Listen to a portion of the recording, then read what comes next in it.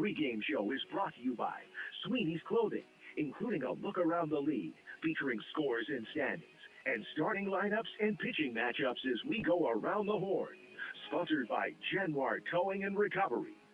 Oilers baseball on ESPN also brought to you by State Farm agent Christy Babcock, Beeman's Variety, Gentle Dental, Central Peninsula Hospital, and Ashman Krause Real Estate.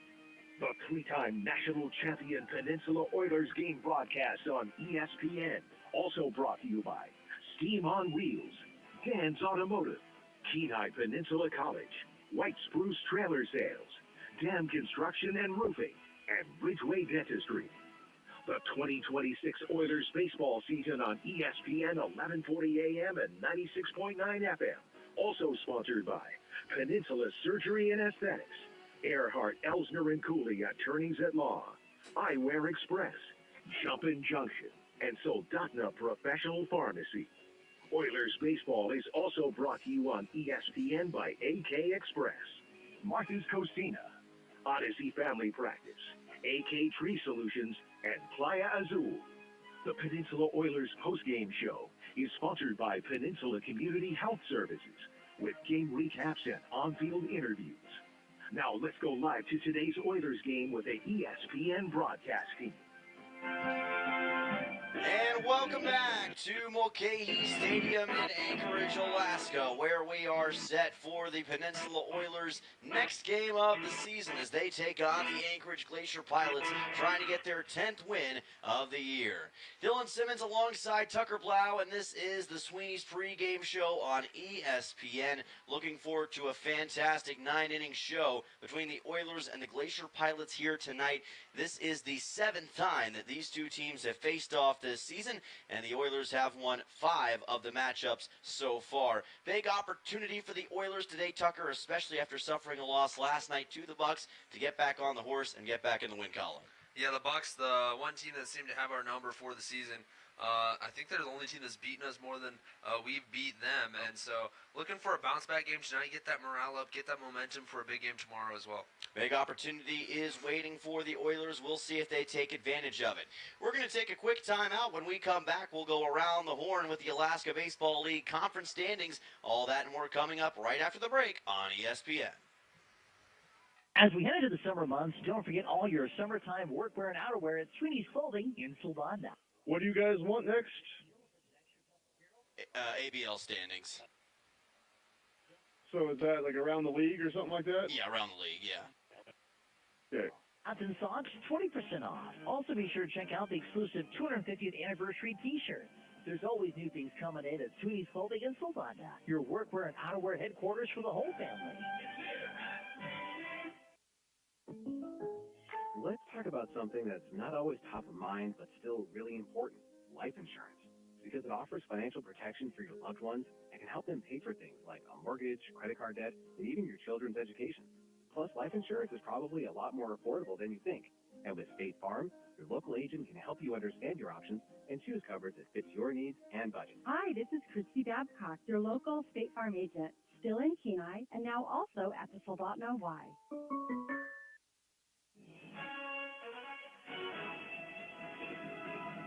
With the latest scores, standings, and news from around the league, let's take a look around the league.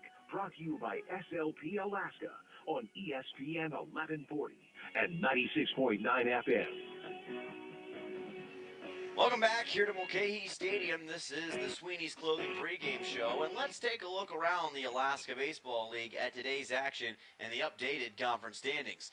Here on this Tuesday, June 30th, final day of June for the Alaska Baseball League, it is the Bucks and Chinooks in action tonight at Lee Jordan Field in Shugiak. That's going to be a very fascinating match to keep up with if you're an Oilers fan, considering where those two teams currently rest in the standings. And, of course, your Oilers back on the road once again for their 8th game in this 9-game road stretch at Mulcahy Stadium against the Anchorage Glacier Pilots.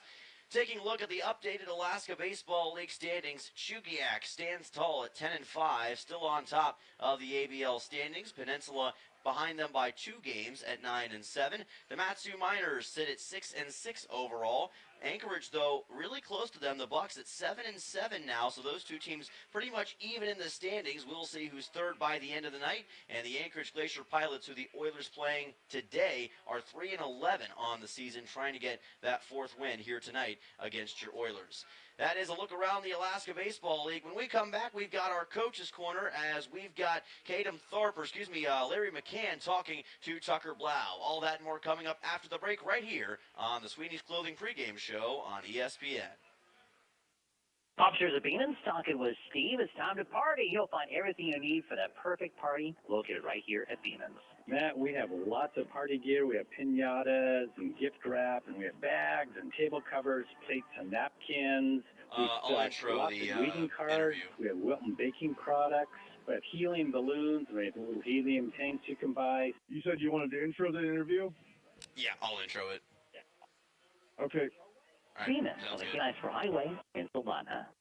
Gentle Dental in Soldotna proudly welcomes Dr. Perkins to the practice. He brings a remarkable background from studying in France to earning a degree in microbiology and a DMD, graduating near the top nationality. With over 5,000 hours in implant dentistry and decades in anesthesiology, he delivers advanced, comfortable care. Dr. Perkins has been recognized among America's top dentists and enjoys serving Alaska communities. Gentle Dental continues providing trusted modern care. Call 907-262-8834 for your next appointment.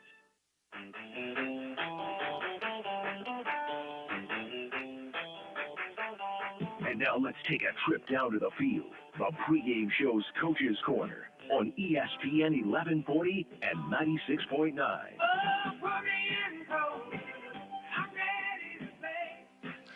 Welcome back here on the Sweeney's Clothing pregame show. Dylan Simmons and Tucker Blau joining you live from Mulcahy Stadium at the crossroads of the world, Anchorage, Alaska, and this is our Coach's Corner interview.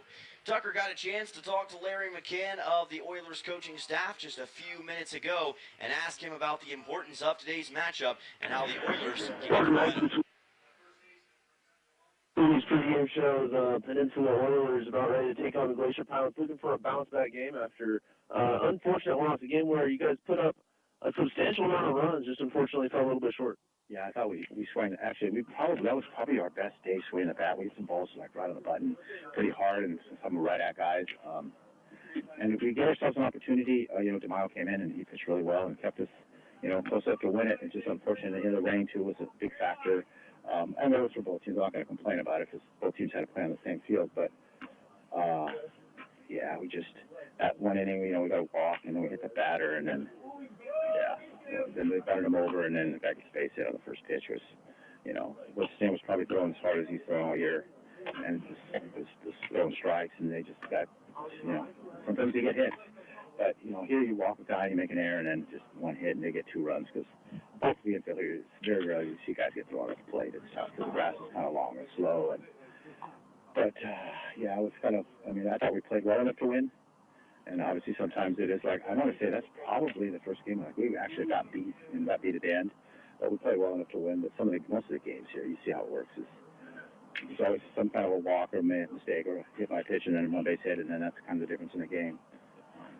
Yeah, we've seen a lot of games this year that were decided by 1 or 2 runs at the end. And you guys have mostly come out on top of those. You guys have thrived in the 8th and 9th innings. Unfortunately, just flipped on this one. And usually in the ABL, 7 runs is enough to give you a win. 100%. It's tough to score runs here, and both teams. And if you kind of look at most of the games, like the first couple of innings, whenever we scored right away, like multiple, like 2, 3 runs, and then the middle part's like, there's nothing going on, and then all of a sudden we get a couple runs toward the end of the game, and it's like, we're going to walk it in now. So, a lot of the games have been that way, and I think we fell victim to that a few times where we get out, we come out and we do pretty well, get some runs, but then we can't put up a 0 when we come back in on defense. So. That's kind of hurt us in those kind of games. So, the objective is to try and score some runs, and then when you come back, put up a 0 and kind of keep the momentum in your favor. So we haven't done too good a job of doing that. It seems like every time that we get a run and go ahead, and they would tie it up. And so I think we just, our pitchers just need a little bit more focused and Yeah, speaking of focused pitchers, we were just talking about O'Pannell. What a year he's had. He's been an excellent closer for you guys. And I'm watching him field ground balls here just pre-fact. And he can be an infielder too, huh? Yeah, I know. He's pretty athletic. And when we first got here, we had a practice, and we do pitcher fielding practice. And we have a couple guys here that actually we wouldn't kind of imagine, because mostly I would say pitchers aren't athletes, but we have a couple guys that could actually fill the position pretty well, and even some of the bigger guys like Parks and Heiser, they're actually pretty decent on the mound for as tall as they are, because usually guys that are big, tall, long leg guys struggle with that stuff. But we haven't. Most of our pitchers have been able to fill the position pretty well, so that's kind of a plus. Awesome. And as you're the infield coach, do you work with pitchers filling the position as well as the infielders? Yeah, we'll go over the pitchers fielding practice where we'll get them all on the mound, and then we'll hit and we'll work, fielding, actually feeding the third baseman on a bunt, first base, and middle for the double play. So we do that when we're at home. Obviously, we have more of a luxury to get out there early and work on more stuff. When we're on the road, we're kind of pressed for time, and we only have like 40 minutes or so, and then plus maybe 10 minutes for some ground balls here for the outfield. So we try to tell them to get their work going in BP and. Can you just go to the ads after the interview so we can finish the national anthem? If you're good at something, you need to work on that, but if you're going to get better, you need to work on you're deficient at. So. Yeah, absolutely. And, sorry to get a little sidetracked there. Just one last question about the game tonight. Looking for a bounce-back game against the Glacier Pilots. Nothing against them, but they are near the bottom in the standings. You're looking for a bounce-back game, so before you face the Buccaneers again tomorrow, what are you guys looking today to get that win? I mean, if we could score early and we could throw strikes, I think we'll be in a good position. Yeah, you guys scored early yesterday, and hopefully you can just maintain it on the defensive side as well. Thank you so much, Coach McCann, and good luck today. Nope, always a pleasure. Thank you. Baseball is back, and so is Save Second Base Ladies Night. Central Peninsula Hospital and the Peninsula Oilers invite you to a fun evening of baseball while raising awareness for breast cancer and the importance of early detection. Join us Thursday, All right, July we'll go 9th into the January Towing and Recovery starting lineups. Ladies, get them for just $5. And we'll try to take one more quick break after that. All right, appreciate it. Okay. Family. Visit cpgh.org for event details. Join us July 9th, and remember, early detection saves lives. Thinking about a new place to land here on the Kenai Peninsula? At Ashman Krause Real Estate, we believe real estate should feel clear, calm, and personal from the very first conversation. Whether you're buying your first home, moving across town, or preparing to sell, we guide you through every step with local knowledge and genuine care. Ashman Krause Real Estate at Jack White Real Estate, guiding you home with care.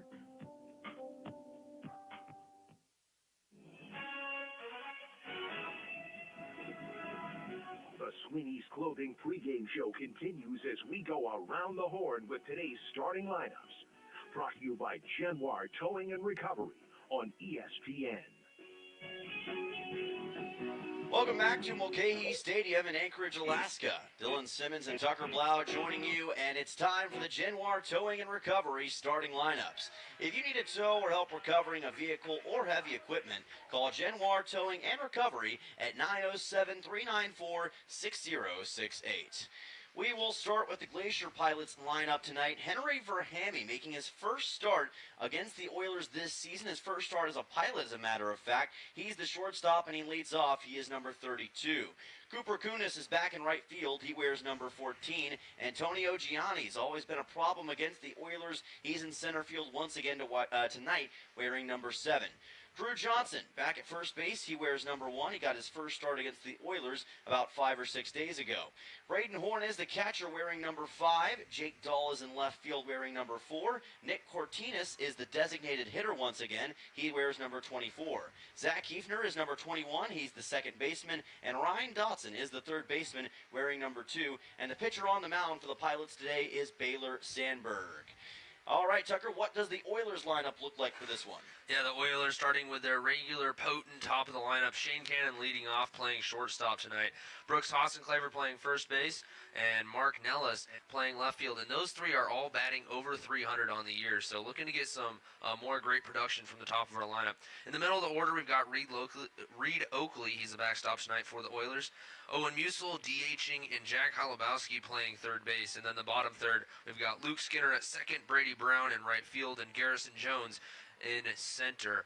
On the mound tonight for the Oilers is Cole Dixon, whose twin had a great start on Sunday, was it? Yes. Against the Chinooks, and a game that the Oilers ended up winning 2-1. It was a great game, and Dixon hoping to one-up his brother here tonight. Yeah, we'll see what Cole can do on the mound for the Oilers in this contest, and we're going to go right into the action as it's just about time to get this thing underway at Mulcahy Stadium. Baylor Sandberg is on the mound for the Glacier Pilots once again tonight. He has made a total of 2 appearances on the season, has an ERA of 2.70, 6 2/3 innings pitched with 4 strikeouts so far on the year. And for those watching on YouTube, our camera, as expected, thanks to the sunny conditions, overheats, and we're going to have to take it off of the bar for a moment to let it cool down. And just know that could be a problem for those watching on YouTube tonight. But otherwise, we are set to go here at Mulcahy Stadium. And the Oilers, as Tucker mentioned, will have the potent Shane Cannon leading off, followed by Brooks Hassenclaver and Mark Nellis, 1, 2, 3 in the order. The top of the lineup is brought to you by State Farm agent Christy Babcock. Protect yourself and your assets by putting Christy and her team at the top of your lineup as well. Yeah, this top of the lineup, terrific production from them. Shane Cannon batting .333 on the year with a .526 on-base percentage. In fact, him and Hassenclaver both over 500 on-base percentage. That means over half the time they step into the box, they're getting on base, and that's exactly what you want to see from the top of the order. Oilers as a team still the top batting team in the ABL at .255 and a .386 on-base percentage. Underway from Mulcahy as Sandberg places this pitch to the outside for ball 1. Good miss from Sandberg right on the outside edge, and a good take from Cannon not to get too aggressive and swing at a pitch he couldn't drive. Game gets started right at 6 p.m. here at Mulcahy Stadium. Here's a fastball delivered by Sandberg to the inside for ball number 2. 6-1, 215 out of Fallon, Nevada is Sandberg. Already a 2-0 count, though, for Shane Cannon, which is a recipe for Cannon to take advantage. 2-0 pitch on the way, and that is going to catch the inside corner on a fastball for strike 1. Cannon showing his discipline yet again. That one not a good pitch to hit, and unfortunately it did catch the zone, but still in a hitter's count looking to drive one right here. 2-1 with no outs coming up to Cannon. Pitch delivered by Sandberg. Fastball in again for a strike. Count goes to 2-2. Again, targeting that inside corner and finding success. He's made one other appearance against the Oilers this year, went 2 innings back on June 10th, and a 6-5 loss to the Oilers in the first game of the season. 2-2 pitch coming up to Cannon. Sandberg deals, and it is outside for ball 3. Great at bat from Cannon, jumping ahead 2-0, watching that lead diminish as Sandberg able to tie the count up at 2-2, and then an excellent 2-2 take high and outside, not getting too aggressive or too protective. Now he's worked himself a full count pitch. Let's see if Cannon can take advantage of it. Payoff pitch coming up. Sandberg delivers. Check swing. Was it low? It was. Ball 4, and that will take Cannon over to first. Last night we saw him lead off with a walk as well. He ended up scoring 1 of 3 runs the Oilers were able to put across the plate in the top of the first inning. Of course, last night was that shootout. Ended up being a 10-7 loss, but offensive output and leadoff men is definitely a good way to start that off. He did force a leadoff walk last night for the Oilers. Struck out 3 other times, so he's going to be looking for a little bit of redemption tonight against the Glacier Pilots as Brooks Hassenclaver comes to the plate, and the first baseman watches a looking strike go by. Counted 0-1. Like it was right across the top of the zone. Hassenclaver thought it was a little high, but Sandberg able to get the call. Hassenclaver with a single and RBI double against the Bucks last night in that dramatic 10-7 loss here at Mulcahy. Oilers trying to put that behind them in a big way here this evening. Here's a courtesy pickoff back to first. Cannon quickly gets back to the bag. Something about the way Cannon looks over there leading off at first. Looks like he's thinking 2 for sure, so Pilots certainly going to be cautious about how they pitch here. Pilots infield goes Ryan Dotson at third, Henry Verhamy at short, Zach Eefner at second, and Drew Johnson at first. 0-1 pitch. Cannon does go, and the pitch is high, and there will be no throw from Braden Horn as Cannon takes second with the first stolen base of the game. Yeah, that's the exact pitch the Glacier Pilots wanted, to have a chance to get Cannon with his speed at second base. A high fastball, and unfortunately for Braden Horn, the backstop for this Pilots team, unable to handle the ball, but Cannon with a free stolen bag, he's now in scoring position for the best hitter in the game, or one of them. And that opportunistic base running is exactly what the Oilers are hoping for in a situation like this, to put runs on the board early. 1-1 pitch to Hassenclaver is going to be called for strike 2. Your umpiring crew tonight, Carson Jacobs is behind the plate, and Michael Leary is the base umpire tonight, a two-man crew. Austin Claver in the box with the runner in scoring position and nobody out. Usually your main objective would be just to advance that runner to third, which Austin Claver would certainly take, but with as good of a hitter he is, you know he's looking for a base hit. 1-2 coming up to Austin Claver. Trying to add his 12th RBI of the season right here, but instead it's a swing and a miss for strike 3. First strikeout of the day for Baylor Sandberg, and that will be his 5th total of the season. Austin Claver looking just a little bit behind that one, and he's going to have to walk slowly back to the dugout. Unfortunate missed opportunity for the Oilers, but still a big opportunity to cash in that run from second base with only one out. Here comes Martin Ellis to the plate. Didn't play yesterday for the Oilers despite being in the initial starting lineup, but he's back in today, and he's the left fielder. Number 3 man in the order against Baylor Sandberg. Sun shining incredibly brightly here in Anchorage as Sandberg quickly looks back to second to take a close eye on Shane Cannon, who again is no stranger to trying to steal base, as we've already seen here today. With Mark Nellis' excellent bat-to-ball skills, you're going to definitely, almost certainly see a ball in play, so looking to advance that runner from second to third base at a minimum. This is a nice pitch from Sandberg towards the outside corner this time as the count goes to 0-1. Mark Nellis on the season, a .295 average, which is 3rd on the team. 13 hits, 9 RBIs, and in total he's only been struck out 10 times this season. 0-1 coming up to Nellis, and this pitch finds the zone for strike 2. 0-2 coming up. .446 on-base percentage for Mark Nellis, and he's done a terrific job as an outfielder and as a hitter for the Oilers this season. He was missed yesterday, even in that incredible 7-run performance for the Oilers. Sandberg takes his time. 0-2 pitch, breaking ball is chopped foul by Nellis toward the left side. No balls and 2 strikes continues. Nellis in the 0-2 count, forced to protect, swinging at a pitch that he knew he probably couldn't hit hard, so there's a good foul off from Nellis. Another 0-2 coming up for Mark Nellis. Oilers still the number 1 overall team in batting average in the Alaska Baseball League. Took an early 3-0 lead yesterday against the Bucks. Ended up losing that contest, but it got off to a great start. That's what they're trying to do here. Nellis slaps it foul behind him. Counted 0-2. Again, excellent battle from Mark Nellis, refusing to go down easily. Back-to-back foul-offs in an 0-2 count. And the more pitches he sees, the more chance he has to get a good swing on one.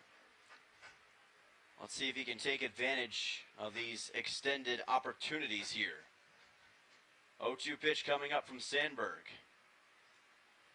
He deals. Nellis will pop this one foul towards the right side of the ballpark. And it'll land in the midst of the Glacier Pilots fans to keep the count at 0-2. That's now 3 consecutive foul balls from the 0-2 count off the bat of Mark Nellis. A great battle here, and you'd like to see him win it here on one of these final pitches. It has been a terrific battle between Sandberg and Nellis so far. And Nellis trying to win this battle. 0-2 pitch on the way to the left fielder.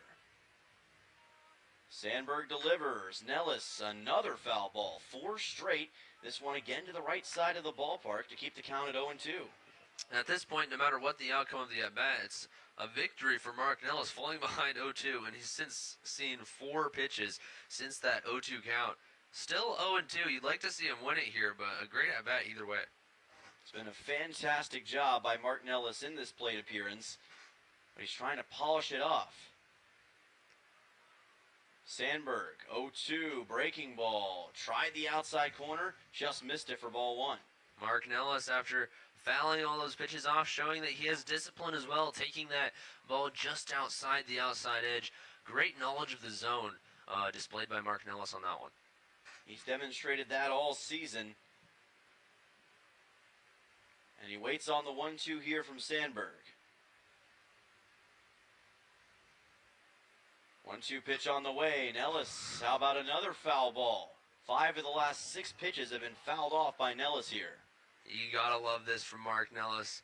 I've said it between pretty much every pitch. He fell behind 0-2, and 5 foul balls now in the at-bat, plus a taken ball just off the outside edge. There's no words to explain how terrific this at-bat has been. Sheer determination from Martin Ellis here. He has forced 8 walks this season. Still a ways away from that, but with the way he's playing, who knows? 1-2, and again, just outside for ball 2, and the extended at-bat continues for the man from Toronto, Ontario. Yes, the Canadian. He's about to see his 10th pitch of the at-bat, and it's going to be Sandberg's 20th pitch of the inning. So even if the Oilers don't come out with a run, that much tax on the starting pitcher is going to be a victory in itself. Sandberg well above 10 pitches, closing in on 20 now for the inning. 2-2, runner goes, and this one hit right past Shane Cannon into left field. He will round third and head for home. And Martin Ellis' hard work pays off with a 1-out RBI single to give the Oilers the lead. I said it after about the second foul off. The more pitches you see in an at-bat, the more chance you have to put a good swing on one, and that's exactly what Ellis did. A little observation there, Cannon stealing on the pitch. He almost got sniped there by a line drive. He had to actually hold up to let the ball pass in front of him. It looked like he gave him a little bit of a spook. Yeah, he had a terrific takeoff from second base, and like you said, almost made contact with him in the base path. Good job to just stop and let that thing go by and then score from there. Nellis puts the Oilers on top, and Cannon will be credited with the run. Reed Oakley at the plate. We'll let a fastball from Sandberg go by for ball 1. That's now 2 straight days in a row that the Oilers have been able to score in the first inning, which so far this season, Tucker, has been no sure thing. Yeah, and the clutch hitting with runners in scoring position, exactly what you want to see from the Oilers. Absolute missile through the left side of the infield from Mark Nellis. Beautiful line hit from Mark Nellis, and now Reed Oakley trying to get his own version of that as this pitch on a breaking ball is to the outside for ball 2. Oakley yesterday against the Bucks did have a double in the 7th inning, but otherwise was hitless on the day, and totally went 1 for 5 in the contest. Not only is that an RBI single for Nellis, but also it's demoralizing for the pitcher to waste that many pitches on an 0-2 count and then end up allowing that runner to get on base and with an RBI. So good start for the Oilers. Pitch inside here from Sandberg for ball 3 on a fastball. 3-0 coming up. He's now at 23 total pitches in this first inning, and there's still only 1 out. Pretty wild to think just how long that at-bat was for Martin Ellis, and that's going to possibly tax the bullpen for the Glacier Pilots here, which could again set up the Oilers well throughout the rest of the game. 3-0 coming up to Oakley, who's trying to get on base himself. And he will, as that fastball is high for ball 4. 4-pitch walk. That'll move Nellis over to second, and Oakley's at first with a base on balls. Absolutely. The more you can tax the starting pitcher, the better. As we were talking about before the game, the Oilers' bullpen tax, they've got limited options from the bullpen. And the Pilots, without the game yesterday, they're all rested up. So the more you can stretch that bullpen thin, the better position you put yourselves in if you're the Oilers. Owen Musil comes to the plate. He's worked as the first baseman and the left fielder in recent games, but today he's back at his usual spot of designated hitter. He's got Martin Ellis over at second with Reed Oakley at first. Still just 1 out here in this top half of the first inning. Sandberg at 24 total pitches and tries a breaking ball and delivers it high for ball 1. Owen Musil swinging the bat very, very well yesterday. He ends up going 2 for 6. He had 6 at-bats in what was a 7-run performance from the Oilers, but a huge double, 2 RBI double in the first inning, and then another single as well later on. Could very well have another one of those in him as this pitch is delivered high for ball 2. And Braden Horn, the catcher, is going to talk to Baylor Sandberg here for a moment about how to get things calmed down a little bit in this top of the first. It's been really tough for the starting pitcher so far. And again, this is the last thing you want to see if you're the Pilots. They've already lost 5 of 6 games to the Oilers this year. Down 1-0 early and 2 runners on base with 1 out. Sandberg struggling. What a swing of events from Sunday, the doubleheader in Shugiak, where the Oilers managed to put up a total of 3 runs through 14 innings. And now, yesterday they managed to put up 7 in one game, and now already a run and threatening for more certainly here in the top of the first. Yeah, it just goes to show the great improvements that the Oilers have made over the past few days when it comes to their ability at the plate. And you can see that really shining through. And if this keeps up, they'll be on track to possibly win this thing, as there's a pickoff attempted back to second. Nellis able to get back to second base. Second baseman Zach Heavner Kiefner, covering the bag. Reed Oakley at first. Owen Musil facing a 2-0 pitch from Sandberg. Sandberg delivers, and he finds the zone this time. Angled his pitch a little bit lower, and it pays off to bring the count to 2-1. Yeah, that was a great pitch from Sandberg. Low and outside, and on a tall guy like Musil, he's going to lose a lot of his power trying to stretch down to that low outside corner. So good take, and wait for one inside that you can really drive. 2-1 from Sandberg. Musil fouls it off toward the right side. Count evens at 2 balls and 2 strikes. Jack Holubowski is on deck for the Oilers here, the third baseman, who himself had a great day that we'll talk more about in a little bit. 2-2 coming up with 1 out to Owen Musil. One of the best batters in the Alaska Baseball League when it comes to total hits and runs batted in this season. Sandberg delivers, and another foul ball from Musil, this time to the right side. Evens the count or keeps it at 2-2.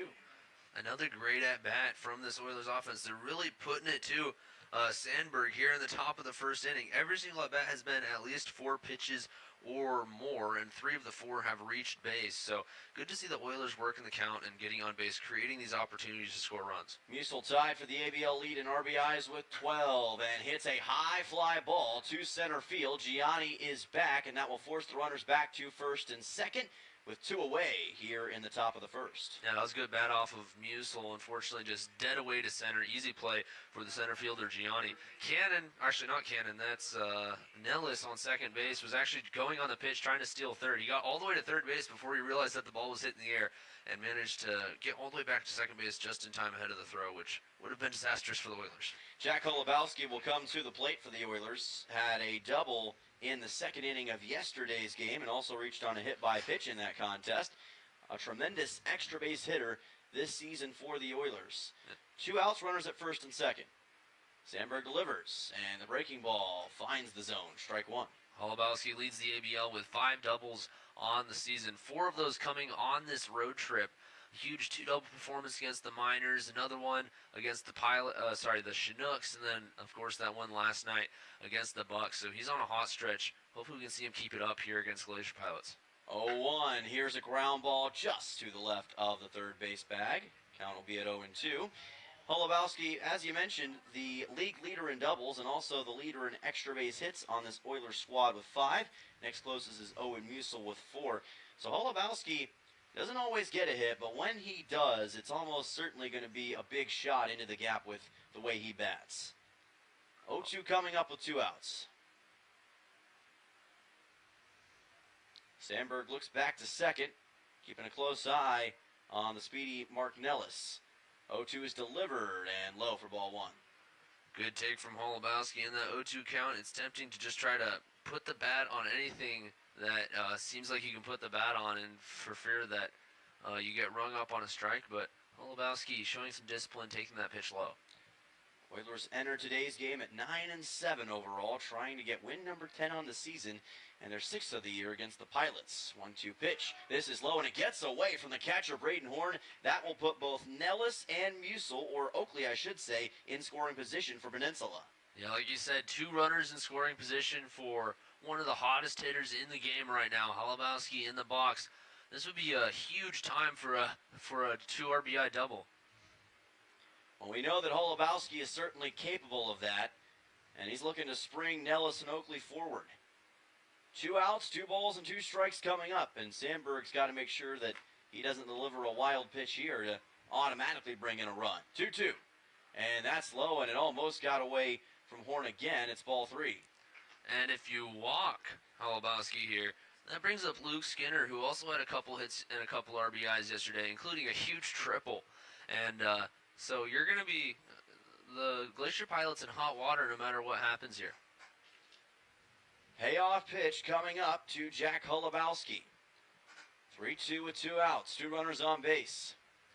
Payoff pitch, called, strike 3, rung him up for a big strikeout to end the top half of the first inning, and that will limit the damage that the Oilers can inflict on Sandberg and the Pilots, but Peninsula still puts 1 run across on an RBI single from Mark Nellis. 1 hit, 1 run, no errors, and 2 men left on base here in the top half of the first inning. We'll be back for the bottom frame in the first in just a moment on ESPN with the Oilers on defense.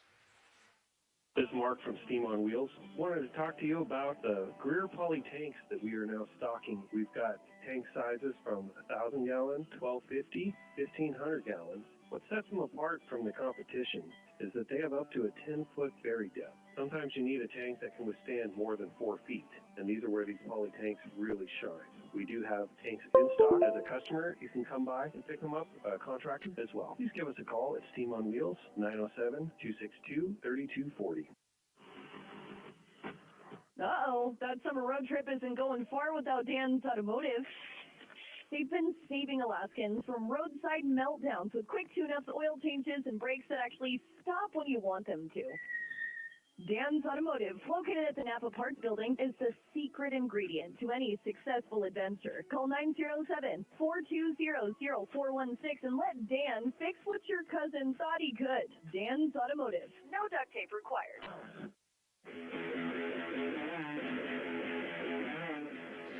Welcome back. This is Oilers Baseball on ESPN. Dylan Simmons and Tucker Blau joining you from Mulcahy Stadium and on the Three Bears Alaska scoreboard after 1 half inning of action. Your Oilers on top 1-0 thanks to an RBI single from Mark Nellis.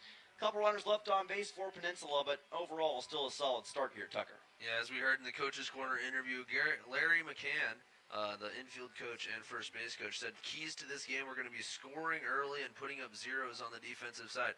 We already got the first part done. We'll see what the defense can do here in the bottom of the first. Cole Dixon will come to the plate for Peninsula. And, of course, this is far from his first rodeo this season. He's made 2 total appearances so far for Peninsula, and he will have to contend with Henry Verhamy, the shortstop, making his first at-bat in the Alaska Baseball League right here against the Oilers. Dixon delivers, and this fastball catches the inside corner of the plate for strike 1. Verhamy out of Sacramento State. Another D1 option for the Pilots, and Dixon works fast. This is fouled back as the count goes to 0-2. Cole Dixon's last appearance this season was back on June 16th against the Bucks in that 9-8, 10-inning loss at home, where he went 5 innings but gave up 5 earned runs. Has the count quickly at 0-2 here to Verhamy. Delivers this one, and it's popped up on the right side. Hossenclaver and Brown give chase. Hossenclaver wants it in shallow right field and in foul ground and makes the catch for out 1. Yeah, nice play by this Oilers infield.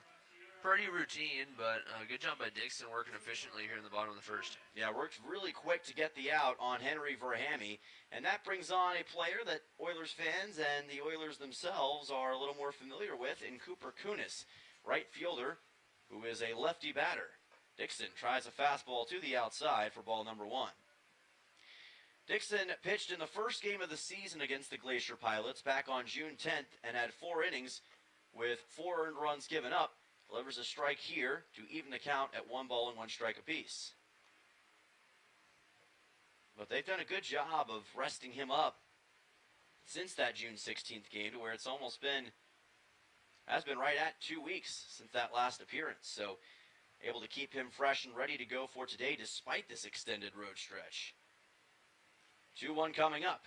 Dixon places this one low for ball 3. And he doesn't take a lot of time in between pitches either, Tucker, really working quickly against these Pilots batters. Yeah, and that tempo can do a whole lot for a pitcher if you're able to keep it up and throw strikes.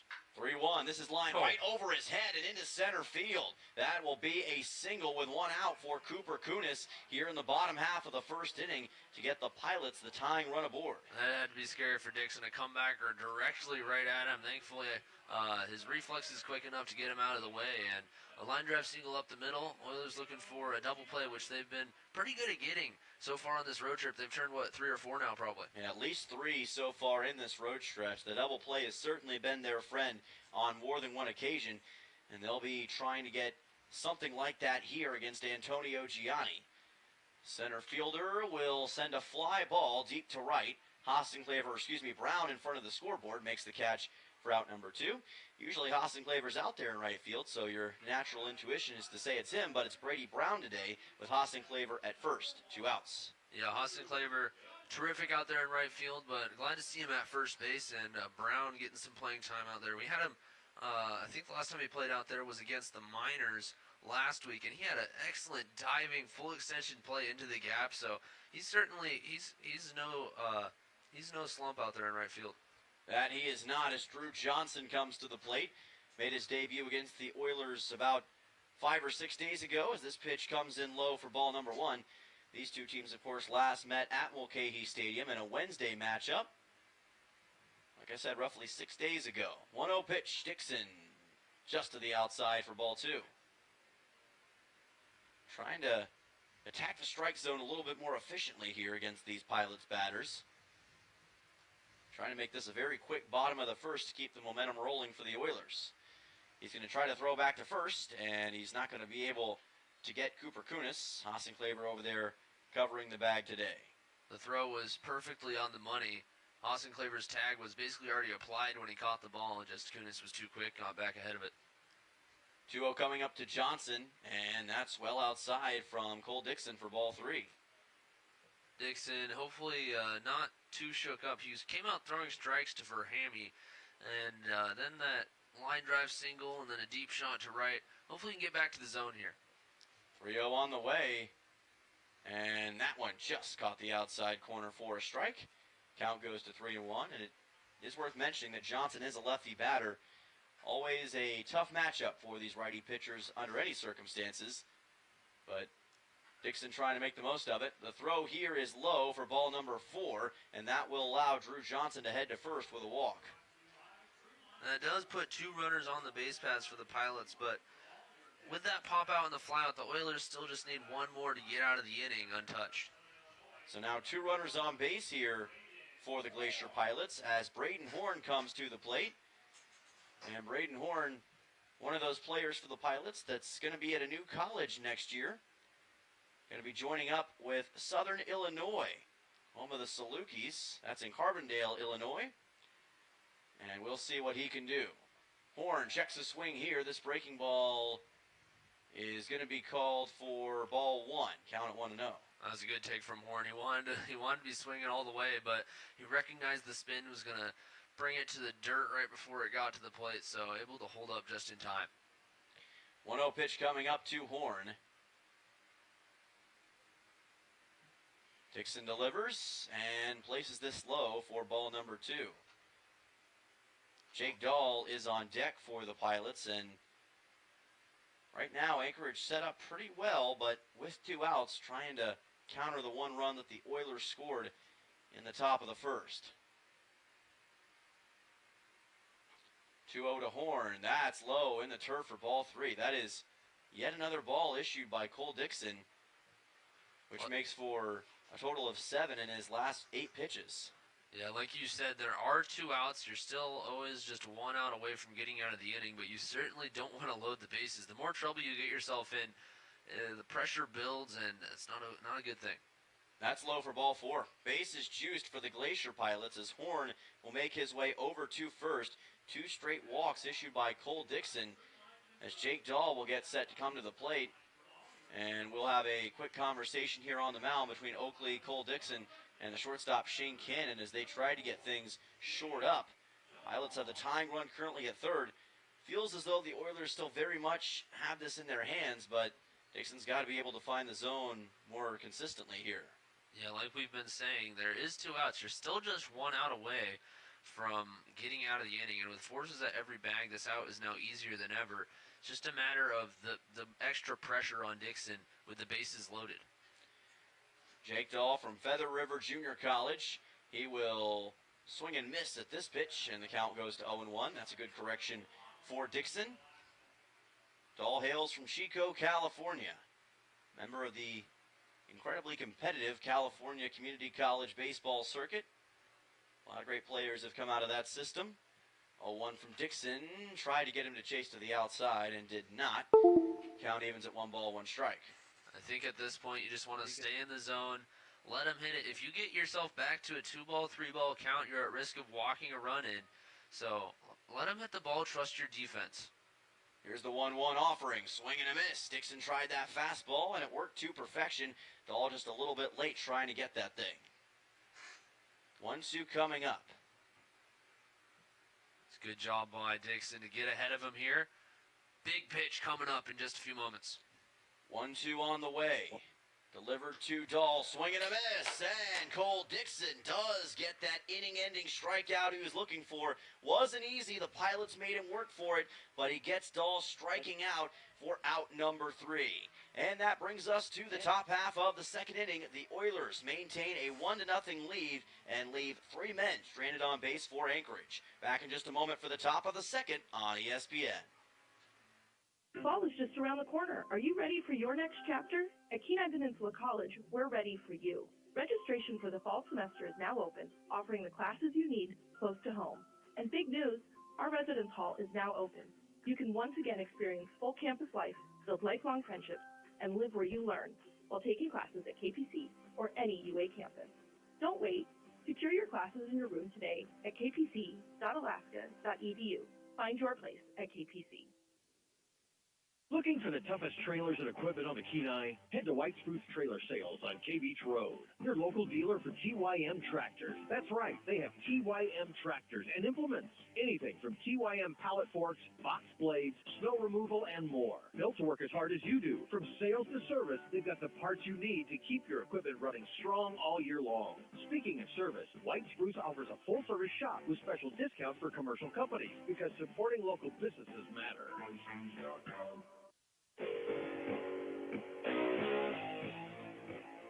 Welcome back here on ESPN. This is Oilers baseball, and in the top half of the second inning, it is all Oilers on top, 1-0 over the Anchorage Glacier Pilots after one total inning of action on the Three Bears Alaska scoreboard.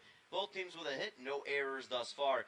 Oilers cut it a little close in the bottom of the first with 3 men on base for Anchorage. However, no runs came across as Cole Dixon delivered a clutch strikeout to end the inning. Yeah, huge pitch from Cole Dixon. Worked himself into a little bit of trouble, loaded the bases after 2 pretty quick outs in the first 3 batters, and able to get himself out of it. So good to see that, and hopefully he uses that strikeout to not even let the runners on base in the future. Luke Skinner, I should say, will come to the plate, 7-8-9. Due up in the order for the Oilers against Baylor Sandberg. Brought up 1 run in the top half of the first, thanks to a Martin Ellis RBI single. By the way, that was Nellis's 10th total RBI of the season. Puts him just behind Brooks Hossenclaver and Owen Musil at 11 and 12. So the lefty Skinner will take on the righty Sandberg. Skinner with a 148 average on the season. And he watches this pitch from Sandberg go high for ball 1. Skinner also with a 378 on-base percentage and a total of 4 hits for the Oilers. You said 4 hits? Yes. Well, you got 2 of those yesterday. A big day, 2 for 4. Chops this one to the right side, picked up by Hefner, the second baseman, who throws to first for a 4-3 and out number 1. Brady Brown will come to the plate for the Oilers. A pretty routine ground out to Hefner. However, the Pilots' infield has struggled with errors this year, so sometimes it's no sure thing. Good sign for them early. Brown is the right fielder for Peninsula. Usually slotted in that right field corner. Most of the time gets it with Hossenclaver at first. And he's already shown his skill in that vicinity, but that breaking ball is delivered for a strike, counted 0-1. Yeah, speaking of errors, yesterday, high-scoring affair 7-10. You'd expect to see multiple errors in that. There was no errors committed by either side. Great play defensively, so just good offense.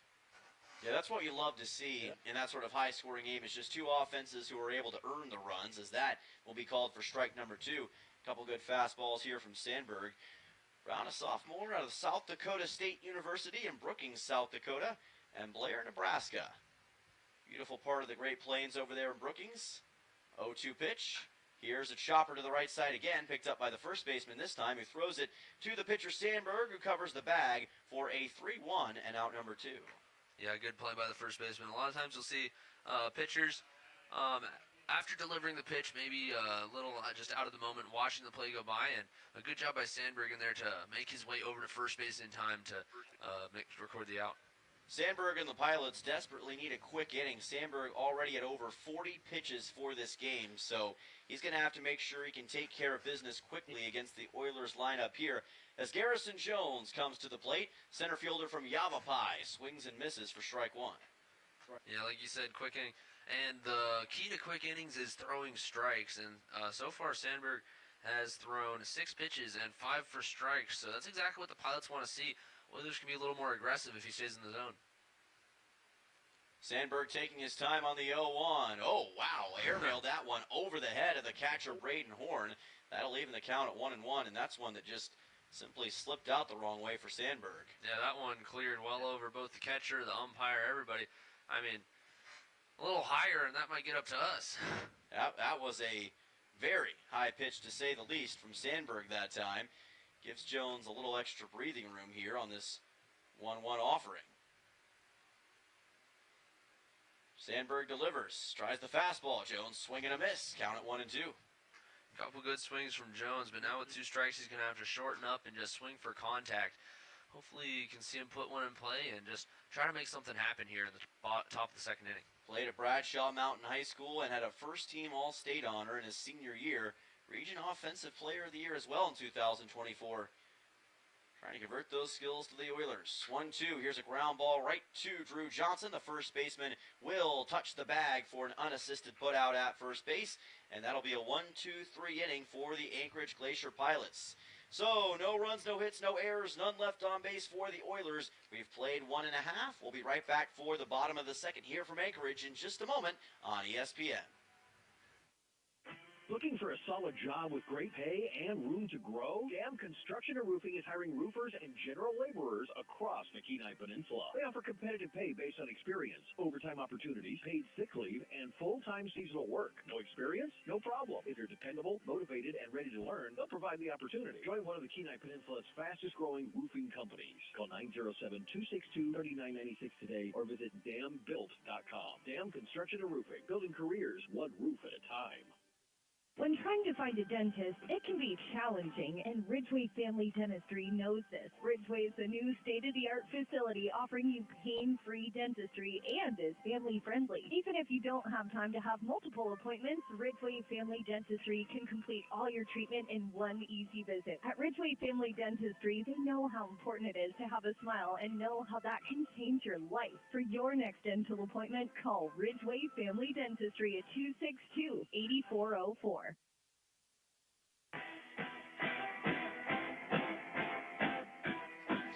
Back here to Anchorage, Alaska, otherwise known as the crossroads of the world, and through 1.5 innings, it is Oilers 1, Glacier Pilots nothing. 2 hits combined between the two teams, 1 for each side. Oilers cut it close in the bottom of the first, but kept the Pilots from scoring despite putting 3 men on base. It'll be numbers 7, 8, and 9 leading off against Cole Dixon, Nick Cortinas, Zach Hefner, and Ryan Dotson. Every day is a good day for baseball, but what a beautiful weather we have tonight. Or, yeah, I guess it is tonight. It's just beautiful sunny weather, clouds spotting the sky, just a beautiful day for baseball. As Dixon fires in a strike, and yes, it is a beautiful evening, afternoon, whatever you want to call it. Here in Alaska, I guess night works differently, considering it's never really dark in the summer. As here's a ground ball through the right side for a base hit for Nick Cortinas. Delivered a nice shot into the 4-3 hole between Skinner and Hossenclaver, and a leadoff single here for Anchorage. Yeah, there's nothing you can really do about that. Not a bad pitch from Dixon, kept it low. That was just a heck of a swing from Nick Cortinas, able to get down to it and put a solid drive in it through the right side. About as routine of a hit as you could ask for if you were the Glacier Pilots, and they'll try to take full advantage of that. As Dixon makes his way back to the mound, here's a ball fouled off by Zach Hefner, the second baseman, brings the count to 0-1. Over in Shugiak, the Bucks are facing off against the Chinooks, which does have major standings implications for the Oilers. The Chinooks are leading 1-0 in the top of the third inning.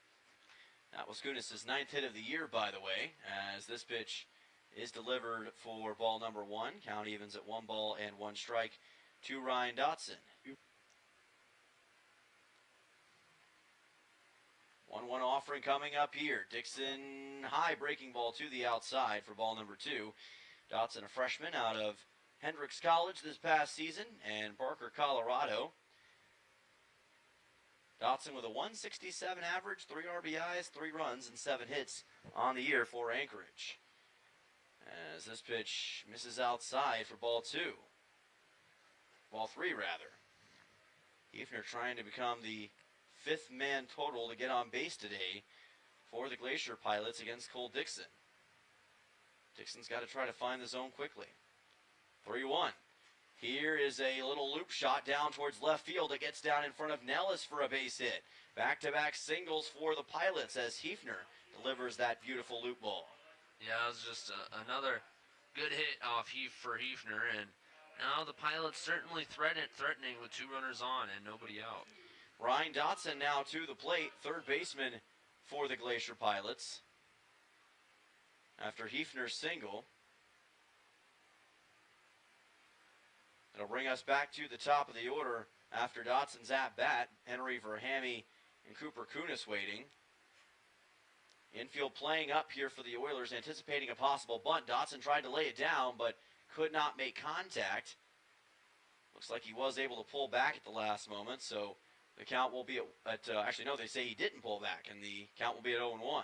It's definitely a primo bunt situation for the Pilots with a 9-hole hitter up. If you can get those runners in a scoring position for the top of the lineup, that'd be huge. And here's a bunt laid down along the third base line. Dixon's got to hurry on the throw, and he overthrew the first baseman, Hassenclaver. That'll bring in the tying run for the Pilots and maybe the leading run as well. They're going to stop play here for just a moment and halt before anything else happens. The Pilots will be given that run, it looks like, but it looks like the ball went all the way into the Oilers' dugout, and as a result, they had to stop play to make sure that the ground rule was in effect. Yeah, when the ball goes out of play, every base runner gets 1 base from where they were. So with, let's see, that's Cortinas scored. Hefner was on his way to third, so he'll just get third base. And Dodson gets second. Here's a line shot right to the shortstop, Cannon. What a phenomenal catch for out 1. And that'll keep the runners at second and third. That's a line drive up into Cannon's left. You had to jump up and make that grab and almost doubled off Hefner, who has had a substantial lead at third, thinking there was no way he got up to make that catch. But Hefner able to get back in time. So Cooper Kunis now to the plate. Lefty batter against Dixon. Ground ball delivered to second base. The throw will be to first. They'll take the easy out, but that will bring in a run for the Glacier Pilots. It will be Hefner who scores, and it is 2-1 Anchorage here in the top of the bottom of the second. Kunis will be awarded with the RBI as Antonio Gianni comes to the plate. And in that situation, can't blame the Oilers for taking the easy out. As Hefner comes across, that brings Ryan Dotson over to third. And this pitch well to the inside, delivered by Dixon for ball 1. Okay, so they did give, back to that error by the pitcher Dixon, they did give him the single on that. They said he advanced to second on the error. So we will give Dotson the single on our scoreboard as well, as this is pop foul behind the scoreboard or press box, count at 1-1. Gianni flew out to right on his first time up. Runner at third here is Ryan Dotson. Delivered that single and advanced to second on the air. Here's a line drive over the head of the second baseman Luke Skinner into right center field. That will bring in Dotson, and Gianni now has an RBI single, and it's 3-1 Pilots in the bottom of the second. Pilots able to put together a string of hits, which we've seen them rally before in big innings. It's going to be up to the Oilers to try to respond, but first you got to get out of this inning. You've got 2 outs, you just need 1 more. You just don't want to let that runner score from first base. Drew Johnson comes to the plate, who reached on a walk his last time up, but the Pilots are just teeing off right now from the plate. Very rare for them this season. They've really struggled to score under most circumstances. Runner goes here. The throw is wide and goes into center field. That's going to allow the runner to advance to third. Gianni now at the hot corner with 2 outs. Yeah, the Oilers defense seems to be falling apart just a little bit here in the second inning, and you'll see them tighten up. They're better than this. It's just, it's kind of a domino effect. It just continues to get worse, but they'll get their momentum back. Drew Johnson at the plate, but yeah, this has been a disastrous inning for the Oilers so far. Here's a ball popped up into shallow center field. Cannon, the shortstop, wants it and gets it for the out. Oilers are going to have to pick up the pieces after the bottom of the second. They give up 3 runs to the Glacier Pilots, capped off by an RBI single from Antonio Gianni. Top of the third is coming up in just a moment on ESPN. Don't touch that dial. We'll be right back with more Oilers baseball. The World Cup's coming and everybody's talking defense. Here's a strategy that works long after the final whistle. If your family is complete, a no-needle, no-scalpel vasectomy is a safe, effective move. If you're done building your team, it may be time to strengthen your defense. Dr. Alvarez can perform your procedure in Soldotna or Homer. It's quick, comfortable, and a whole lot easier than chasing toddlers into extra time. Don't leave your future up to a lucky bounce. Call Peninsula Surgery and Aesthetics 907-235-1010 and schedule your no-needle, no-scalpel vasectomy. Score some peace of mind and enjoy the games.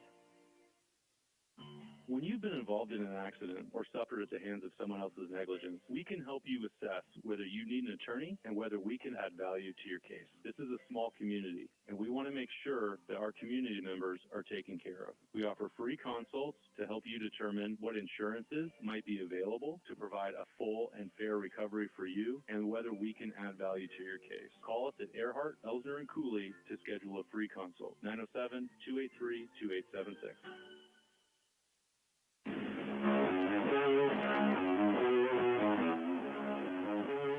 Welcome back. This is Oilers Baseball on ESPN. Dylan Simmons and Tucker Blau joining you on the Three Bears Alaska scoreboard. It is Oilers 1, Glacier Pilots 3 after a dramatic bottom half of the second inning. 3 runs scored for Anchorage. They now have 5 total hits to the Oilers 1 and 2 errors for Peninsula so far to none for the Pilots. Every rain cloud has a silver lining. The Oilers bringing up the top of their lineup here in the third inning, so we can look forward to hopefully a response here from the top of this lineup. So we were talking about earlier how good they are. They certainly have a lineup that is to be feared, and we've seen it throughout the course of this season.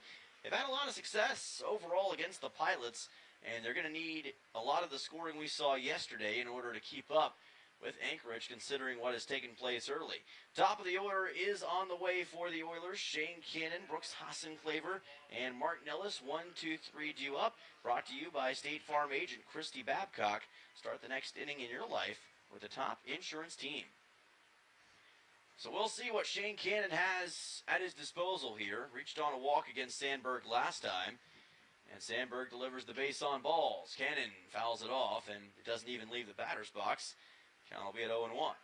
Like you said, Cannon yesterday started off with that leadoff walk as he did today, and then proceeded to go 0 for 4 after that, including 3 strikeouts. Looking for a bounce-back performance today, and he's certainly capable of it. He's a top-tier hitter.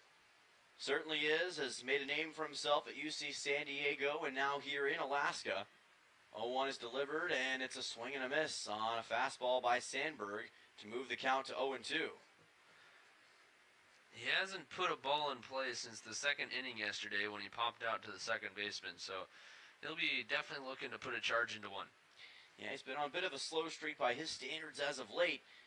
Just hasn't been able to make the usual contact we've seen, but Coach Dawson still has a lot of faith in him. So that pitch is delivered low for ball number 1, and considering the streak he was on towards his first appearances of the season, I'd say that faith is fully justified. Yeah, we've seen him come up with not just big hits in big situations. Cannon initiated a huge comeback against the Miners. Unfortunately, they fell back short. He had a big double on Sunday against the Chinooks. He tends to show up when it matters most. 1-2 pitch coming up here from Sandberg, and Cannon fouled it off, just barely made contact, and that'll keep the count at 1-2. Fortunately, altered the direction of the ball just enough so that the catcher Braden Horn couldn't keep his glove around it, and came away with a fortunate second chance here. Another 1-2 coming up to Shane Cannon, trying to help the Oilers back into this game down 3-1. And we'll see how Sandberg handles the pressure that Cannon might apply. 1-2. Cannon digs after it, swings and misses. Horn will throw to first and complete the strikeout for out number 1. Brooks Hassenclaver will come to the plate. Give credit to Baylor Sandberg. After some early struggles, he's found himself once again. He's now got 3 Ks in the game, And that'll bring Brooks Hassenclaver to the plate, who was his first strikeout in the top half of the first inning. Yeah, like you said, Sandberg now able to retire 6 straight hitters dating back to the first inning when Owen Musil flew out to center field. So Whalers looking to break that streak, and I feel like once you can just get a runner on base, then good things will start to happen again.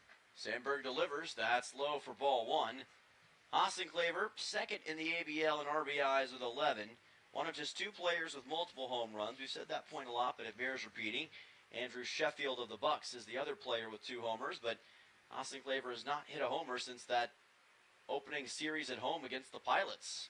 Maybe he's got another one in the chamber as he checks the swing here. And the umpire will say that he went. Mike O'Leary, the base umpire today, calls it a strike and the count at 1-1. Hassenclaver and third base coach Dawson were visibly frustrated with the call, but it's unfortunate since you don't have a third base umpire. It's a pretty hard judgment call for that first base umpire. Yeah, 2-man crew today for the umpiring crew as Hassenclaver will miss this one and the count goes to 1-2. Thought he might have made a little bit of contact with it, but it looks like he didn't. Either way, it's strike 2. 1-2 pitch coming up. Hassenclaver struck out swinging in the first inning on a 1-2 count, looking to respond to that here, get a little revenge here against Sandberg. Soon to be at Central Arkansas is Brooks Hassenclaver. And trying to make good on a 1-2 opportunity. Sandberg deals, and that's well inside. That hit him. It's a hit by pitch, and Hassenclaver will make his way over to first. So, pretty solid outcome for the Oilers, despite the trouble that they were running into with Hassenclaver there. He gets on base.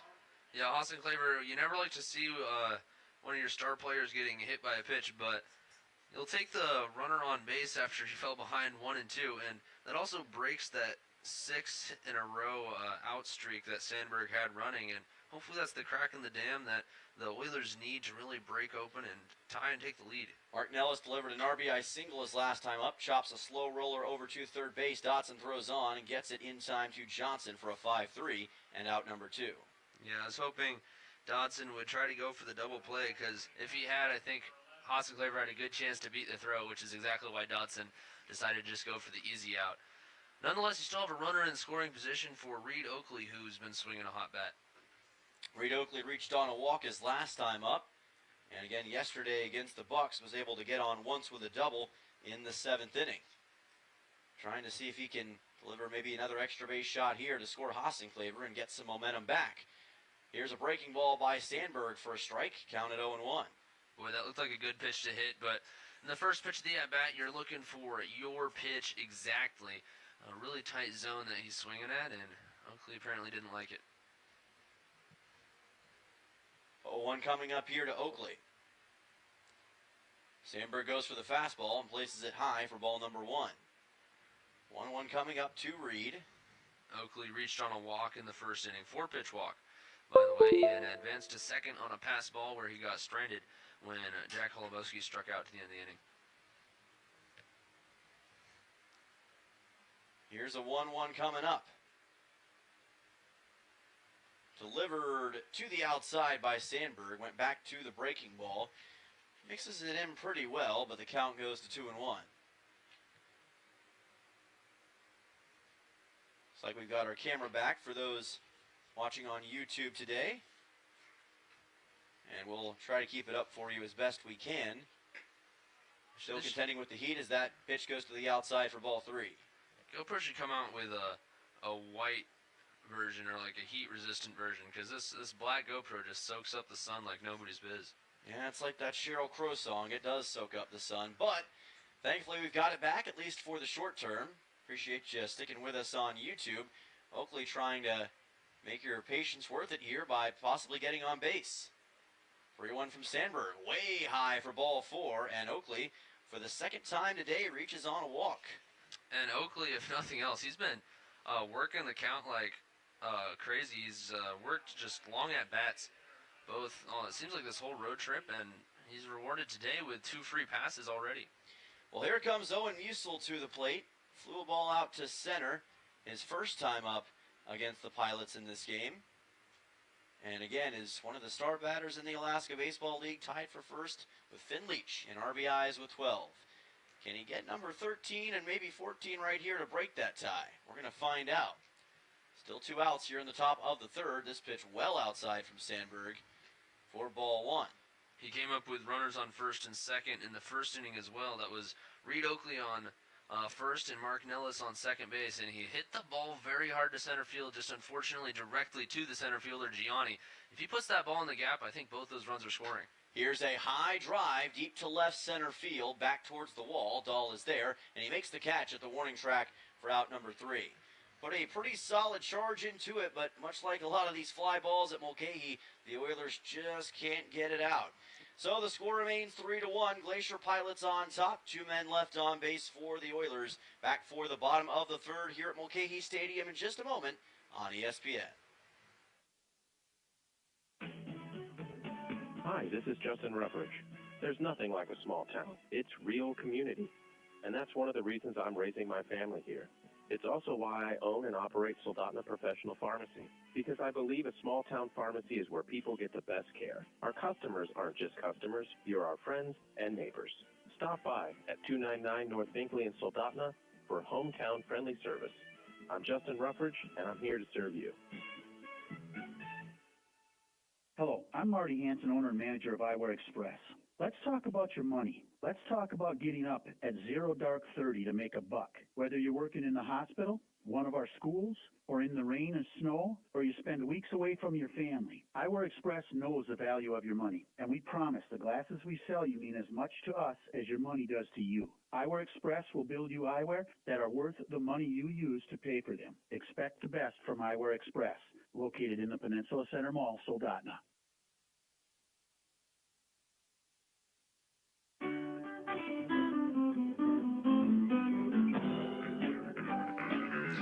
Welcome back to Mulcahy Stadium in Anchorage, Alaska, and checking in on the Three Bears Alaska scoreboard. It is 3-1 after 2.5 innings. Oilers held scoreless in the top half of the third. They have 1 total hit in this game with 2 errors. Pilots with 3 runs, 5 hits, and no errors thus far. Braden Horn will lead off in this inning, followed by Jake Dahl and Nick Cortinas, 5, 6, and 7, against Cole Dixon, who's trying to rebound after somewhat of a tough bottom half of the second inning. Yeah, the Glacier Pilots with a somewhat uncharacteristic offensive explosion in that bottom of the second inning. Dixon certainly capable of a bounce back. He just wants to get back in the zone, throw strikes, and keep letting him hit it. I don't think they can maintain this torrid pace. Braden Horn to the plate, teammate of Reed Oakley and Owen Musil at Kansas City, Kansas Community College. And he hails from Derby, Kansas. Braden will try to get a hit off of Dixon right here. Ground ball hit sharply to short, picked up by Cannon. Throws to first, gets it there in time for a 6-3. That's exactly what Dixon wants. Quick out, 1 pitch, 1 out. You'll take that all day. About as routine of an out as you're going to get. Jake Dahl comes to the plate, who struck out swinging his first time up. And that's exactly what Dixon would like to happen again right here. Best thing you want to do if you're the Oilers is just try to take away, subjugate any momentum that the Pilots have at this point, and get some back for yourself. Dixon tries the fastball, places it outside for ball 1. And as a hitter in this situation, sometimes when a pitcher is struggling to find the zone, subconsciously you almost want to wait and see what he does before you attack it. Here's a high drive deep to right center field. Plenty of hang time, though, and it'll be the center fielder Jones who makes the catch for out 2.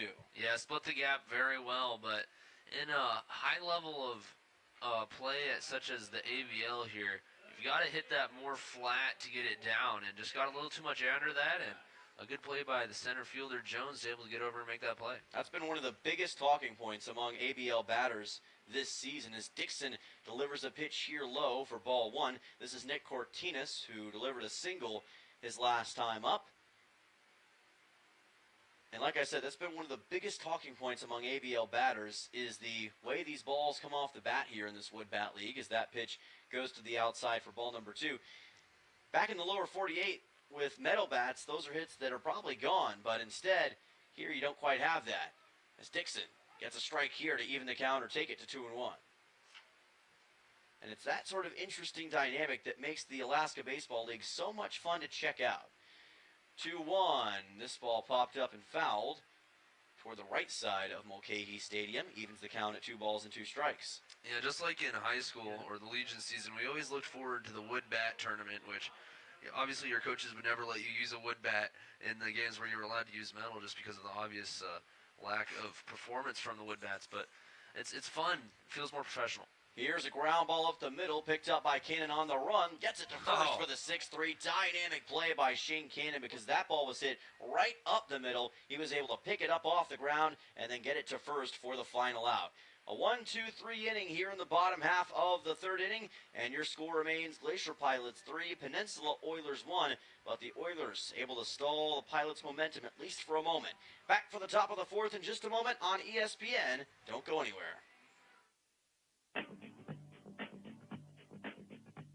Looking for fun for the whole family that they will love? Head over to Jumpin' Junction on K Beach Road, the Peninsula's entertainment center for all ages. Play in the arcade, dive into the active VR game room, glow it up with blacklight mini golf, bounce on inflatable fun, and grab a snack at the snack bar. Birthdays, work parties, and so much more. You can book them now at Jumpin' Junction on K Beach Road. Jumpin' Junction, where there's fun for the whole family.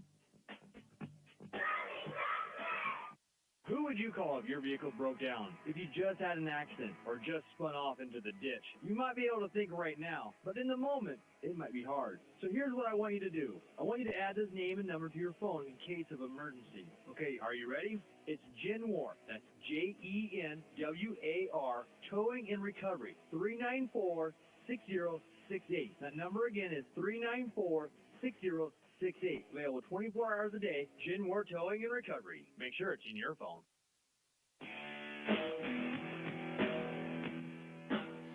Welcome back here on ESPN, and welcome back to Mulcahy Stadium. Dylan Simmons, Tucker Blau joining you, and after 3 innings, it is 3-1. Glacier Pilots on top of the Peninsula Oilers. With the play-by-play commentary for the 4th, 5th, and 6th innings, it is Tucker Blau. Take it away. Yeah, stepping into the box for the Oilers, Jack Halabowski struck out looking in the first inning, looking to get revenge on Sandberg here in the top of the 4th. Oilers jumped out to a 1-0 lead when Mark Nellis singled in the first inning, and the Pilots responded with 3 runs on the bottom of the second on 2 errors from this usually excellent Oilers defense. So Oilers looking to pick up their defense here on the offensive side of the ball. First pitch to Halabowski, catches the zone for strike 1. 0-1 on the tall third baseman who, when he hits the ball, he's been hitting it very hard. Yeah, makes sharp contact most of the time when he makes contact with the baseball. Trying to measure that here against Sandberg and get a runner in scoring position. 0-1 delivery, line right side. That's going to be through for a base hit. Halabowski with a leadoff single, and he's on base. For the bottom of this order, Luke Skinner, Brady Brown, and Garrison Jones are due up now. And if a couple of those guys can get on base as well, we'll turn over to the top. And the Oilers setting themselves up good here in the 4th inning. Well, I'm disappointed because it wasn't a double, and hopefully everyone notes the sarcasm when I say that. What a great shot into the 4-3 hole by Halabowski. Just has a knack sometimes at the plate for being able to find the spots where nobody is and gets on base here with a leadoff single. Yeah, as a righty hitter, the second baseman and shortstop were shaded to the left side, as most teams do, and able to push that one oppo right through the hole and get on base. Pickoff move towards Halabowski on first base. He's going to get back safely. That brings up Luke Skinner into the box for the Oilers. Had a big game yesterday. He grounded out in 1 plate appearance tonight. He had 2 hits, including a triple last night. So looking to keep going off that momentum. And the first pitch to him catches the top outside corner for strike 1. 0-1 on Skinner. Yeah, Skinner grounded out to second his first time up today. Trying to see if he can recapture that momentum that got him the triple last night. Getting on base would be huge here because it puts the tying run aboard with no outs. And now he squares to bunt, bunted right back to the pitcher. Sandberg's going to pick it up and throw to first, and that was not close to first base. And now the runners, they're going to send him from third. Halabowski around third, and he's going to have a free pass to home plate. Skinner with a 2-base error, if not 3-base error, and he's now on third base representing the tying run. And that looked like a pretty routine throw to make for Baylor Sandberg there. Just wildly overthrew Drew Johnson. And because of the direction and velocity of that baseball, it went all the way towards the Glacier Pilots bullpen, and it took them forever to dig it out. So not only do you get a run across here, but you've got the tying run at third with no outs. Yeah, from my angle, I couldn't see the right side of foul territory. So I just saw the runners busting their butts around the bases and managed to come all the way around. I didn't see what was taking the Pilots so long to get the ball, but that would make sense. Stepping into the box now for the Oilers, Brady Brown with a tying run on third base. Still no outs recorded here in the fourth inning. And that's almost the inverse of what we saw in the bottom of the second when the Oilers gave up a couple of runs off an error that wasn't quite the same, but similar to what happened there. Next pitch, it catches that low outside corner for strike one. 1-1 the count now on Brown. And Skinner doesn't get credit for the single, as I don't think he should. That was a pretty obvious error. I think they would have had him if he makes that throw. Sandberg makes that throw. So that's a 3-base error for the Pilots. Now a fly ball into center field. Ranging over to his left is Gianni. Should be deep enough to tie the game. Sure enough, Skinner tags. He's going to score without a problem. And the Oilers right away here in the fourth inning have tied this game up at 3. Doesn't take long when you capitalize on opportunities, and that's exactly what Brady Brown does. Pretty routine fly ball to center field, but of course the runner already at third brings him in to tie this thing up at 3 runs apiece. And this is the thing with the Glacier Pilots this season. They've got talent and they've got the ability to win these games, but these sorts of mistakes, these sorts of errors have been what's cost them more often than not. And that was just good situational hitting from Brady Brown, knowing the situation and hitting a deep left fly ball to score that crucial run. Game now tied at 3. First pitch to Garrison Jones. The 9-hole in this Oilers lineup is high for ball 1. Jones can swing the bat. He's a little bit of a slump, looking for a bounce back at bat here against Sandberg. Jones playing center field tonight. He's been catching mostly for the Oilers recently. Now takes the ball high and outside for ball 2. 2-0 on the center fielder. Jones with a 179 average, 2 RBIs and 3 runs total on the season. So he's made contact a few times and has a pretty solid at-bat. Whenever he gets to the plate on most occasions, has a wicked bunt. And a couple of games this year, he's had multiple hits, so certainly has that capability. And the 2-0 pitch is outside for ball 3. And like you said, he's good at working the count. And obviously, Dawson still has good faith. Coach Dawson still has good faith in his bat as he manages to find his name in the lineup more often than not. There goes our camera again. Apologies for that, folks.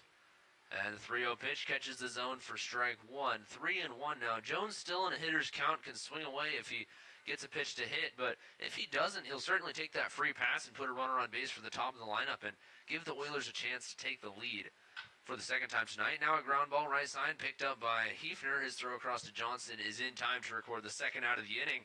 We'll head to the top of this Oilers lineup. Yeah, that's one that I almost wonder if Jones had let that go, whether or not it would have been a walk. Tough to say exactly, but I can understand swinging on it. Unfortunately, just didn't work out. Hefner able to get the out. Of course, the top of the lineup is brought to you by State Farm agent Christy Babcock. Protect yourself and your assets by putting Christy and her team at the top of your lineup. Obviously, the top of the Oilers lineup is Shane Cannon. He's 0 for 1 today. Struck out swinging in the third, walked and scored in the first. Also picked up a stolen base in that trip around the bases. He swings through strike 1 here, 0-1 on the leadoff hitter. Looking for his first hit since game 1 of the Chinooks doubleheader a couple days ago. Got that in the top of the third in that 7-inning contest. Cannon steps back into the box. Sandberg ready for the 0-1 delivery. It's low for ball 1. 1-1 the count now on Cannon. By the way, Sandberg now at 76 total pitches for this game, so he's getting up there in his pitch count already, and we're only in the 4th inning. So if you've got a hope of him going 5 or 6, it's going to be a lot tougher down the stretch here if this pitch count continues to be increased. Yeah, Sandberg 74 pitches in less than 4 innings. That's a testament to how the Oilers have been. Even if they're not putting as many runs up on the board, they have put 3 now, I guess, but just excellent at-bats working the count as Cannon takes strike 2 on the outside edge. Cannon looking to not strike out for what would be the 5th time in 2 days. Steps back into the box in the 1-2 count. Leg kick and the pitch. Just missed for ball 2. 2-2. 2-2 with 2 outs. That's what our high school team, we'd always call it deuces, and we'd always rub 2 fingers on the side of our cap as a sort of good luck. Baseball, certainly a superstitious sport, it seems like. I would say more often than not that's the case. There's a lot of baseball superstitions. Cannon ready for the 2-2, grounded softly left side and foul. A good staying alive from Cannon. He's done well in working the count mostly. Just hasn't been able to put a ball in play yet today. .258 average on the season with 7 RBIs and 12 runs.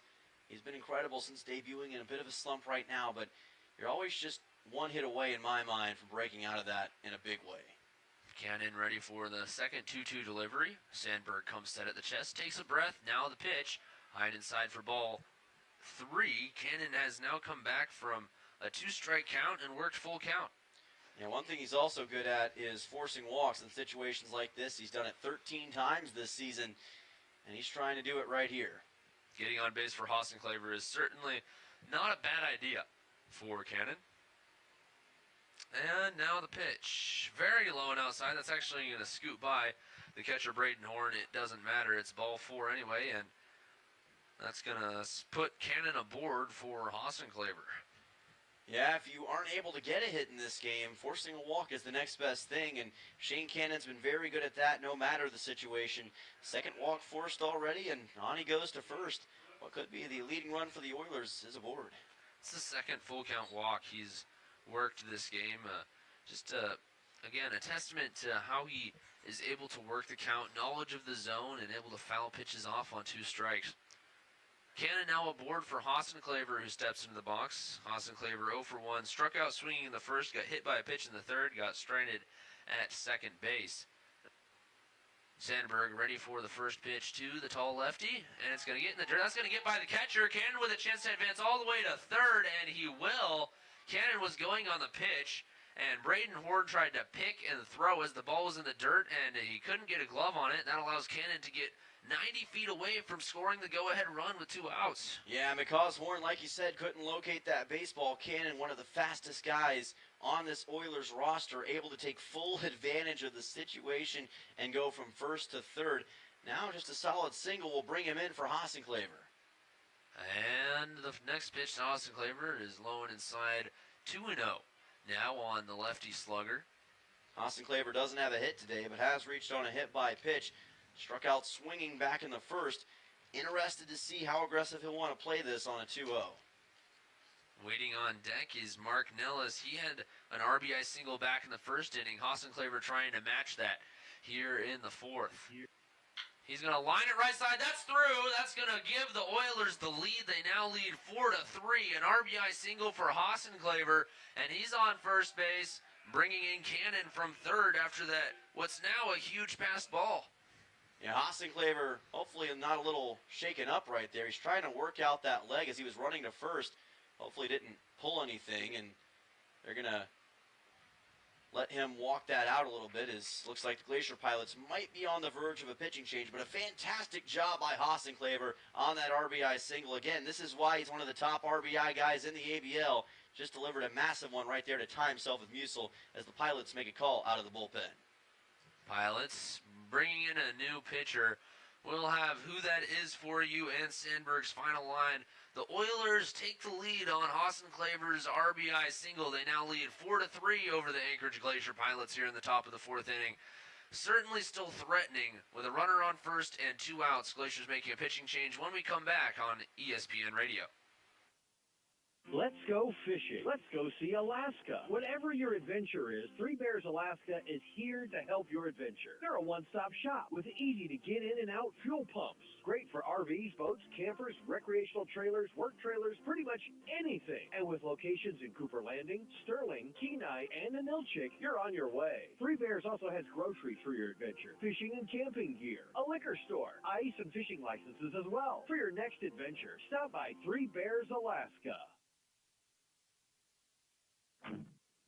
Everyone knows the struggle. The DMV keeps bankers hours while they're stuck at work. That's where AK Express rolls in to save the day. They handle the services people need, and that's why they want you. Open until 6 p.m. Monday through Friday and Saturdays 11 to 3. AK Express makes busy schedules easier. Conveniently located at the corner of KB to West Poppy Lane. Makes everybody rides again. AK Express, where convenience is king.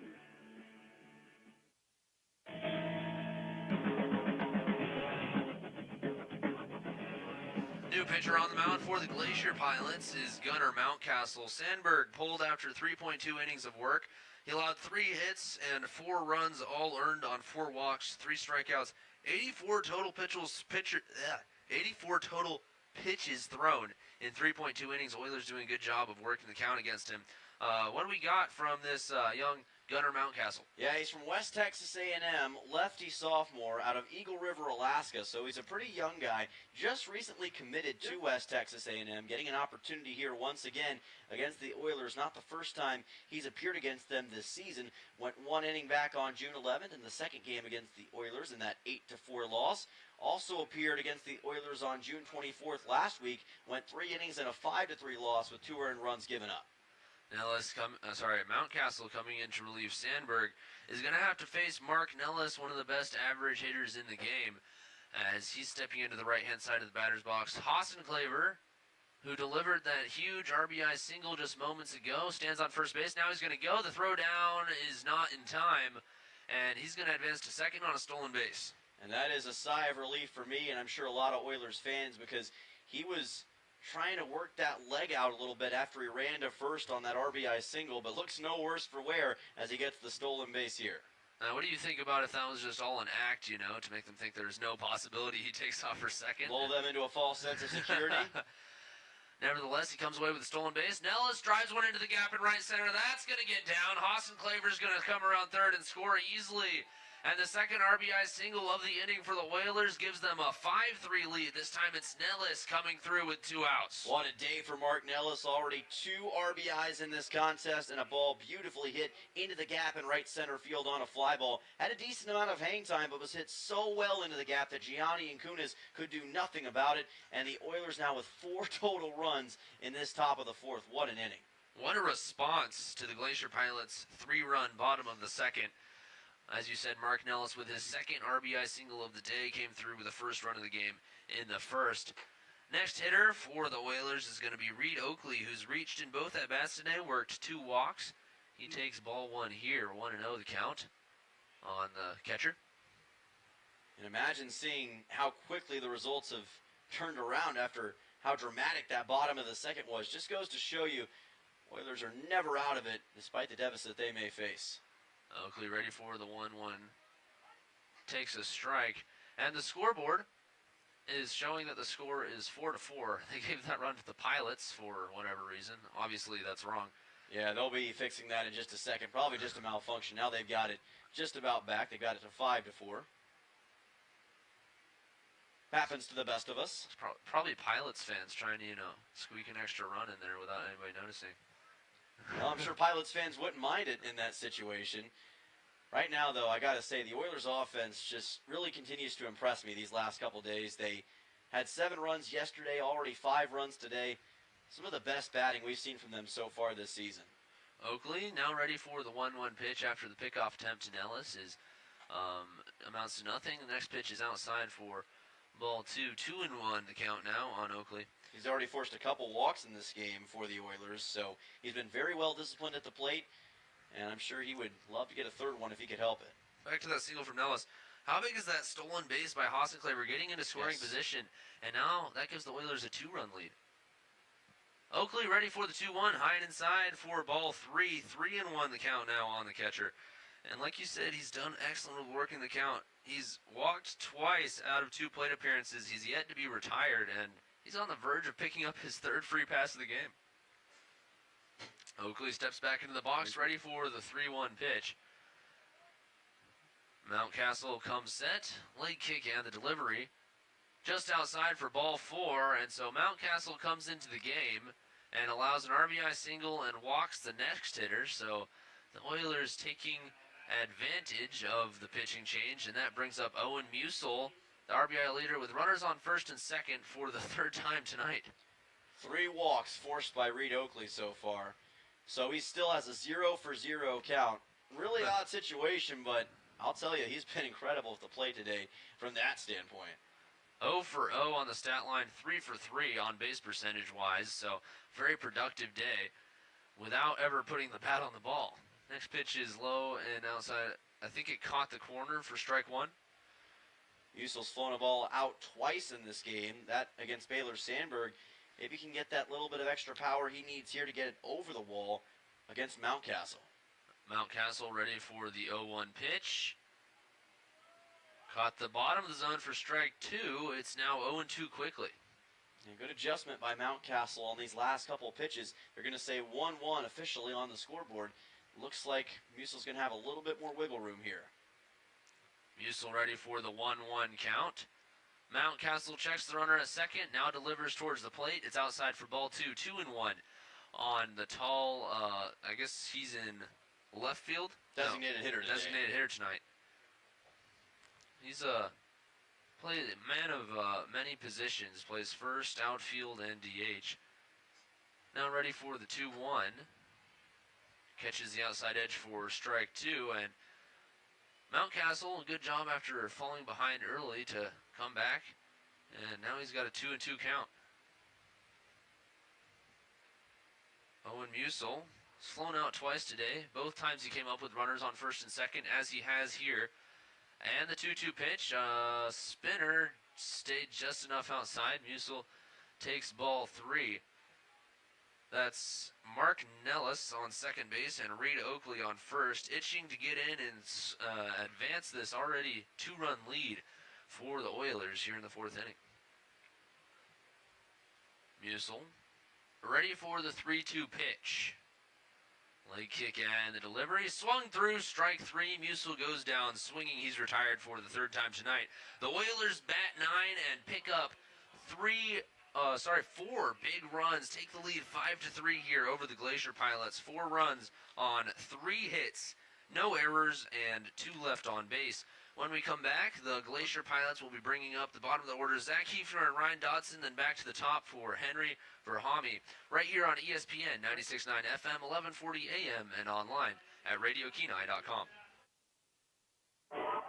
World Cup soccer is here, and Martha's Cocina on Willow Street in Kenai is your game day headquarters. Catch every match on their mini TVs while enjoying authentic Mexican favorites, ice-cold Mexican beers, local brews, and the Peninsula's best margaritas from the full bar. Bring the family, bring your soccer crew, and make every match a celebration. Need catering for your next event? Just ask. Martha's Cocina next to Kenai Cinemas and Acapulco Mexican Restaurant in Soldada.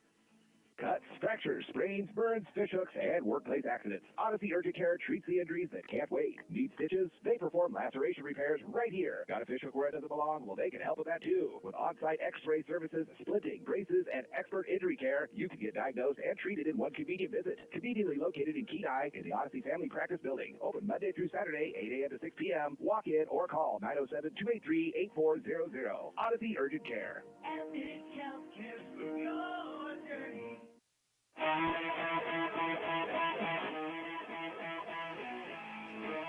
Cole Dixon back on the mound for the Oilers. He's gone 3 innings, 1 strikeout, and 2 walks. He's only allowed 3 runs over those 3 innings, all those earned.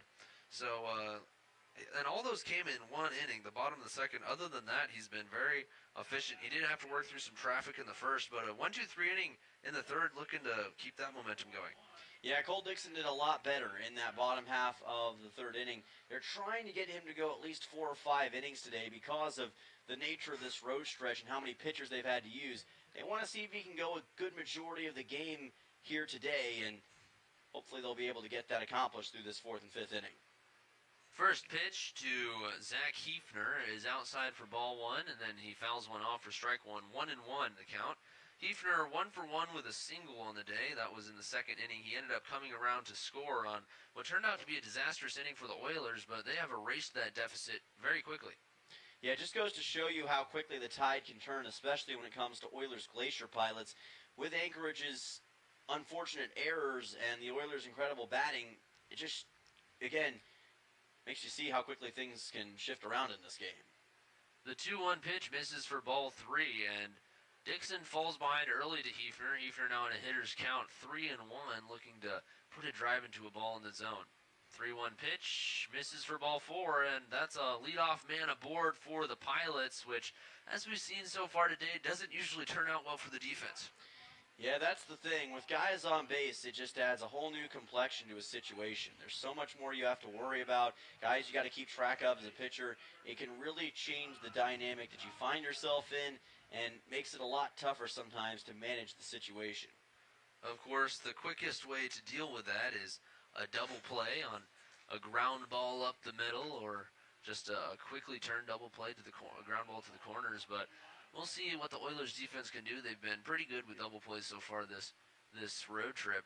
First pitch to the 9-hitter Ryan Dodson is fouled back and out of play, and you don't want to get Dodson on base as well and put 2 runners on base for the top of this Pilots lineup.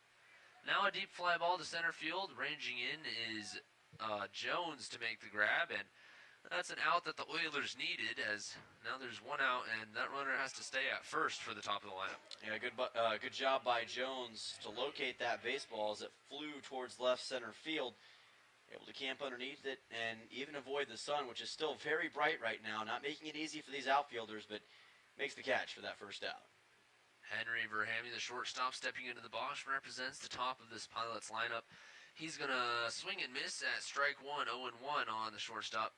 Of course, the top of the lineup is brought to you by State Farm agent Christy Babcock. Protect yourself and your assets by putting Christy and her team at the top of your lineup. And the 0-1 delivery from Dixon.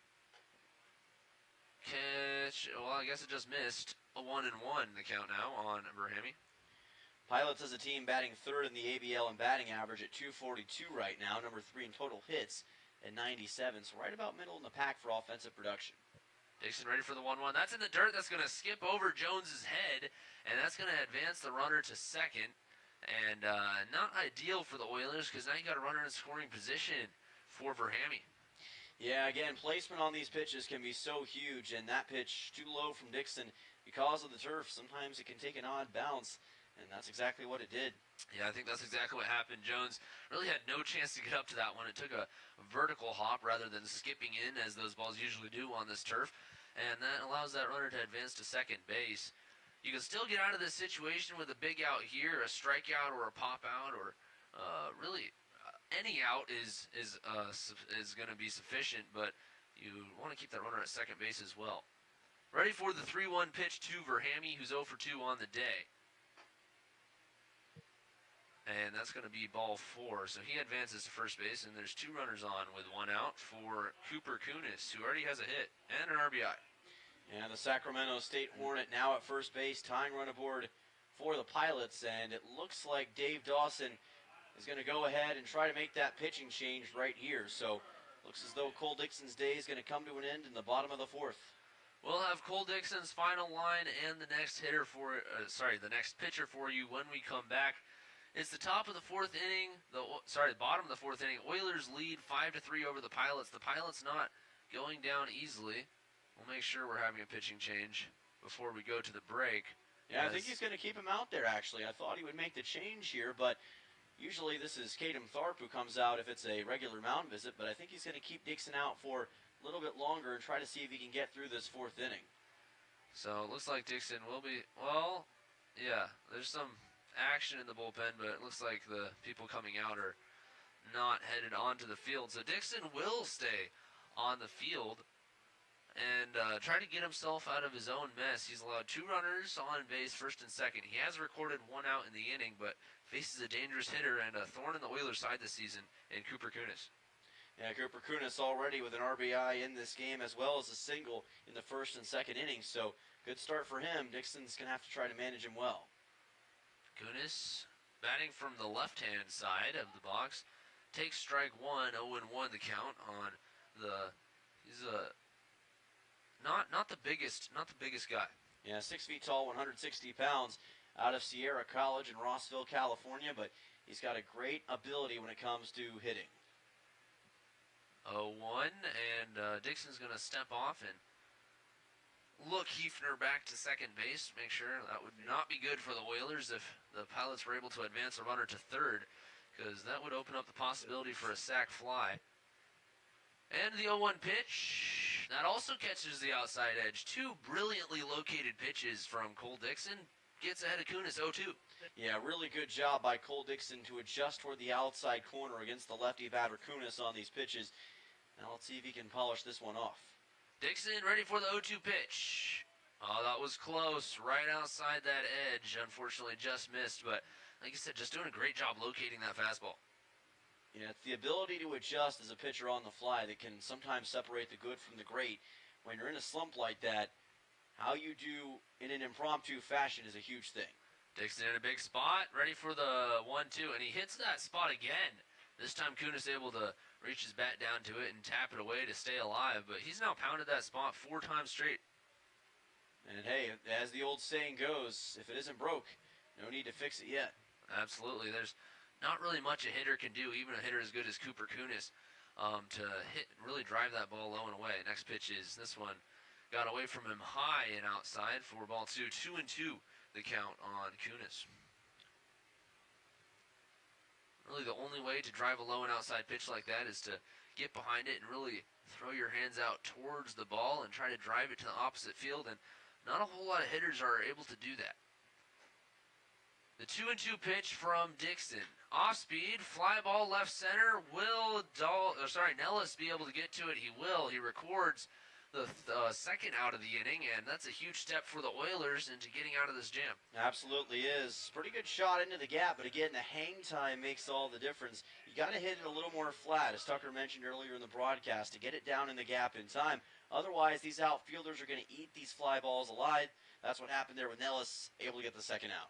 Yeah, my teammates in high school, of course, we used aluminum bats.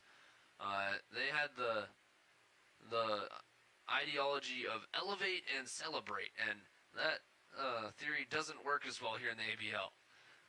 Next pitch is line to left field. Will Nellis be able to get to it? He will. That was a lined, frozen rope off the bat of Antonio Gianni, and thankfully for Nellis, he was waiting right underneath it. Yeah, he was, and again, that sort of out helps the Oilers keep 2 men on base for the Pilots and move us to the top of the 5th with them still in the lead. The Pilots unable to score a run. They do leave 2 on the base paths. When we come back, the Oilers bringing up Holubowski, Skinner, and Brown right here on ESPN Radio. Hazardous trees are such a problem here on the Kenai Peninsula, but they have to be handled, and the place to call is AK Tree Solutions. With many years of experience in residential hazardous tree removal, they offer guaranteed customer satisfaction, and they're very accommodating. AK Tree Solutions also offers tree pruning, and they're licensed and insured. Get those hazardous trees off your property today. Call AK Tree Solutions, 907-398-2903. That's 907-398-2903. Ready to spice up your day? Playa Azul Mexican Restaurant in Kenai is serving up bold, authentic Mexican food made with love and packed with flavor. New to town or just passing through, this is your must-stop spot for amazing variety, unbeatable prices, and all your favorites. Enjoy the free salsa bar and kick back with cold beer or a glass of wine. Located just past the last traffic light in Kenai, headed north, Playa Azul is where the fiesta never ends. Come hungry, leave happy. Playa Azul Mexican Restaurant.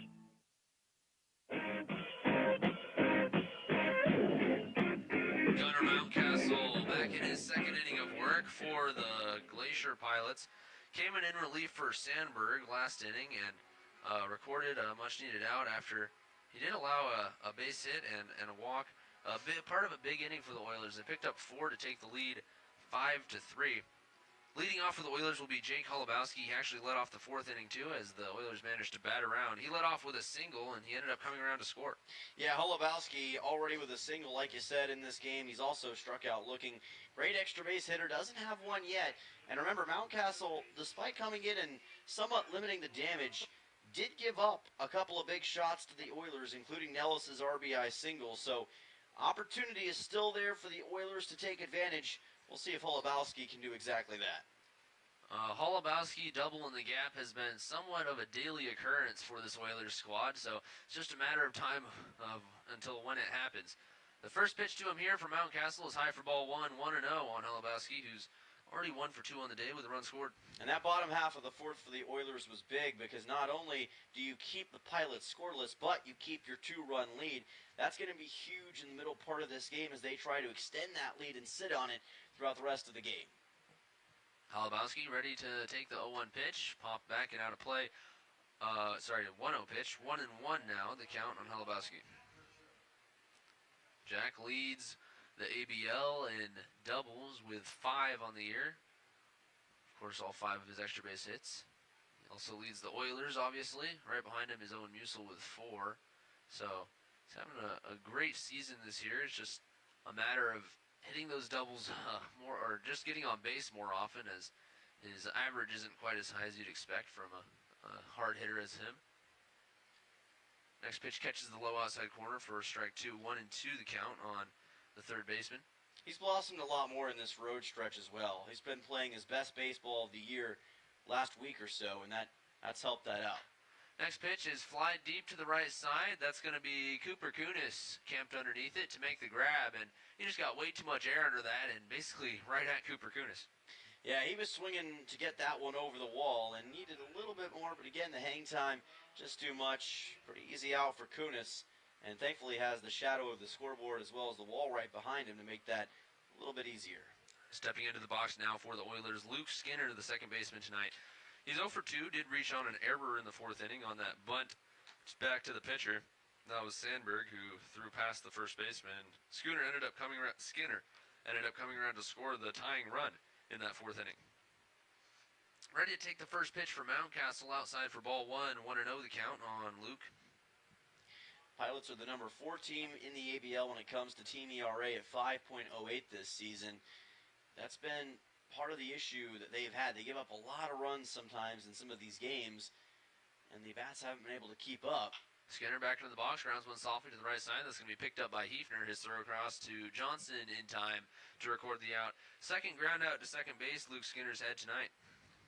Especially in a league like the Alaska Baseball League, you got to be able to limit the damage that the opposing offense does if you want to win a lot of games. And you're going to get the occasional shootout, but if you end up giving up an average of 7 or 8 runs a game, it's going to be a really hard year for you, and that's been somewhat what's happened to the Pilots in some of these games. Brady Brown stepping into the box for the Oilers had one of the best at-bats of the night. He had a sac fly in the fourth inning, did exactly what he was supposed to do, deep fly to center field to score Skinner from third base and give the Oilers the lead. He's 0 for 1 on the day. Besides that, takes a strike here, 0-1. The count on the right fielder tonight. 0-1 pitch, low for ball 1, 1-1 the count now. This is a big potential turning point game for the Oilers as well. You get a win back against the Pilots here. You get win number 10 of the season. Stay pretty well above 500. Lose a game like this, and it's an entirely different story going into a big matchup tomorrow. 1-1 pitch, catches the zone for strike 2, 1-2 the count now on Brown. And they've been grinding as well. This is the 8th game of a 9-game road stretch. No days off outside of that one rain out against the Chinooks. So it's been a very big stretch for the Oilers. Not a lot of time off, but still trying to play good baseball and doing so in this game. Next pitch is high for ball 2. And while you value that experience, like you said, that is exhausting for a team to be playing every night. And the Oilers, they do have more games played than pretty much every team, I believe. Yeah, they've played more games than anybody else in the Alaska Baseball League, and a lot of that is because their latter half of June has just been non-stop game after game after game, but that should set them up better later. Next pitch, high and outside for ball 3, and after falling behind, Brady Brown has worked it back to a full count. That he has had a sac fly on an RBI back in the 4th inning, rounded out in the 2nd, trying to get his first hit of the game right here.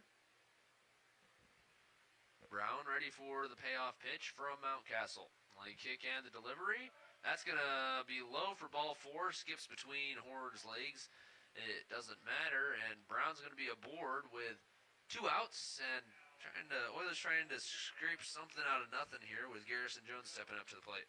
And that's big because you open the door possibly to the top of the order. If Jones can get on here, you've got Cannon, Hassing, Claver, and Nellis right after Garrison Jones, and at that point it could be a really tricky situation for the Pilots. And that at-bat is big as well, because even if Jones records the 3rd out here, you're back to the top of the lineup to start the 5th inning, which I just like innings that start with the leadoff 3. It just feels like you got that much more potential.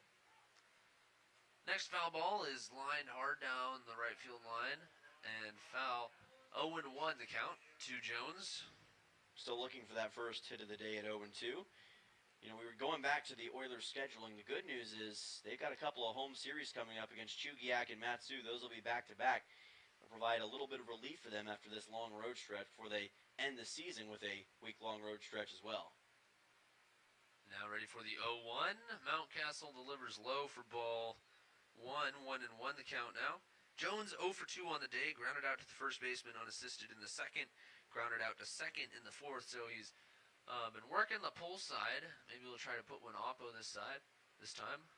The Pilots certainly playing the shift on him as they do most lefties. Next pitch also misses for ball 2. 2-1 the count now on Garrison.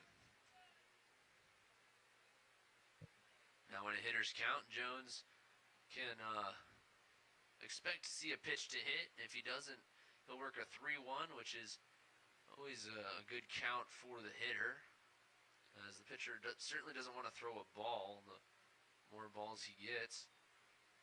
And the 2-1 pitch, runner goes. It's going to be flying to center field, and that's going to be the third out of the inning. It's a good jump from Brown, but the fly ball will end the inning. Gianni recording the out there in center field. The Oilers pick up no runs, no hits, no errors. One left on base. We'll head to the bottom of the 5th. The Glacier Pilots bring up the middle of the order, Johnson, Horn, and Dahl, when we come back on ESPN Radio. The warehouse is open at Sweeney's Clothing in Saldana. Come discover amazing deals with savings from 30 to 70% off on flannels, jeans, footwear, jackets, and a wide variety of summer essentials. Plus, they've got lots of new merchandise you didn't see last year. Whether you're heading to work, hitting the trails, or getting the family ready for summer, now's the time to stock up and save. Don't miss the warehouse sale at Sweeney's Clothing in Saldana. Your workwear and outerwear headquarters for the whole family. Let's talk about something that's not always top of mind, but still really important, life insurance. Because it offers financial protection for your loved ones and can help them pay for things like a mortgage, credit card debt, and even your children's education. Plus, life insurance is probably a lot more affordable than you think. And with State Farm, your local agent can help you understand your options and choose coverage that fits your needs and budget. Hi, this is Christy Babcock, your local State Farm agent, still in Kenai, and now also at the Soldotna Y.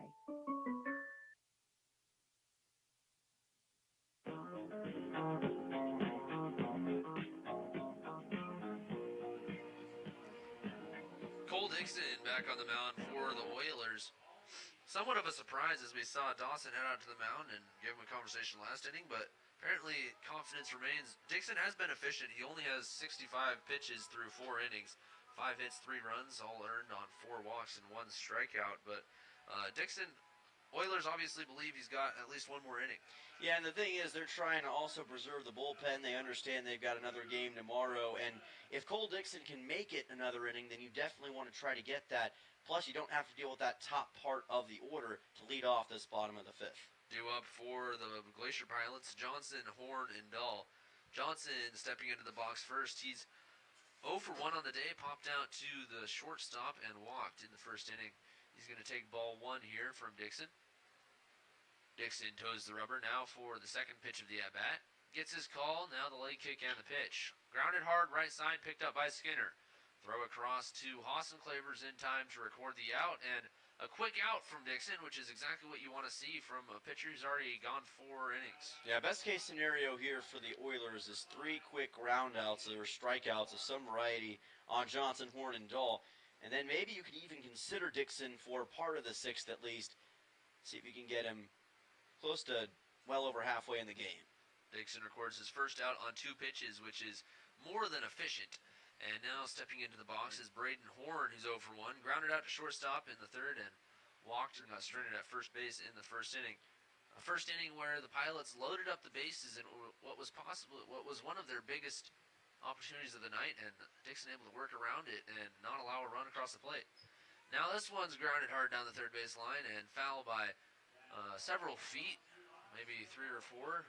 Very close miss for Dixon.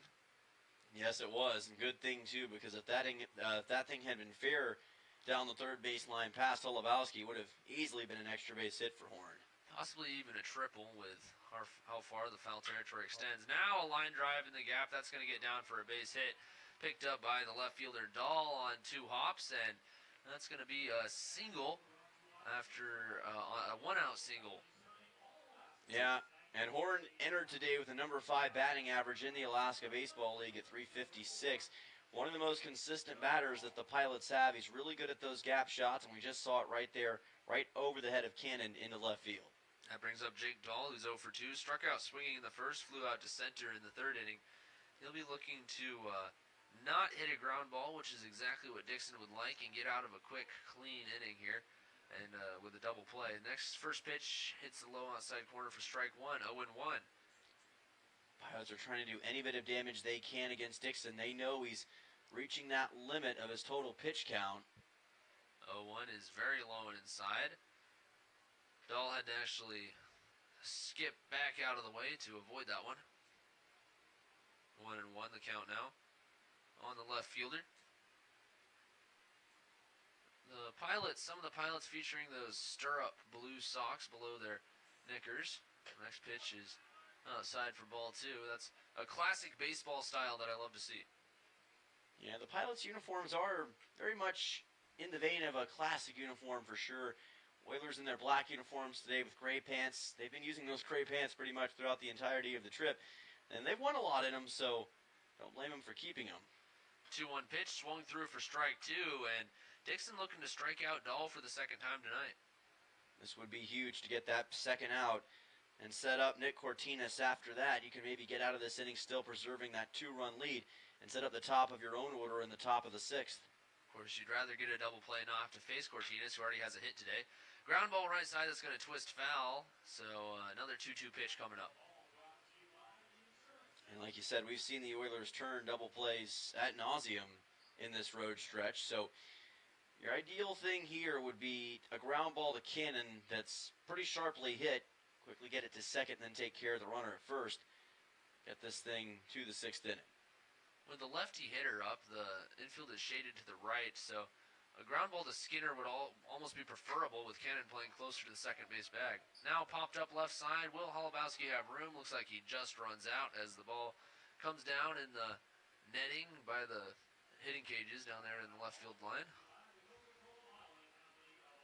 2-2 still on Jake Dahl, who's now fouled off consecutive pitches. The Oilers looking to retire him right here. They certainly don't want to allow him on base with a 2-run lead on the line. Dixon ready for the next pitch. High outside for ball three, and a great at bat from Dahl, able to work back to a full count.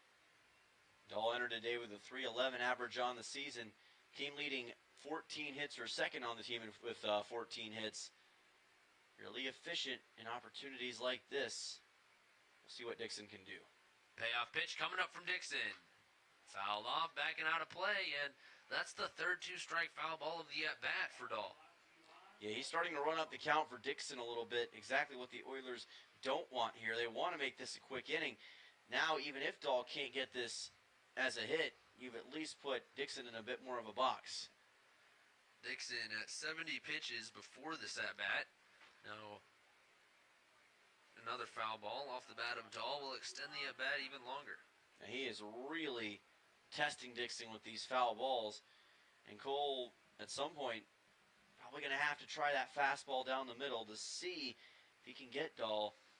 That's been his best pitch, I'd say, overall in this game. We'll see if he goes for it here. This is going to be the second 10-pitch at-bat of the game. Of course, the first one was that superb at-bat from Mark Nellis all the way back in the first inning. An at-bat which he hit 5 two-strike foul balls. Horn only at 4, so that's minor league stuff. Yes. 3-2 pitch to Horn. Low and outside, and Horn able to work the walk. And that puts 2 runners on board for the Pilots with only 1 out. The double play is still in effect, but now there's a runner in scoring position for Nick Cortinas, who already has a single in the day. Yeah, Dahl moves on to first, and again, that's been the big issue for Cole Dixon so far, not just in this game, but really this season, is the amount of walks that he's issued. Sometimes struggles in a particular inning to find the zone, and that's going to be his 4th walk of the day. Cortinas did ground out to shortstop back in the 3rd inning, and if Dixon could induce that exact hit again, that would be preferable and give the Oilers a chance to get out of the inning on 1 swing. 0-1 count after Dixon finds the zone for strike 1. Now getting the call for the second pitch. Seems to be struggling to come to a consensus with catcher Reed Oakley. Now comes set for the 0-1. High for ball 2, and Oakley faked a back pick towards first base, but Dahl was not far enough down the line to actually make a throw. 1-1 the count now on Nick Cortinas, the DH tonight for the Glacier Pilots. 1 for 2 with a single. He singled and scored in the second, grounded out to shortstop in the third to end the inning. And the 1-1 pitch. Low and outside, a good block from Oakley. That saved the runners from advancing into scoring position. That ball hit the turf well in front of the left-hand batter's box, and Cortinas, of course, from the right-hand side. That was a big miss. Yeah, it absolutely did. And like you said, Oakley, a little more like a hockey goalie in that situation, just using his body to keep the ball in front of him and keep the runners at first and second. 2-1 delivery. High for ball 3, and second consecutive 3-ball count, and you can see pitching coach Tharp stepping out of the dugout telling the bullpen to get going. Yeah, this is probably about the time where Dave Dawson, if he's walking this batter, he probably will make that pitching change. 3-1 count, fouled back and out of play. Cortinas has now worked a full count. That's back-to-back hitters who've worked full counts, of course, Dahl with that 10-pitch at-bat moments ago. Desperately need an out here to try to keep the runners out of scoring position, or at least one of the runners out of scoring position, and set yourself up to try to maintain this 2-run lead going into the top of the 6th. Next pitch to Cortinas, fouled back and out of play for another 2-strike foul ball. Dixon now well over 80 pitches for this game, and again, the foul ball continuing to extend this at-bat for Glacier Pilot's hitter. Now it's Nick Cortinas. Dixon about to deliver his 87th pitch of the game, and it's ball 4 to Cortinas, and the Pilots have loaded the bases with just 1 out for Zach Hefner. Yeah, and here comes Dave Dawson. As expected, I think this is going to be the end of the day for Cole Dixon. Solid through 4 1/3. I just think he's out of gas at this point with almost 90 pitches on this contest. Yeah, the Pilots able to load the bases after the Oilers tried to squeak one more inning out of Cole Dixon. The call to the bullpen has not been made yet. I'm assuming it will be at some point here, but we'll keep it right here just in case. If this is the end of the line for Dixon, his final line will be 4.1 innings pitched with 6 hits, 3 runs, all earned on 6 walks and 1 strikeout. Sure enough, call to the bullpen made. We'll have the new pitcher for you and more. Oilers baseball right here on ESPN Radio when we come back. Oilers lead 5-3, but trying to work through a jam here. Pilots bases loaded and 1 out here in the bottom of the 5th inning. Officers at Beeman's talking with Steve. Looking for Kang supplies? Look no further than Beeman's. Matt, we have a great inventory of lids and jars. Not so great on canners right now, but we stock jars from 4 ounces to half a gallon, so we got a great selection of those. Lots of wide and regular mouth lids to boot. We have lots of new kitchen gadgets too, gift sets and towels and all sorts of things. In giftware, we have a great selection of baby gifts, so check us out. Beeman's Variety on the Kenai Extra Highway in Soldotna. Gentle Dental in Soldotna proudly welcomes Dr. Perkins to the practice. He brings a remarkable background from studying in France to earning a degree in microbiology and a DMD, graduating near the top nationality. With over 5,000 hours in implant dentistry and decades in anesthesiology, he delivers advanced, comfortable care. Dr. Perkins has been recognized among America's top dentists and enjoys serving Alaska communities. Gentle Dental continues providing trusted modern care. Call 907-262-8834 for your next appointment.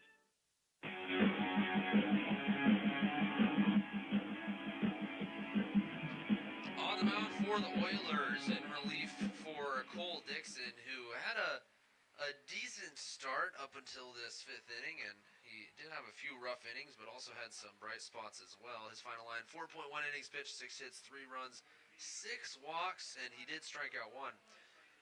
In relief for him is going to be Jake Tharnish, and what can we expect to see from him today? Well, Jake Tharnish has made a lot of short appearances this year. He's had 4 total appearances for the Oilers thus far. The longest he's gone is an inning. He's done that twice against the Pilots back on June 14th, and then against the Miners a few days ago on June 26th. So not a pitcher who usually goes past an inning or 2 innings total, but he's going to have to try to do a little bit more, I'd say, today to try to help out the thinner bullpen for the Oilers here. He inherits a difficult situation, to say the least, as before Dixon left the game, he did load the bases with just 1 out, and now Tharnish has got a tough assignment with Zach Hefner at the plate, who's reached in both plate appearances today. He's 1 for 1. Now grounds one to the right side. This could be 2. Skinner flips it to Cannon at first. The throw to second, not going to be in time. RBI fielder's choice, and if they had played that perfectly, that might have been a double play. It was going to be tough, and a bobble from Skinner, and I think a bobble maybe from Cannon on the transition too. Put that play away. Yeah, it wasn't a bad out, but again, it was just the operation of it. Skinner took a little bit longer than he probably wanted to pick up the ball. Cannon, by the time he got it, really didn't have a chance to throw to first. They do get the out at least at second base, but a run comes across for the Pilots, and it's a one-run game here, Tucker. Yeah, the Oilers have lowered the deficit to 1, and there are 2 outs. The Oilers can somewhat breathe a sigh of relief, but you need to stay locked in right here. You need to get this third out without allowing the Pilots to tie the game. Jake Dahl on third base represents that tying run just 90 feet away from home plate. First pitch to Ryan Dodson, who's at the plate for the Oilers, is strike 1, and then the next one misses for a ball. 1-1 to count now on the third baseman, who's up in a big spot. Dodson has reached today back in the second on a single. He's also flown a ball out to center for the Pilots. Dodson back in the box, ready for the 1-1. Tharnish comes set at his belly button, and now it's grounded, chopped to the left side, I should say. Holubowski plays through it, throw to first in time, and the Oilers escape the jam with just 1 run of damage, which they, nothing to hang your hat over. And then we'll get out of the inning with still a lead. They lead 5-4 after the Pilots pick up 1 more run on 1 hit, no errors, and 2 left on base. We'll head to the 6th inning. Oilers bringing up the top of this potent lineup. Shane Cannon, Brooks Hassenclaver, and Mark Nellis when we come back on ESPN 96.9 FM, 1140 AM, and online at RadioKenai.com. Baseball is back, and so is Save Second Base Ladies Night. Central Peninsula Hospital and the Peninsula Oilers invite you to a fun evening of baseball while raising awareness for breast cancer and the importance of early detection. Join us Thursday, July 9th at 6:30 as the Oilers take on the Chinooks. Ladies, get them for just $5. Enjoy healthy food options, face painting, and a great night at the ballpark for the whole family. Visit cpgh.org for event details. Join us July 9th, and remember, early detection saves lives. Thinking about a new place to land here on the Kenai Peninsula? At Ashman Krause Real Estate, we believe real estate should feel clear, calm, and personal from the very first conversation. Whether you're buying your first home, moving across town, or preparing to sell, we guide you through every step with local knowledge and genuine care. Ashman Krause Real Estate at Jack White Real Estate, guiding you home with care.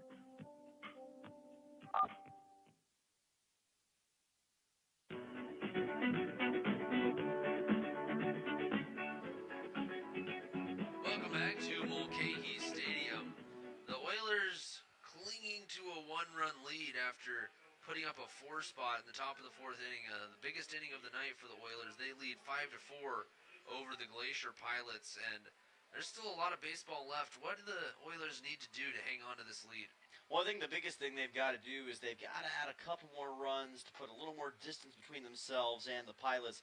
Oilers have given up some runs late in games as of late, so you want to have at least a couple 3-run cushion to make it a little bit easier down the stretch. But also they've got to have a really good performance from their bullpen pitchers. Jake Tharnish and whoever else may come into the game are going to have to step up and make sure that the Pilots don't get too much on the board here. And that could be a tough ask for this Oilers bullpen, who's been stretched thin over this absolute grueling, this grind of a road trip that's been the last week or so. Stepping in for the Oilers to lead off the 6th inning is Shane Cannon up against Gunnar Mountcastle, who's in his 3rd inning of work. Cannon's going to take strike 1, falls behind 0-1. Cannon hasn't put a ball in play since the 2nd inning of the game yesterday. Cannon, ready for the 0-1, certainly due to say the least, takes the ball low. 1-1 the count now on the shortstop. Top 4 batters for the Oilers in this game have reached base a total of 6 times, or actually 7 times in this contest. So they've done a really impressive job in these first 4 batters, and that could be trouble for the Pilots here. Next pitch to Cannon is a called strike 2, 1-2 the count now on him. Cannon himself has reached 2 out of 3 times. He's worked 2 walks, stole 2 bases, and scored 2 runs. Also struck out swinging in the 3rd. 1-2 pitch to him. As Mountcastle, leg kick and the pitch. Fly ball into deep left center field. Ranging back is Dahl towards the warning track. He'll be at the wall. to make the grab, and Cannon really put some bat into that one. Oh, my goodness. So close to getting out of the ballpark in left center field. Needed maybe 5 or 10 more feet at the most to exit the ballpark, but Dahl at the very end of the warning track makes the catch. So close and yet so far for the Oilers there. And that would have been a huge moment for the Oilers. They haven't got a home run since their opening homestand against these Glacier Pilots. And tonight might be the night to do it if either one of these guys, and Hassenclaver stepping up to the box is apt, as he has 2 of the Oilers' 3 home runs on the year. First pitch to him is high and outside for ball 1, 1-0 on the lefty slugger. Hassenclaver 1 for 2 on the day. Struck out swinging in the first, got hit by a pitch in the third. Single, RBI single in the fourth, and came around to score after stealing second base. The 1-0 delivery from Mountcastle. Low for ball 2, 2-0. The count on the first baseman. Wind isn't blowing nearly as much as it was yesterday. So as far as home run weather goes, it's a lot more pronounced than it would be on other days. Clear conditions as well. Beautiful outing, but I do think there's a chance we could see one before the game is over. If it's going to happen, I'd say today would be the day on this road stretch. Oilers have another game here tomorrow against the Bucks as Hassenclaver takes a ball that slipped out of the hand of Mountcastle, apparently. That was a good 3-4 feet above the catcher Horn's glove. And not the first time we've seen that today. Baylor Sandberg had a similar situation, and Hassenclaver just nonchalantly got out of the way, on the verge of maybe forcing another walk this season, of which he's forced a lot. Hassenclaver ready for the 3-0 pitch. Mountcastle lifts his leg and delivers. That's going to be a called strike right down the middle, but you can't get mad at Hassenclaver for not swinging on 3-0. Yeah, I think that's one that more often than not, you just got to let it play out and see what happens. Just put in by Mountcastle that time, but still a hitter's count for Hassenclaver here. Hassenclaver, certainly a hitter's count in a 3-1. 1 out recorded here in the top of the 6th inning. That pitch misses for ball 4, so Hassenclaver will be aboard. The ABL leader in walks, demonstrates his ability right there, and reaches first base for free. And he gets the LeBron James and Michael Jordan number 23 of the season. Of course, LeBron just announced that he's not going to be back with the Lakers this season, so for all of our NBA fans, if you haven't heard, that's some pretty big news. Absolutely. LeBron, one of the biggest figures in sports. 0-0 the pitch, as there's a pickoff move towards Hassenclaver at first base. 0-0. The count remains, obviously. Nellis with 2 RBI singles already in this game. He's had a fantastic outing so far. Always a clutch hitter, trying to get his 11th RBI of the season, or 12th RBI of the season right here. First pitch to Nellis, high and outside for ball 1, 1-0. Nellis a late scratch from the lineup last night, and he might have been what the Oilers needed to get those extra 2 runs. Unfortunately, 3 runs. Unfortunately, the Oilers fell short 7-10 in what was a shootout against the Bucks. They're going to have a rematch and another shot at the Anchorage Bucks tomorrow night, right here actually on the same field, same time. Don't forget to tune in for that one as well. Next pitch to Nellis, high and outside again, 2-0. Yeah, it'll be their 3rd straight game here at Mulcahy Stadium, so they're becoming very acclimated to this ballpark and all that it offers. Nellis steps back into the box, ready for the 2-0. Oilers doing a good job of getting ahead of Mountcastle and working these hitters' counts so they can really swing away at pitches in the zone. Next pitch misses as well, and that's the 2nd consecutive 3-0 count issued by Gunnar Mountcastle. Yeah, troublesome situation for him here, but that allows Nellis to be a little bit more aggressive if he wants to be on this 3-0, if he gets something he likes. Nellis, high for ball 4. Back-to-back walks put runners on first and second. And we'll see if we have a mound meeting or no from the Pilots. It looks like we will. We'll see if there's a pitching change. Nonetheless, the Oilers have 2 runners on with 1 out, and Reed Oakley stepping up to the plate, who's reached 3 times out of 3 times up to the plate. He's managed to work 3 walks and doesn't have an official at bat. I think this is just going to be a customary mound visit for the Pilots. Looks like they're going to keep everybody in the bullpen for now, but it does offer them a little more time to get those guys warmed up and fill in Gunnar Mountcastle on the situation. trying to see if they can get him for maybe at least the rest of this inning.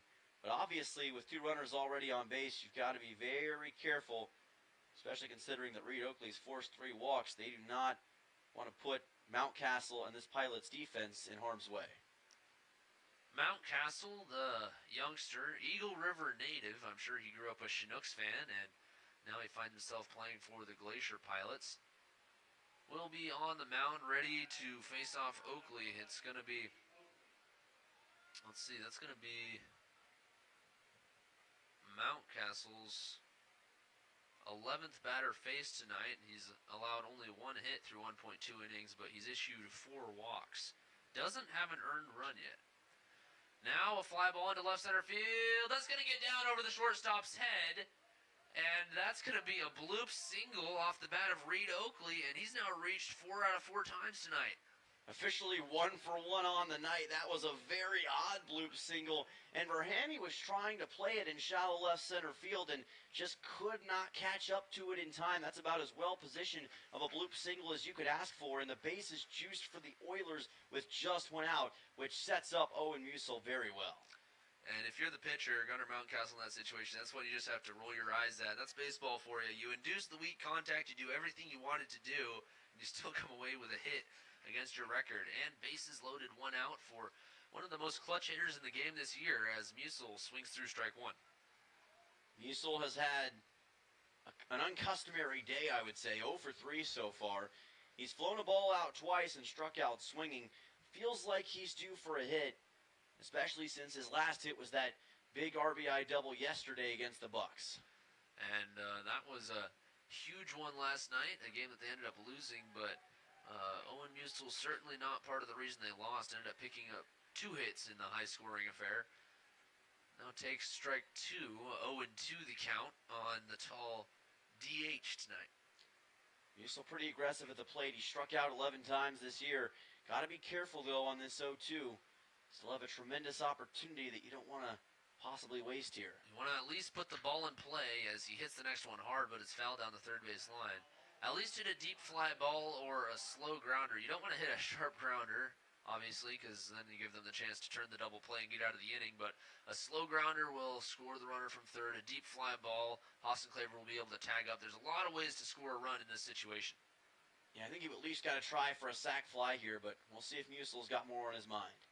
0-2 to Owen Musil, popped back and out of play, and it looks like Musil's doing exactly that, trying to hit a deep fly ball, and he's certainly swinging hard. This is a situation where Musil can literally just swing for the fences because any deep fly ball will work. Yeah, you just need to make big contact. That's the main goal at this point in time, and while you'd love to get more runs, realistically getting that sac fly works out pretty well as in addition to that because it gives you that 2-run lead right back. And as we mentioned tonight at night, as the wind has almost completely died down, that there's certainly more potential for a home run. And Musil with a chance to get his biggest hit for the Oilers right here with the bases loaded and 1 out in a 1-run ball game. Takes the ball high and outside for ball 1, 1-2 the count now on Musil. Well, if I'm not mistaken, we haven't seen a grand slam in the Alaska Baseball League all season long, so it would be pretty special to see one right here. And would almost certainly give the Oilers a lead that would be very tough to relinquish. I hope you called it, partner, and we'll see what Musil can do in the 1-2.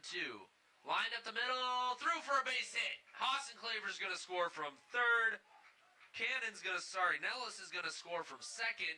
And a 2 RBI single from Musil gives the Oilers the insurance they need. They now lead by 3 here in the top of the 6th inning. Yeah, it wasn't the grand slam, but it's still pretty darn close. A great hit up the middle, right past the glove of the second baseman, Zach Hefner. If that had been hit a little bit more to the right, it probably would have been a quick line out, and everybody stays on base. But instead, the 2 RBI single, and Musil now with a total of 14 runs batted in on the season. Musil now the sole possession of first place on the RBI ABL leaderboard, ahead of Austin Claver, who he drove in on that 2 RBI single. And the next batter will be Holubowski, who's been hitting the ball well himself recently. He's going to pop the first one back and out of play. He's in a big situation as well. The Oilers do have a 3-run lead, but as we've seen recently, big leads aren't always concrete, and the Oilers will take every run they can get. Not at all. That's why you want to capitalize in every single situation if you're Peninsula, and you got Holubowski with a chance to do that. Holubowski swings through strike 2, 0-2 the count on the third baseman. Only one out recorded in the inning. That was Shane Cannon's leadoff fly ball to left field. Mere feet away from a home run, by the way. So the Oilers swinging the bats and working the count very well in this inning. Mountcastle ready for the 0-2 delivery to Jack Holubowski. Holubowski just watches a pitch just outside, and boy, he's got better knowledge of the zone than I do. Yeah, that was a bold take. That's exactly what I was thinking. I couldn't believe he let that thing go, but obviously he saw something that I didn't. That's why he's on the baseball field and I'm up here. Nevertheless, he gets the call, and that's what counts. 1-2 to Holubowski. High and outside for ball 2. 2-2 to the third baseman. Holubowski already with a big hit today, singled and scored in the fourth inning. Other than that, he flew out to right and struck out looking in the first. Now in a big spot for the Oilers with one out, looking to extend the inning here with 2 runners on base. The 2-2 delivery, high for ball 3, and Holubowski, after falling behind 0-2, has now worked back to a full count. And the Oilers, with already 2 walks worked in this inning, Holubowski with a chance to add one more to that tally. Yeah, very patient with the at-bat here, setting himself up well for this payoff pitch. Strength against strength on this 3-2. Oakley leads off second, Musil leads off first, and the next pitch called, strike 3, a cutter that cut right into the zone. Holubowski froze up, couldn't pull the trigger, and he'll be retired looking on a fastball down the middle. Yeah, that's the first strikeout, by the way, for Mountcastle in this contest, and that was, again, very close for Jack Holubowski. He'd been cutting it close at the plate and just missed on that time. Sets up Luke Skinner. Skinner with a big chance to come through again as he did yesterday. 2 hits, including a triple. I think that might be the only triple for the Oilers this season. You might know that better than I. If it's not the first, it's close to it. I'd say it's the first or second triple total. There may have been one in those first couple home series, but I wouldn't be shocked if it would be the first. Luke Skinner steps back into the box after taking strike 1. 0-1 the count. Mountcastle looks Oakley back to second. Now swings through strike 2. A bad chase on a pitch that was well low and outside. Yeah, that's one that Skinner would want back. It was well to the outside, swung at it anyway. Sometimes those breaking balls can be kind of deceptive as it's coming towards you, and I think that's what happened with Skinner there. Sure enough, Skinner with the only triple on the year for the Oilers. A triple, one of the most elusive stats in the game of baseball. 0-2. Skinner fouls it back on the right side to stay alive. There's multiple reasons why a triple is difficult to get. One, you need speed, obviously, and second, you've got to place it almost perfectly, whether it be in a gap or down the line, and everything has to be perfect in order to get a 3-bagger. Yeah, it's usually got to be really far in the gap really quickly or right in the left or right field corner. 0-2 pitch to Luke Skinner, swings through it for strike 3, and Mountcastle, after allowing the Oilers to extend their lead by 2 runs, comes back with 2 huge strikeouts of Jack Holubowski and Luke Skinner to get out of the inning. The Oilers pick up 2 runs on 2 hits, no errors, and 2 left on base. We'll head to the bottom of the 6th. The Glacier Pilots bringing up the top of the order, Rahami, Kunis, and Gianni, when we come back on ESPN Radio. Yes, Steam on Wheels does install lift stations. Generally, a lift station is required with high groundwater or some type of elevational difference that's going to require a pressurized mound of bed. But they do provide an excellent sewer system when installed correctly. Conventional septics are the preferred way to go. But when you have high groundwater or an elevational difference where you've got to pump it up a hill to do it conventionally, a lift station may be the only way to go. Give us a call at Steam on Wheels, 907-262-3240. Uh-oh, that summer road trip isn't going far without Dan's Automotive. They've been saving Alaskans from roadside meltdowns with quick tune-ups, oil changes, and brakes that actually stop when you want them to. Dan's Automotive, located at the Napa Park Building, is the secret ingredient to any successful adventure. Call 907-420-0416 and let Dan fix what your cousin thought he could. Dan's... Okay. No duct tape required. Fall is just around the corner. Are you ready for your next chapter? At Kenai Peninsula College, we're ready for you. Registration for the fall semester is now open, offering the classes you need close to home. And big news, our residence hall is now open. You can once again experience full campus life, build lifelong friendships, and live where you learn while taking classes at KPC or any UA campus. Don't wait. Secure your classes in your room today at kpc.alaska.edu. Find your place at KPC. Welcome back to Oilers baseball. The Oilers lead 7-4. A 3-run lead after putting up a 2-spot in the 6th inning. It's up to the bullpen to try to keep the Pilots at 4 runs, something that's been a bit of a tough ask this year. Yeah, the bullpen has had some struggles late in games, but they really came on strong in those Matsu Miners and Shugiak Eagle River Chinooks games. It's going to be interesting to see if they can keep that up here against the Pilots tonight. First pitch to the top of the order for the Pilots, Henry Verhami, is going to be a called strike, 0-1. Of course, the top of the lineup is brought to you by State Farm agent Christy Babcock. Start the next inning of your life with the top insurance team. The 0-1 pitch swung through for strike 2, 0-2 now on the shortstop. Verhami 0 for 2 on the day, walked once in the 4th inning and got stranded at first base. Yeah, Jake Thornish really challenging Verhami with the fastball right now, trying to see if he can take him out quickly on 3 pitches. Thornish now induces a ground ball to the left side, picked up by Halabowski. Throw across his body, not in time. That was going to be a tough play for Halabowski. He made a good pick and throw, and unfortunately the speed of Verhami just beat it. Yeah, again, it was all about the speed. We knew that Verhami had it. They've talked a lot about it over with the Glacier Pilots. He showed it at Sacramento State.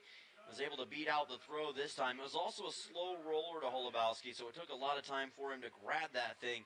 And Verhami was pretty much already at first by the time he finally got the throw off. Effectively, leadoff bunt single, and that's going to put Verhami on first base. Though Glacier Pilots need 3 runs in order to try to tie this game. They've got plenty of ball to work with, but Thornish trying to halt their momentum. As a foul ball from Kunis puts it at 1-1. And again, they're trying to ask Jake to do something he hasn't done this season, which is go beyond a full inning of work. Usually used in short spurts, but has shown the capability in the past, especially in college ball this past year. Kunis ready for the 1-1, line to the left side. That's going to be straight to Nellis, and that was some good bat on it. Fortunately for the Whalers, Nellis right there to make the play. Yeah, Mark's been really good in left field, and he's not usually put in that spot. Most of the season he's been in center field for the Oilers, so working out of left field today and taking to it about as naturally as a fish to water, able to get the out there on Kunis.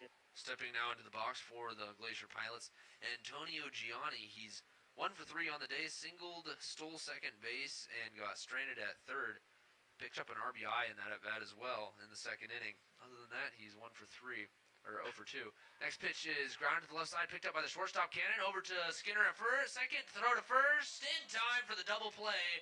We were talking about it earlier. The Oilers have been terrific with twisting 2 up the middle. This one a 6-4-3, and the Oilers flashing the leather.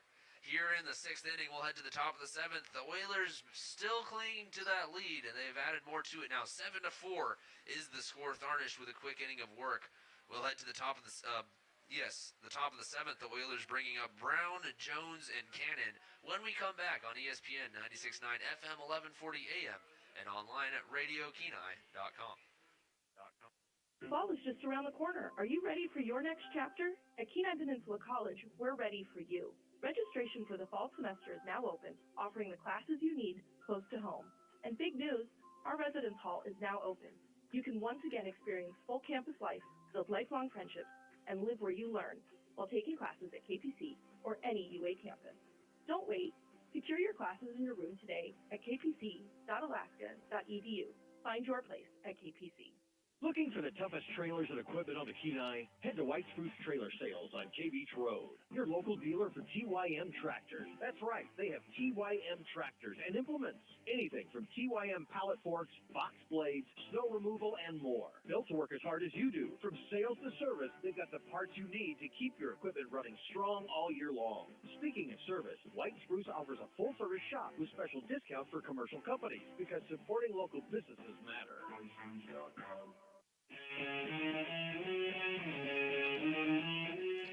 Final day of baseball here in the last frontier for the month of June. Dylan Simmons and Tucker Blau joining you, and we've reached the top half of the 7th inning between your Peninsula Oilers and the Anchorage Glacier Pilots.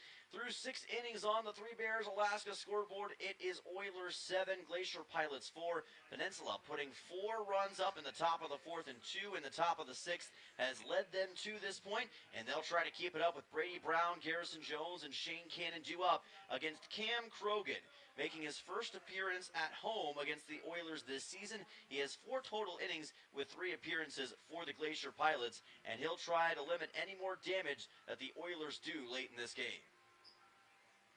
Absolutely, a good start, a good come in for relief from Mountcastle. It did allow 2 runs, but only 3 hits and struck out 3, walked 4. So a bit of a rocky outing for Mountcastle. But he's a youngster and he'll get it together as he gains more experience. Krogan out of Pepperdine University, trying to see if he can shore things up for the Pilots. He is a junior and he hails from Danville, California.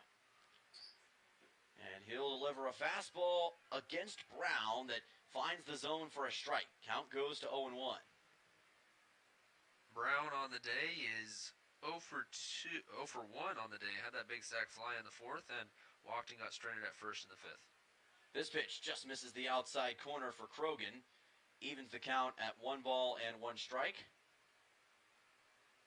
And for Brady Brown, the right fielder, trying to get his first hit of the game against the Pilots, and this one is well low and well outside for ball number 2. Got away from the catcher Horn, but nobody on base, so no harm, no foul for the Pilots here. And we've seen a few of those this game where the Glacier Pilots seems to just get it all the bad out of him in one throw. Here's a drive towards left center field on the run, and trying to make a sliding catch and making it is Antonio Gianni for the first out. He stole a hit away from Brown. What a terrific swing by Brady Brown, and what a superb play in center field by Antonio Gianni.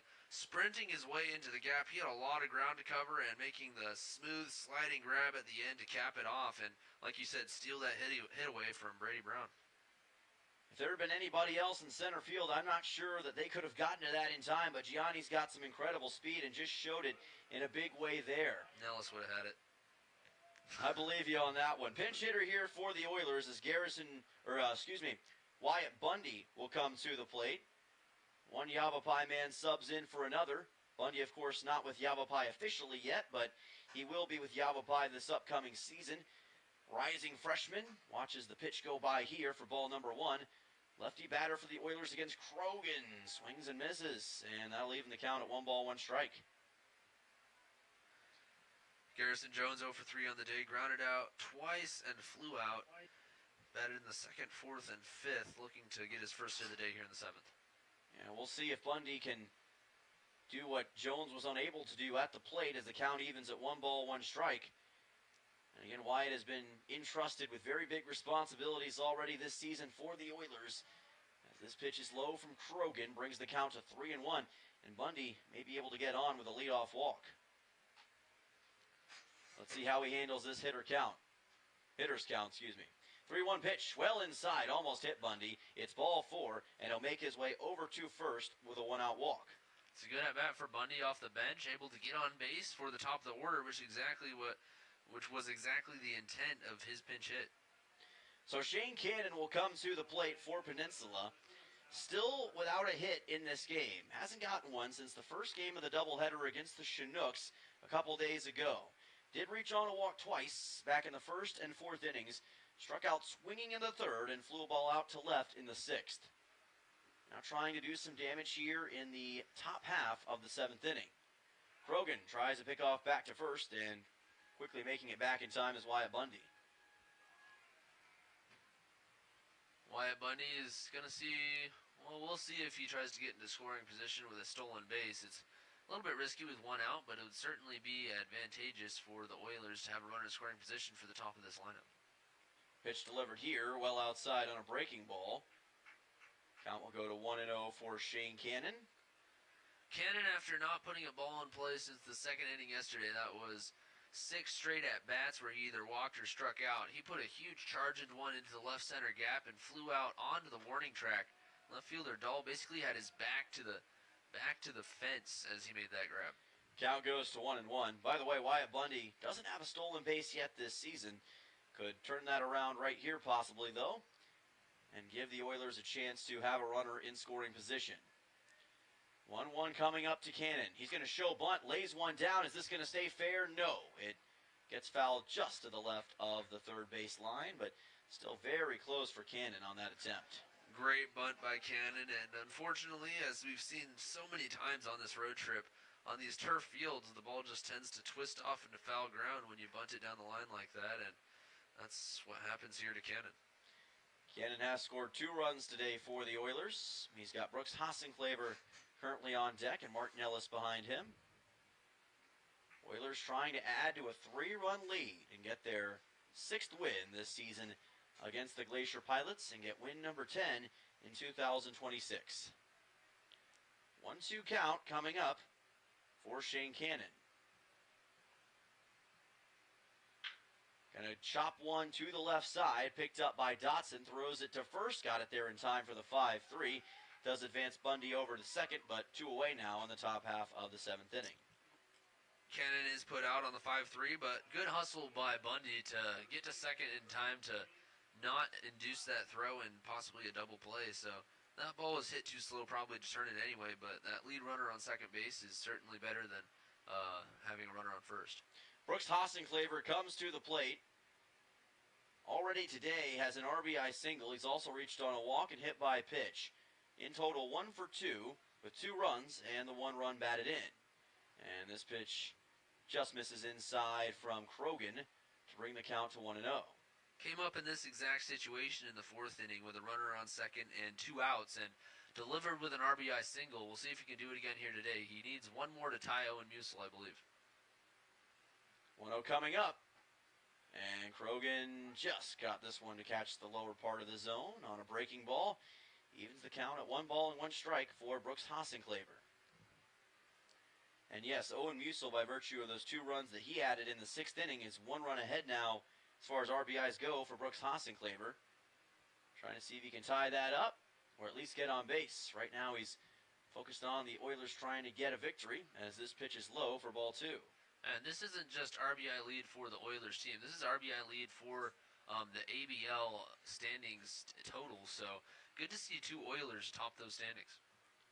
2-1 coming up to Hassenclaver. We'll see how Finn Leach does tonight in the Chugiak game as the Bucks take them on over in Chugiak. Of course, Chinooks trying to hang on to the number 1 spot in the Alaska Baseball League. The Bucks trying to get into the championship fight conversation.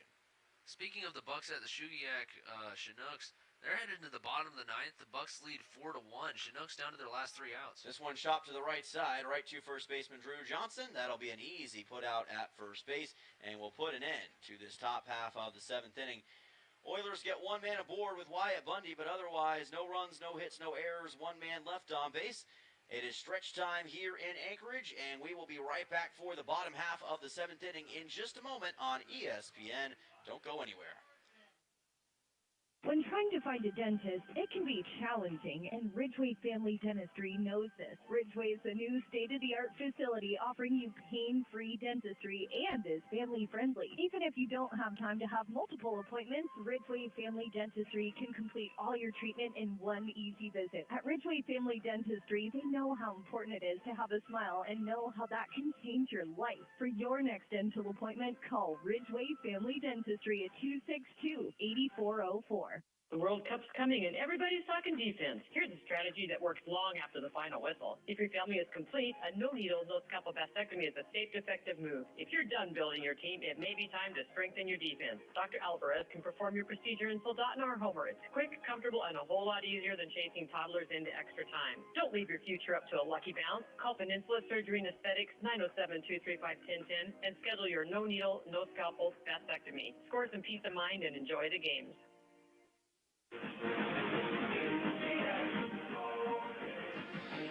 Welcome back here on ESPN, and it is indeed stretch time here in Anchorage, Alaska, the crossroads of the world. We are live at Mulcahy Stadium, and through 6.5 innings so far in this contest, it is Peninsula Oilers 7, Anchorage Glacier Pilots 4 on the Three Bears Alaska scoreboard. 6 hits for the Oilers, 7 for the Pilots so far, 2 errors for Peninsula, 1 for Anchorage in this contest. Oilers have had some timely hitting and some great pitching so far from Jake Thornish. He will contend with Drew Johnson, Braden Horn, and Jake Dahl, 4, 5, and 6, to lead off this bottom half of the 7th inning. The Pilots actually out-hitting the Oilers 7-6 today, but the Oilers winning in the most important stat column, that is, of course, the runs. 7-4 the score. Thornish delivers a fastball for a strike. That's been his signature pitch throughout the season, and that continues today. Thornish, a righty pitcher, trying to do some damage. And this will be fouled off of Johnson himself to bring the count to 0-2. Johnson yet to get a hit today. He's 0 for 2 with a walk. Jake Thornish, a freshman out of Metropolitan Community College, 6'6", 201 pounds. Oilers have some pretty tall pitchers on the bump this season. Of course, guys like Justin Parks and Jake Thornish among those at 6'7" and 6'6" respectively. Here's a ground ball delivered to second, picked up by Skinner. Throws it on to first for a 4-3 and out 1. Yeah, efficient out for Thornish in his third inning of work. That's what, or second inning of work. That's what you want to see from a guy like him, and especially in a game where the bullpen stretched thin, you don't have that many options. You want to see these quick outs, and Thornish doing a good job. Braden Horn will come to the plate. He's reached on a walk and singled in the first and fifth innings. He's also grounded a ball out to short in this game. Thornish trying to get 3 quick outs for the Oilers here in the bottom of the 7th. Unloads this one outside for ball number 1. Peninsula trying to get win number 10 on this Alaska Baseball League season in their 17th game so far of the year and 8th of this road stretch. 1-0 from Thornish, and the breaking ball's outside for ball 2. Thornish played travel ball with Engaged Athletics before becoming a member of Metropolitan Community College. His first time playing in a summer collegiate league this season. 2-0, just missed the outside corner for ball 3. Home plate umpire Carson Jacobs not catching him any breaks here. Absolutely, and Thornish usually doesn't need those and just wants to get back in the zone and go after this hitter. 3-0 from Thornish, this time too far to the inside, tried to correct it, and ended up delivering a 4-pitch walk to Braden Horn. Number 5 batting average in the Alaska Baseball League, and it's because he's very patient at the plate and is able to force walks just like that. That'll bring Jake Dahl to the plate, who's reached once in this game, forced to walk back in the 5th. He's also struck out swinging in the 1st and flew a ball out to center in the 3rd. Oilers managed to strand him at 3rd after that walk in the 5th inning, and hoping to work around the 1-out walk here in the 7th. Thornish delivers, tries the fastball again. It's too far to the outside for ball number 1. It's now, let's see, that's 5 consecutive balls issued from Thornish since that leadoff ground out off the bat of Johnson. So, really want to see him get back in the zone. I feel like once he throws 1 strike, he'll start to find it again. That's what he's trying to find here. Get that consistency back as far as this fastball goes. Here's a ground ball right to first. Oh, and it got past Brooks Hossenclaver. A rare mistake from the first baseman. It goes all the way into right field. There will be no throw to try to keep Braden Horn at second. Runners at the corners for the Glacier Pilots, and that's one that Brooks Hossenclaver just missed. Yeah, that's unfortunate. Not what you usually see from this Oilers infield, and that one snuck by Hossenclaver, and now Thornish with a little bit more tricks, hopefully to work through this one.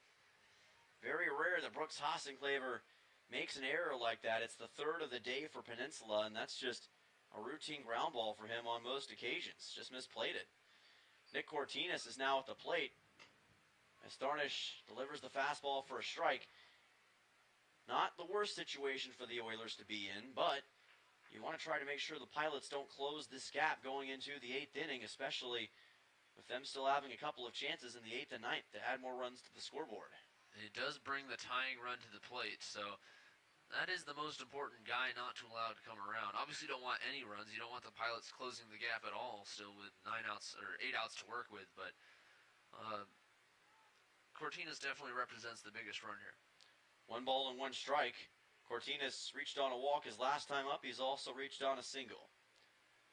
1 for 2 days so far. Here's a line shot right to the second baseman. Great play by Skinner. Chance to turn 2, and they will. 4-6-3. How about that to end the bottom half of the 7th inning? The Oilers already had 1 inning-ending double play in the 6th. They get another in the 7th, and they keep the Pilots away from adding to the scoreboard. That'll bring us to the top half of the 8th. The Oilers still in command by 3 runs. 7-4 is your score. We'll be back for the top of the 8th in just a moment on ESPN. Hello, I'm Marty Hansen, owner and manager of Eyewear Express. Have you ever bought new glasses for your little darling and they're lost or twisted into a figure 8 before you even get home or take that first picture? Well, if you got them at Eyewear Express, we'll replace the frame for free. Let me say that again. If they lose or break the frame, we'll replace it for free. So relax and expect the best from Eyewear Express in the Peninsula Center Mall, Soldotna. 260-9199. Hi, this is Justin Ruffridge. There's nothing like a small town. It's real community. And that's one of the reasons I'm raising my family here. It's also why I own and operate Soldotna Professional Pharmacy, because I believe a small town pharmacy is where people get the best care. Our customers aren't just customers, you're our friends and neighbors. Stop by at 299 North Binkley in Soldotna for hometown friendly service. I'm Justin Ruffridge, and I'm here to serve you.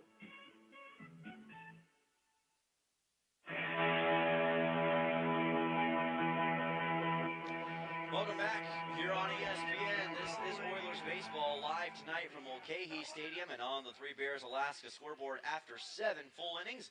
It is Oilers 7, Anchorage Glacier Pilots 4. 6 hits for the Oilers, 7 for the Pilots, 3 errors for Peninsula, 1 for Anchorage. And we've got a final score update from Shugiak, it sounds like, Tucker. Yeah, the Bucks traveling out to Shugiak ended up beating them 4-1 after falling behind 1-0 in the 4th inning. Huge bounce back from the pitchers, throwing 8 straight innings of scoreless ball. Carlson, Fregus, and Okada for the Bucks combining for those scoreless innings, and they end up coming up with a big win, 4-1. That certainly tightens the standings atop the ABL between them and the Miners, the Oilers, the Chinooks. Everybody seems involved now. And Shugiak has now lost 6 games this season, and again, it closes it in that much more between those top 3 or 4. Bucks have won 6 of their last 7 games now, so on a heck of a run. Mark Nellis to lead off here for the Oilers against Cam Krogan, and he gets hit by a pitch right on the left part of the tailbone, it looks like, and that'll take him over to first. And that win for the Bucks makes tomorrow's game all that much more crucial, as the Oilers will be right back here at Mulcahy on the road against that same Anchorage Bucks team. That they will. It'll be the final game of the road stretch, but right now trying to close this thing out against the Anchorage Glacier Pilots to move to 10-7. Reed Oakley at the plate. He's reached all 4 times today, 3 times on a walk, once on a single. He's 1 for 1. Pretty odd to see that in the 8th inning. This is a fastball from Krogan for a strike, counted 0-1. Reed Oakley out of Kansas City, Kansas Community College, teammate of Owen Musil, as well as a couple of other ABL players. And he's been catching a new form late in this month of June. 0-1, and this is high from Krogan. First time pitching against Oakley in this game.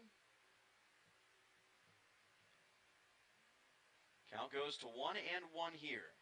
Owen Musil's on deck, who just a few moments ago got a 2 RBI single for the Oilers in the top of the 6th. He'd love to possibly add one here, as there's a throwback to first. That is going to be not in time to get Nellis. That one seemed pretty close to getting Nellis. It was a good move by the Pilots right-hander, and Nellis smart enough to get back to the bag just in time. Mark, a pretty speedy guy on the base path. Wouldn't be shocked if he tried to steal second. Oakley tries to lay down a bunt and fouls it back. That'll bring the count to 1-2, so there goes the opportunity at a bunt attempt here. Yeah, he seemed to just completely miss the bunt there. Not ideal for the Oilers, who are such a bunting team, and I'm sure that's not his typical bunt attempt. And I think this turf field just continues to frustrate the Oilers as far as bunts go. They're just much more used to the natural grass at Coral Seymour, and it's a lot easier to bunt on with how they play it. 1-2 coming up to Oakley. Here's a ground ball up the middle. Toss to second in time. The throw to first is also in time for a double play. 6-4-3 just got Oakley, and it was very close at first base. That looked very close, to say the least, at first base. Oakley and Larry McCann, the first base coach down there, both trying to argue their point, but that is the call, and a big play for the Pilots, giving the Oilers some of their own medicine there. If it beat him out, it was just barely. It was very close at the bag. May have been a millisecond or so before Oakley stepped on the bag, but it results in 2 outs as Owen Musil comes to the plate. That's huge. That takes more potential runs out of the equation for the Oilers, at least for now, in this top of the 8th. Musil, though, still could deliver something special here. Musil had a big hit in his last plate appearance in the 6th. 1-0 pitch by Krogan is to the inside for ball 2. So now each team with a double play in back-to-back frames. Pretty rare that you see that, but both of these defenses, despite some struggles, showing out. Absolutely, and I think Owen Musil looking to take that and shift the momentum back in the Oilers' favor. You don't want the Pilots kind of trying to put together their last-minute comeback based off of... There's always a play that seems to initiate the momentum you need, and that could be it. Oilers, Owen Musil trying to throw a wrench in that. Pitch well to the inside here for ball 3. 3-0 count, make it a 4. No, it's a strike, and Musil, as well as myself, had already assumed that he was going to be taking a free trip to first. Instead, it's a 3-1. I think he thought that one was going to be high. I thought the same, but again, that's why we can't assume anything. Carson Jacobs, the home plate umpire, making the call. Absolutely, Musil certainly thought that was high. Now he has to step back into the box, and hopefully he can stay locked in and focused on this pitch. Well, he does exactly that and forces a 5-pitch walk, so he'll make his way over to first. And that double play we saw just a moment ago is so critical. Oilers could have had bases juice with no outs in this situation, and instead, they still have a runner aboard, but with 2 outs as Holubowski comes to the plate. Holubowski already with a hit today. He singled and scored in the 4th. Other than that, he's 1 for 4 on the day with that single and 2 strikeouts, both looking in the 1st and the 6th, respectively. He's going to deliver a chopper to the left side, picked up by Dotson. Throws on to first. The throw was high, but still brought in by Drew Johnson to get the out.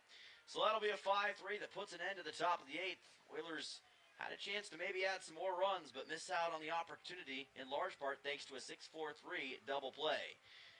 No runs with no hits and none left on base for the Oilers. That'll bring us to the bottom half of the 8th inning on ESPN.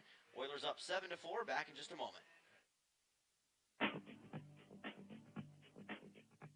Looking for fun for the whole family that they will love? Head over to Jumpin' Junction on K Beach Road, the Peninsula's entertainment center for all ages. Play in the arcade, dive into the active VR game room, glow it up with blacklight mini golf, bounce on inflatable fun, and grab a snack at the snack bar. Birthdays, work parties, and so much more. You can book them now at Jumpin' Junction on K Beach Road. Jumpin' Junction, where there's fun for the whole family.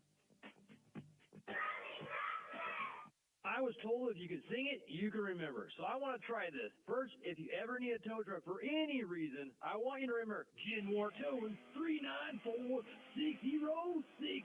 Maybe you're on a date and you slide in the ditch, call Genwar Towing 394-6068. You really shouldn't sing. Maybe I need more reverb. Genwar Towing.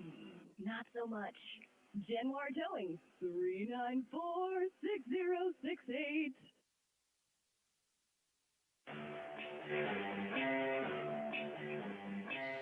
Back here to Anchorage, Alaska. Bottom half of the 8th inning is upon us, and through 7.5 so far, the Oilers on top 7-4 over the Anchorage Glacier Pilots on the Three Bears Alaska scoreboard. 8-9-1 due up. It's Zach Hefner, Ryan Dotson, and Henry Verhamy against Jake Thornish. Loads up the fastball for a strike. Count goes to 0-1. Oilers trying to hang on with this 3-run advantage against the Glacier Pilots and pick up another win against them at Mulcahy to go 2-0 against them on the road. 0-1 by Thornish inside, and it looks like that caught Hefner for a hit by pitch and a runner aboard for Anchorage. Jake Harnish looking to keep up an impressive outing. He's gone 2.2 innings, only allowed 1 hit and 1 walk. Hopefully that hit by pitch isn't a sign of more trouble to come. Well, this is uncharted territory for him. He hasn't went this far in a game this season out of the bullpen. He's trying to coast through to the top or bottom of the ninth, and possibly set up maybe Kevin O'Pannell to finish this thing off. Pitch delivered here by Tharnish. This is a fly ball hit to right. Racing after it is Brown. Dives. Cannot make the catch. That's a fair ball. Brown has to go back to collect it. He will throw over to second, but it's too late. Runners at second and third for the Pilots, and a huge double for Ryan Dotson. Yeah, that's just a great, well, it was more of a bloop hit, I guess, off the bat of Dotson, and fortunately for him, just managed to not put enough into it that Brady just fell just a little bit short of that dive, and because he laid out for it, it got by him, and he had to run all the way back and try to get it, and that's what allowed him to advance to second base. Yeah, it didn't carry as much as I thought, or maybe Brown thought it would, and as he tried to catch up to it, just didn't have enough time. Got down just where it needed to. It's one of those, again, bloop shots that we saw Oakley hit earlier. This time Dotson gets it, and this one could be much more detrimental to the Oilers, as a hit by pitch is issued here to Verhamy, and all of a sudden, base is loaded for the Pilots with no outs in the bottom of the 8th. Yeah, big situation for the Pilots. I think Tharnish, as you said, in uncharted territory, he might have crossed that line, and now he's loaded up the bases in a matter of like 4 or 5 pitches. Actually, 3 pitches maybe. And all of a sudden finds himself in deep water. Oilers might go to the bullpen here. Looks like they will. So Jake Tharnish's night's going to come to an end after 2 2/3. Again, uncharted territory, did a solid enough job, but just had too much difficulty maintaining control here. So we'll see a new pitcher come out for the Oilers. Back in just a moment on ESPN. Don't go anywhere. World Cup Soccer is here, and Martha's Cocina on Willow Street in Kenai is your game day headquarters. Catch every match on their mini TVs while enjoying authentic Mexican favorites, ice-cold Mexican beers, local brews, and the Peninsula's best margaritas from the full bar. Bring the family, bring your soccer crew, and make every match a celebration. Need catering for your next event? Just ask. Martha's Cocina next to Kenai Cinemas and Acapulco Mexican Restaurant in Soldada. Everyone knows the struggle. The DMV keeps bankers hours while they're stuck at work. That's where AK Express rolls in to save the day. They handle the services people need, and that's why they want you. Open until 6 p.m. Monday through Friday and Saturdays 11 to 3. AK Express makes busy schedules easier. Conveniently located at the corner of KB to West Poppy Lane. Makes everybody rides again. AK Express, where convenience is king.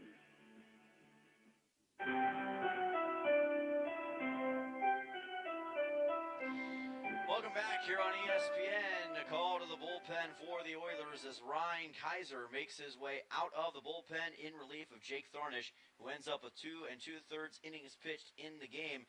We'll see if Kaiser can limit the damage, but he's got a very unenviable task with the bases juiced for the Pilots and no outs here, Tucker. Yeah, the Pilots able to load the bases very quickly here in the 7th inning, and the 8th inning, and Kaiser, like you said, has a very tough task, but we'll see if he'll be up to it. Well, Kaiser, more often than not, has been a starting pitcher for the Oilers this season. He's gone 4 1/3, 4 2/3, and 5 innings pitched so far this year. But very rarely, if ever, has come out of the bullpen, both in college and here with the Oilers. So he's got a very unique task ahead of him, but certainly has the capability, I would say, to keep the Pilots from making this a close game. Cooper Kunis will be at the plate. He's already delivered a single and an RBI in the 1st and 2nd innings, but has been hitless since. The problem with a starting pitcher coming out of the bullpen typically is they're used to starting their own game, a scoreless ball game, nobody on base, and when you all of a sudden throw them in and they haven't thrown a pitch yet, it's already bases loaded and they're trying to protect a lead. It's a completely different situation. Sometimes it throws guys off, and hopefully that won't be the case for Kaiser here tonight. 6'8", 235 righty out of Boulevard, Texas. He's going to try to keep the Pilots away from possibly making this a little too close for comfort in the 9th inning. Pitch delivered here by Kaiser is outside for ball 1. And again, his last outing for the Oilers was on the 26th against Matsu just a few days ago. Went 4 1/3 in that game, so coming in on somewhat limited rest. We'll see if he's able to establish enough control. 1-0. Here's a ground ball up the middle. Chance to turn two. And the ball's dropped by Cannon at second. A run comes across. And the bases are still juiced for the Pilots. And that was just unfortunate. Cannon with a tailor-made double play ball. And as he tried to flip it to Skinner covering second base, it just came out of his glove weird and dropped it to the turf. And everybody winds up safe. So Kunis is on at first after that bizarre error by Cannon. Antonio Gianni comes to the plate. Again, this is just uncharacteristic. Hostingklaver made an error earlier, and now Cannon makes an error at short, which is stuff that almost never happens for the Oilers. Base is still loaded, and now the tying run is in scoring position. Still no outs as Gianni's to the plate. Kaiser delivers a breaking ball for a strike, counted 0-1, and this is where the Oilers just have to stay calm and take care of business here. Easier said than done with no outs in this situation, but you do not want to give the Pilots any daylight here if you can help it. Just a little stat keeping. Kunis does get credit for the RBI there, as the run would have come in to score anyway. So Kunis getting his second run batted in of the game. Gianni will hope to get his second right here, maybe his third as well. Got an RBI single back in the second. He's also flown out to right and grounded out in the sixth, lined out in the fourth. Swing and a miss, and that'll bring the count to 1-2. Perhaps a chance for for Kaiser to get a strikeout for the Oilers here in this bottom of the eighth. And if he manages to do that, that would be absolutely huge for the Oilers. You need any outs you can without advancing these runners with a tying run on second base. So strikeouts, pop-outs, double plays, anything like that, very, very helpful for the Oilers in this situation. 1-1 pitch from Kaiser, hit towards right and fouled by Gianni. Brings the count to 1-2. Gianni already grounded into a double play once today, and the Oilers would certainly trade 2 outs for 1 run here, as they'd be able to protect that lead and only need 1 more out to get out of the inning. 1-2 coming up. It is Kunis at first, Verhamy at second, and Ryan Dotson at third. Here's a ground ball too short. Cannon will throw to third to get 1 out. There will be no throw to first. They do get the first out, but a run comes across, and it's now a 7-6 ball game as Dotson scores. Gianni will get credit with the RBI on a fielder's choice. Yeah, 6'5" fielder's choice, and that was a good play by Cannon. There was no way on that slow chopper they were going to turn 2 out of it. No way he was going to be able to throw across to home unless he made a perfect laser of a throw. So good job getting that lead runner, and now they still have to get a runner in from second to tie the game with 1 out now. Runner still at first and second for the Pilots with the 1 out. Tying run still in scoring position. Kaiser unloads and places it low for ball 1. Drew Johnson does not have a hit yet in this game. He is 0 for 3 with a walk. A walk he got back in the first inning against Cole Dixon. 1-0 coming up from Kaiser. He deals and just catches the outside corner to even the count at 1-1. Nice frame job by Reed Oakley, perhaps stealing a strike there on the outside corner. Very well could have. Oakley's been an unsung hero today for the Oilers, both at the plate and behind the dish. He's made several big plays for the Oilers. 1-1 from Kaiser, breaking ball well outside for ball 2. Peninsula trying to hang on going into the top half of the 9th inning. 4 errors now for the Oilers in this game, very uncharacteristic. Still with the lead for now, but the Pilots threatening. 2-1 on the way. Kaiser, as Oakley can't find the baseball, and that'll allow the runner to take third base. Kunis now at third. Gianni stays at first, and the count's going to be 3-1 with 1 out. Very strategic move by the hitter. Johnson at the plate. The ball scooted out of the glove of Oakley and right behind Johnson. And Johnson didn't move at all as he should have and kept his foot right between the view of the ball for Oakley and allowed that runner to advance to third. 3-1, fouled off to the left side by Johnson to keep the count full. Now the tying run is at third base for the Pilots. Ryan Kaiser just trying to find a way to get that second out. It would be huge in this situation to prevent a possible sac fly, and most importantly, hopefully keep the lead for the Oilers. Payoff pitch. Here's a fly ball, again foul toward the left side to keep the count full. Ideally, Sorry, not Tharnish. Who's the pitcher? Ryan Kaiser. Kaiser, that's right. Kaiser trying to look for a ground ball here and get out of this inning in one swing, but a strikeout would be huge as well.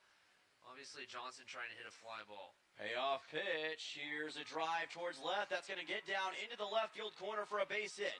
Nellis has to catch up to it. They're going to hold the runner at third. This game is tied, and it's going to be an RBI double for Drew Johnson to keep this game or move it to 7-7. A big opposite field swing for Drew Johnson. He pulls into second with a stand-up double. And now the go-ahead run on third base and the lead extending run still in scoring position.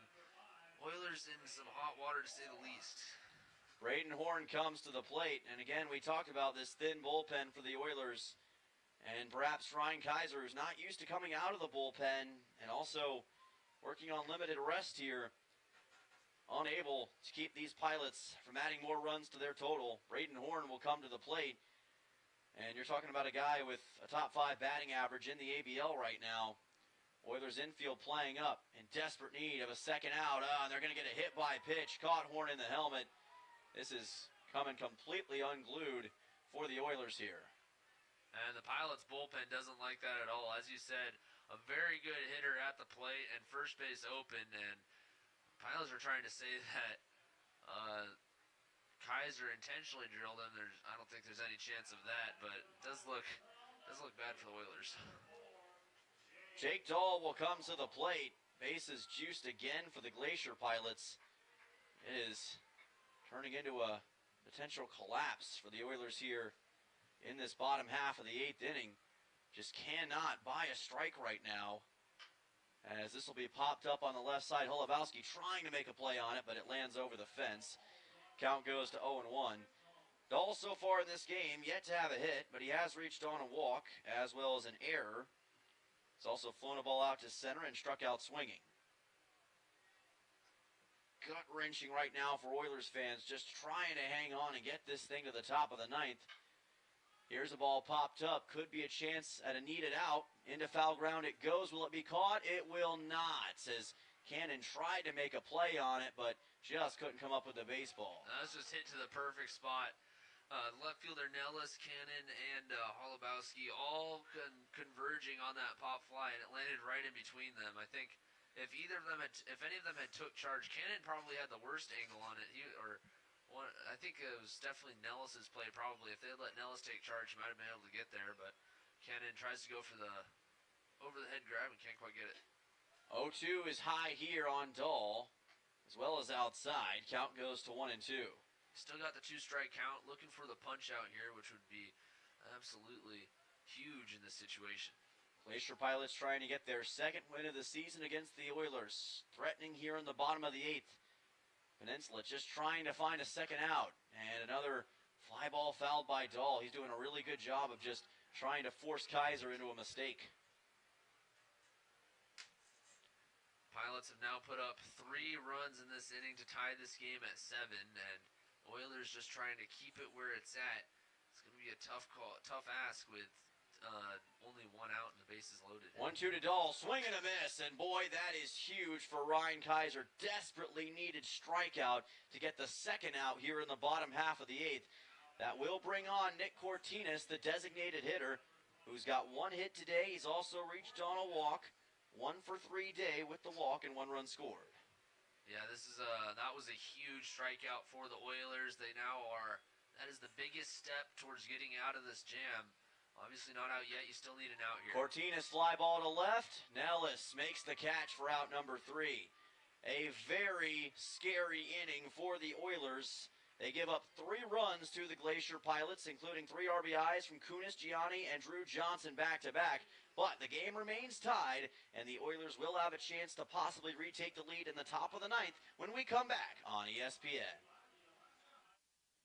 Ready to spice up your day? Playa Azul Mexican Restaurant in Kenai is serving up bold, authentic Mexican food made with love and packed with flavor. New to town or just passing through, this is your must-stop spot for amazing variety, unbeatable prices, and all your favorites. Enjoy the free salsa bar and kick back with cold beer or a glass of wine. Located just past the last traffic light in Kenai, headed north, Playa Azul is where the fiesta never ends. Come hungry, leave happy. Playa Azul Mexican Restaurant. Hazardous trees are such a problem here on the Kenai Peninsula, but they have to be handled, and the place to call is AK Tree Solutions. With many years of experience in residential hazardous tree removal, they offer guaranteed customer satisfaction, and they're very accommodating. AK Tree Solutions also offers tree pruning, and they're licensed and insured. Get those hazardous trees off your property today. Call AK Tree Solutions, 907-398-2903. That's 907-398-2903.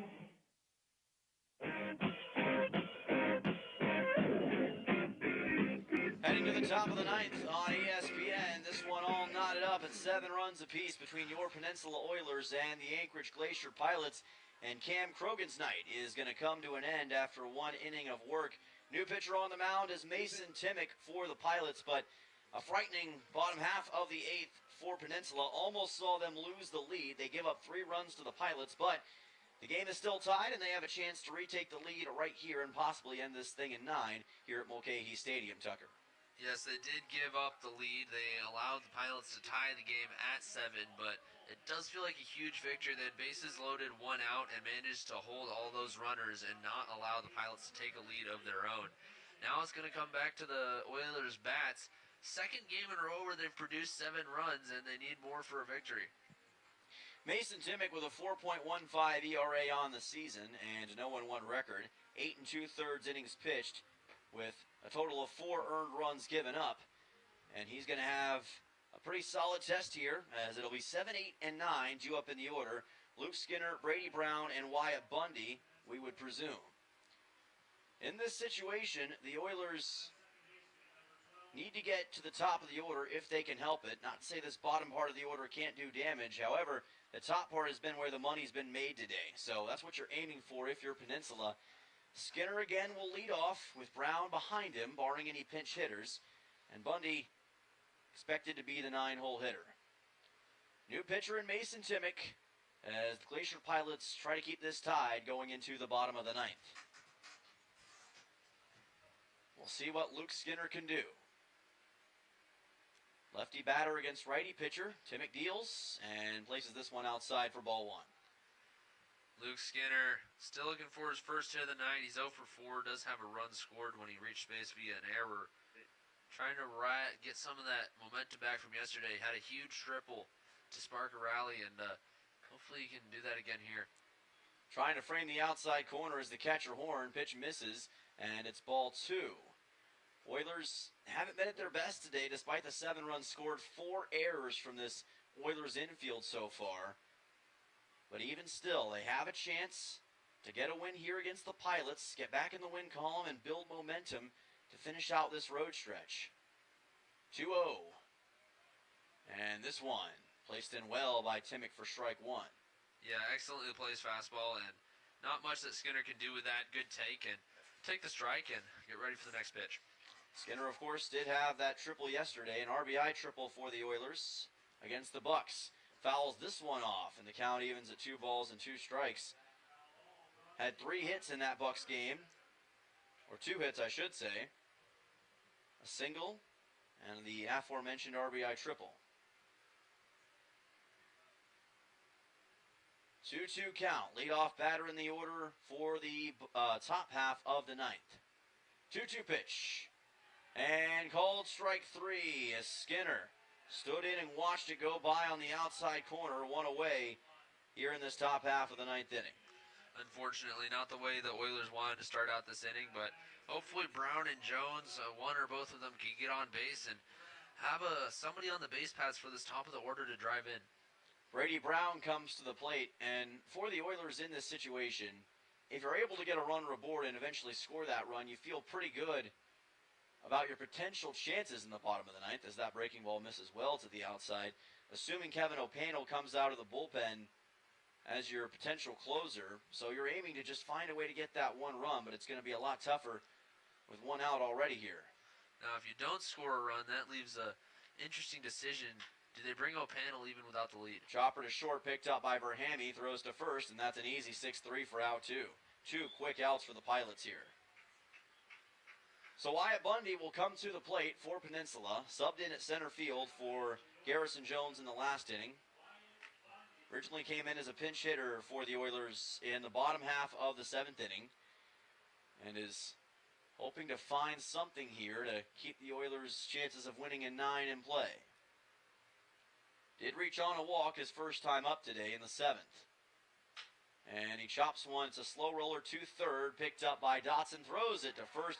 3 quick outs on the Oilers' 7, 8, and 9 batters. Pilots will have a chance to walk it off in the bottom half of the 9th inning. Oilers will have to try to force extras. We'll be back to Mulcahy Stadium in just a moment on ESPN. Don't go anywhere. When you've been involved in a car accident, getting healthy is the most important thing. Having an advocate that can go out and get a full and fair recovery for you should not be something that you have to worry about. When people have been injured and suffered catastrophic injury or huge medical bills, other insurance companies can come and try to reduce your recovery. It's imperative to have someone that knows how to fight with these insurance adjusters look out for your interests. At Earhart, Elsner, and Cooley, we want to add value to your case to ensure a maximal, fair recovery. Hello, I'm Marty Hansen, owner and manager of Eyewear Express.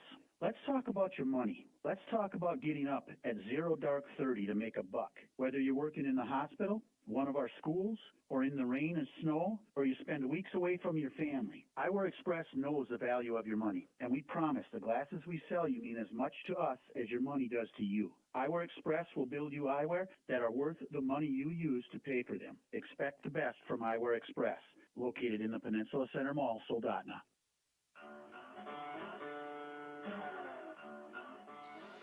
Welcome back to Mulcahy Stadium, bottom half of the 9th inning between your Peninsula Oilers and the Anchorage Glacier Pilots.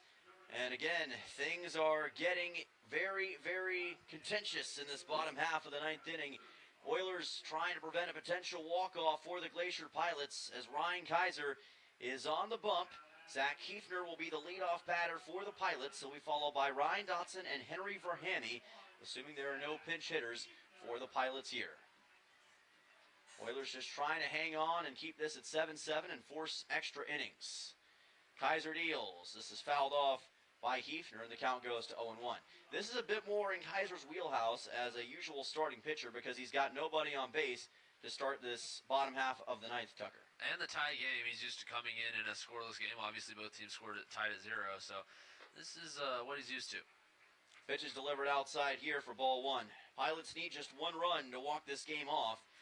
The Oilers have found their way out of situations like this before.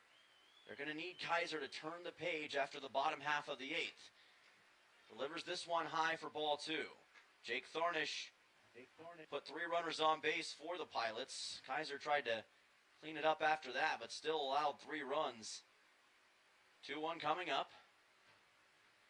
And a swing and a miss here. Hefner went after it and fanned and caught nothing but oxygen. Huge pitch for Kaiser. Hopefully he can follow that one up with 1 more and get the K to start out the inning. 2 balls and 2 strikes coming up to the second baseman, who's reached 3 times today. And calls strike 3.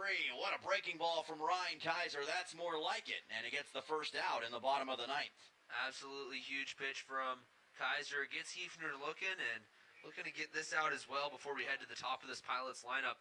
All you need is put up a scoreless frame to go to extra innings. And there will be a pinch hitter for the Pilots. We were wondering about this. Logan Strong is going to come in for Ryan Dotson.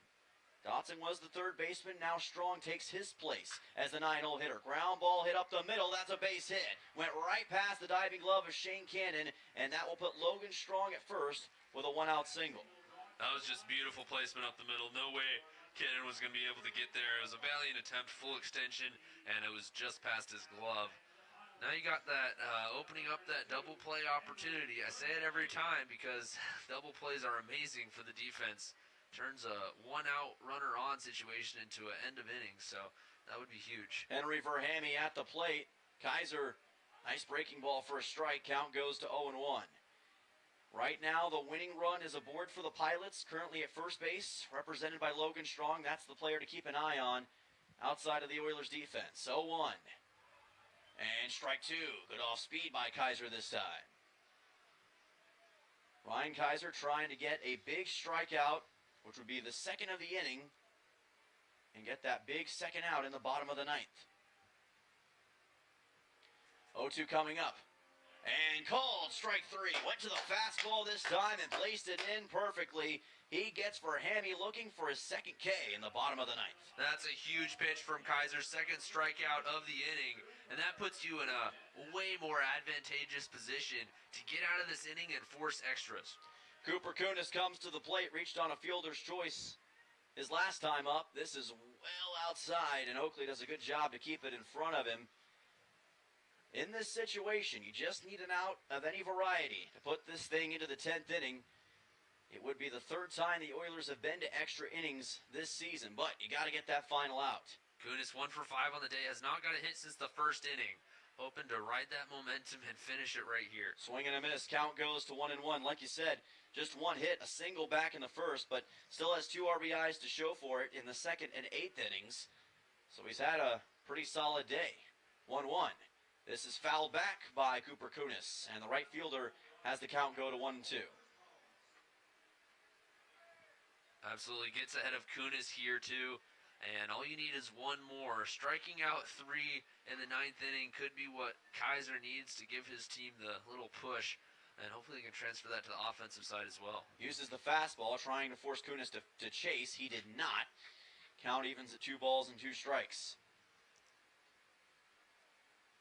Oilers trying to hang on. Kaiser trying to hang on. Trying to stay in command of the situation. 2-2, ground ball right to the first baseman, Hassenkleber. He doesn't miss this one and gets the unassisted put out at first base to end the bottom half of the 9th. And for the 3rd time this season, we're going to extra innings in Oilers baseball. We'll be back for the top of the 10th in just a moment on ESPN. Don't go anywhere.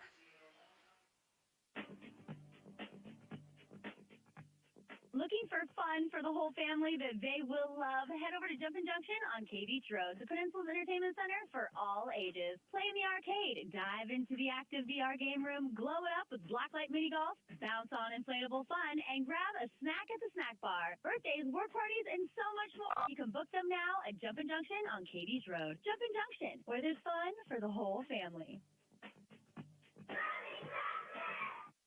Who would you call if your vehicle broke down? If you just had an accident or just spun off into the ditch? You might be able to think right now, but in the moment, it might be hard. So here's what I want you to do. I want you to add this name and number to your phone in case of emergency. Okay, are you ready?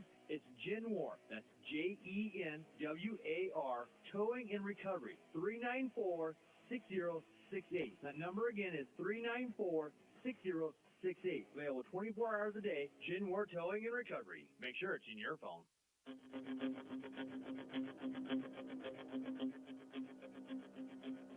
Welcome back here on ESPN. Dylan Simmons, Tucker Blau joining you, and we are going to extra innings for the 2nd time in this road stretch and the 3rd time overall this season, this time at Mulcahy Stadium, and it's the Oilers and the Anchorage Glacier Pilots knotted up at 7 runs apiece here in the 10th inning. The top of the order will be leading off for the Oilers here. Shane Cannon, Brooks Hassenklever, and Martin Ellis, brought to you by State Farm agent Christy Babcock. Protect yourself and your assets by putting Christy and her team at the top of your lineup as well. This is where the Oilers have been at their best. And by the way, folks, as always, in extra innings, both teams will have a free runner at second base to start off. So already a runner at second is represented by Wyatt Bundy. It is Shane Cannon at the plate, the number 1 hitter in the order for the Oilers against Mason Timmick. And Bundy shows bunt. Cannon shows bunt and pops this one foul. Count goes to 0-1. Cannon is 0 for 3 with 2 runs today. He has reached on walks twice in the 1st and 4th. Interesting that they're going for small ball early. It worked against the Chinooks, maybe the idea here, and then trust your pitching after that. The Wayo panel pushed around that automatic runner on second base. Maybe they're thinking if they can just get 1 run across the plate, that might be enough. They are going to try it again, and again it's fouled off by Cannon. It's just been so hard to foul on these turf fields, and that'll bring the count to 0-2, and now the bunt for Cannon out of the equation. Cannon's going to have to swing away. We saw him hit one deep earlier. If he does that again, that would be enough to advance the runner to third, but also a base hit would absolutely be clutch here. 0-2 coming up to Shane Cannon, still searching for his first hit in over 2 days. Can he get something here? 0-2 is delivered. Cannon swing and a miss. Got caught on the breaking ball by Timmick. Strike 3 and 1 down for the Oilers here. Unfortunately, exactly what the Pilots are looking for. That runner's still stuck on second base with 1 out now. 1 down now in the inning. Brooks Hossenclaver comes to the plate.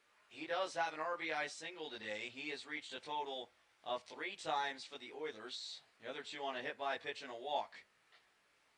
Wyatt Bundy still at second, hoping to be sprung home and hoping to become the winning run in this game for Peninsula. Timmick keeping a close eye at second. Deals to Hossenclaver and deals a looking strike. Counted 0-1. Excellent pitch there from Timmick and just caught that low outside corner. Not much Hossenclaver could do with that even if he had swung. Yeah, give credit to Mason Timmick. He has not been frightened or stalled out by the circumstances, to say the least here. 0-1 coming up to Hossenclaver. Delivered well inside. It got away from the catcher, and that will advance Bundy to third. Horn couldn't handle that one, and the pitch just missed too far inside by Timmick. And that essentially nullifies the strikeout because Cannon was going to sacrifice himself anyway to advance the runner to third. So now with the runner on third base, it doesn't completely justify the strikeout, but it certainly can make the Oilers feel a lot better about it. A sac fly in this situation would score the leading run for the Oilers if Hossenclaver wants to go that route. Infield's playing in. Can Hossenclaver bring in this run? 1-1, chops this one, thankfully foul. Count goes to 1-2, delivered it to the left of the third base line. And you got to wonder here with the infield in if Bundy is going to be running on contact or not. I'm sure that's what Dawson's talking to him about. A lot of times they'll say, unless it's chopped right back at the third baseman, you'll be running if the ball's hit on the ground. So we'll see how Bundy plays this situation. Of course, with the infield in, that's a lot more of a riskier approach. It just depends. 1-2 to Hossenclaver. That's low for ball 2. Good take by Brooks. Count evens up at 2 balls and 2 strikes. Hossenclaver just trying to put the ball in play. Obviously, most that the Oilers want is a deep fly ball to score that runner, but any ball in play, something on the ground, just make something happen. 2-2, again low and inside for ball 3. Timmick, all of a sudden, not as comfortable finding the zone. Payoff pitch with 1 out coming up to the first baseman. Again, does have an RBI single, and it is a hold-your-breath moment here at Mulcahy Stadium for the Oilers and Pilots fans. Payoff pitch. Hossenclaver chops it. It's another foul ball. Another good staying alive. It wasn't a good pitch he could drive, able to foul it off. Like I said, he's just trying to make contact. He does not want to strike out. A strikeout would be absolutely critical and unfortunate for the Oilers. So just at least you got to put it in play and make something happen here. Well, Hossenclaver has lived in pressure situations like this. He's trying to live in the moment again and deliver an unforgettable swing for the Oilers against the Pilots. 3-2 coming up. Swing and a miss. Gets struck out by Mason Timmick, and that's the second straight strikeout here for the Pilots in this top of the 10th. That's a big one at that. That puts 2 outs on the board, and now it's all up to Mark Nellis to try to bring this runner in from third. With 2 outs, you need a base hit, and now the infield can return to their normal positioning, so the situation just got a whole lot more difficult for Peninsula.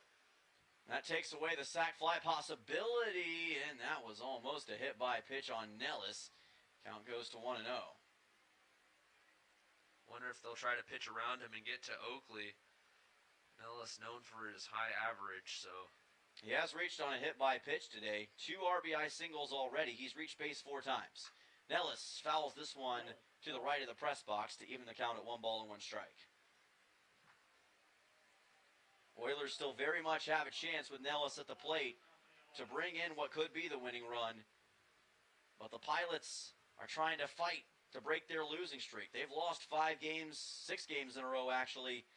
They're trying to find some relief right here. 1-1, Nellis swing and a miss as well. Count at 1-2. I think he was expecting that slow slider again, and fastball into the hand, he's just behind it. 1-2 coming up to the left fielder. Does he have anything to cope with Mason Timmick, who's been clutch so far in this 10th inning?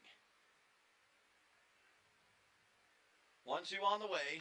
Nellis chops this one up over the mound. The shortstop throws on the run. Nellis is safe, and the run scores for the Oilers. Wyatt Bundy got there in time.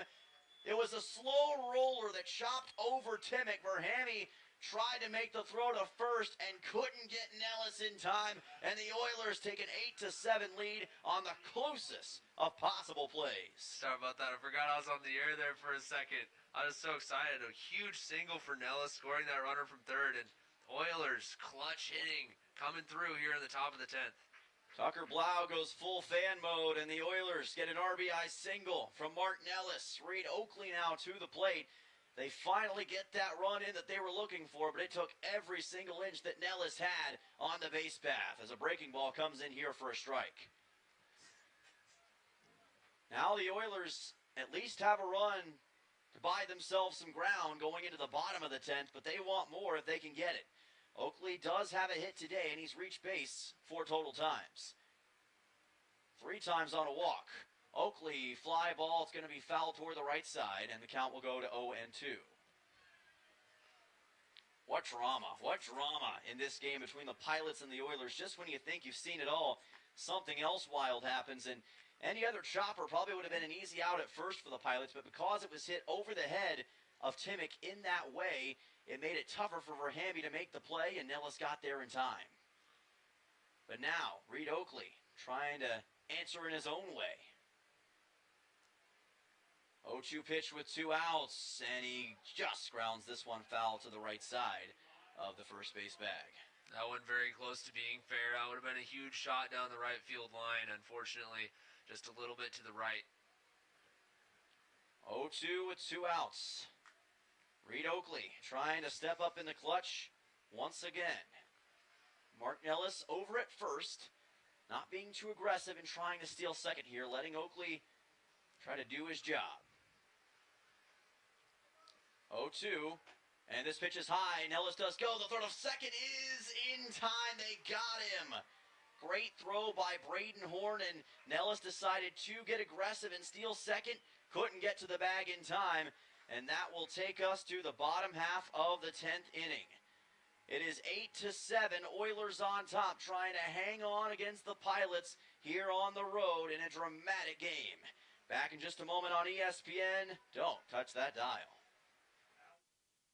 If you've been involved in an accident or had a catastrophic injury, negotiating with insurance companies on your own is fraught. Insurance companies want to maximize their profits, and that means minimizing a fair and just resolution to you. They don't want to pay for your medical bills. They don't want to pay for your lost work. They don't want to pay for your pain and suffering. Expert insurance negotiators and adjusters will try to minimize your claim at every turn. It's important to have an attorney to get the recovery that you deserve. At Earhart, Elsner & Cooley, we can help you get that fair and true value.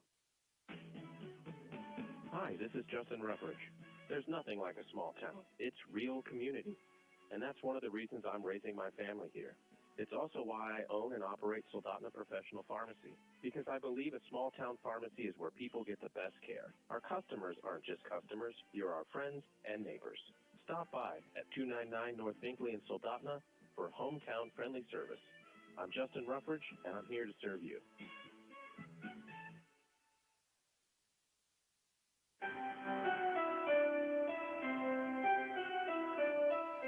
Welcome back. This is Oilers Baseball on ESPN, and thank you for sticking around with us through this long game on a Tuesday night. Final day of June. We're ending out June with a bang. It is a 10-inning contest, and through 9 1/2, the Oilers on top 8-7, and bringing out a new pitcher to the mound, a man that a lot of you probably already know, Kevin O'Pannell, the ABL's leader in saves. He has 6 this season. He's looking for lucky number 7 to help the Oilers escape with a win from Mulcahy against the Pilots. Anchorage will have an automatic runner at second base, and it will be Cooper Kunis, who is pretty speedy on the base paths. That represents the tying run that the Pilots need to at least possibly force that sudden death 11th inning. Antonio Gianni, Drew Johnson, and Braden Horn will lead off. Now, Kevin O'Pannell has been money in these situations for the most part, but every game is a new game, and Kevin's got to make sure to keep things under control. And we saw him on Sunday work around that automatic runner in scoring position in extra innings, and we'll see. That's a very tough feat. You can't ask him to do it again, but it would be certainly awesome if he could. Well, this is where O'Panel is feasted more often than not. We had him on our post-game show Sunday after the second game of that Shugiak doubleheader, and he just seems so comfortable on the mound. But this is about as high pressure as it gets. Antonio Gianni to the plate. Had an RBI on a fielder's choice his last time up. O'Panel loves the fastball, and I'd say he's going to try to use it to see if he can get 3 quick outs on the Pilots. O'Panel does use the fastball and immediately gets a strike. Count goes to 0-1. Gianni went around, it looked like regardless, but it was in the zone for O'Panel. And he's going to be looking to continue to do that here in this bottom half of the 10th inning. 0-1, swing and a miss. Count goes to 0-2. And in these extra innings, strikeouts are absolutely huge for the defense. And O'Panel, he's pretty stinking good at striking people out, and this would be a huge, huge spot for that. 0-2 coming up. O'Panel, will he go back to the fastball again? Most would say yes. 0-2's delivered. Swing and a miss. He got Gianni for the strikeout. One away here in the bottom of the 10th. As I was saying, absolutely huge strikeout for O'Panel and for the Oilers. That brings you a huge step closer. That first out with a runner on second base. Now they can't use small ball and just bunt him around to the plate. So they're going to have to come up with a big hit at some point if they want to tie this game. Drew Johnson delivered a huge RBI double his last time up in the bottom of the 8th. Now he tries to take on O'Panel in this bottom of the 10th. Would be massive also to getting out here. O'Panel, this ball popped up to the left side. Holubowski trying to make a play on it. He will make the catch in foul ground for out 2 right at the fence. And that's where this extended foul territory here at Mulcahy came into play. Holubowski literally directly over the fence when he made that grab right in front of, hopefully those are Oilers fans. Might have been in front of some Glacier Pilots fans, breaking some hearts there, making that grab right in front of them.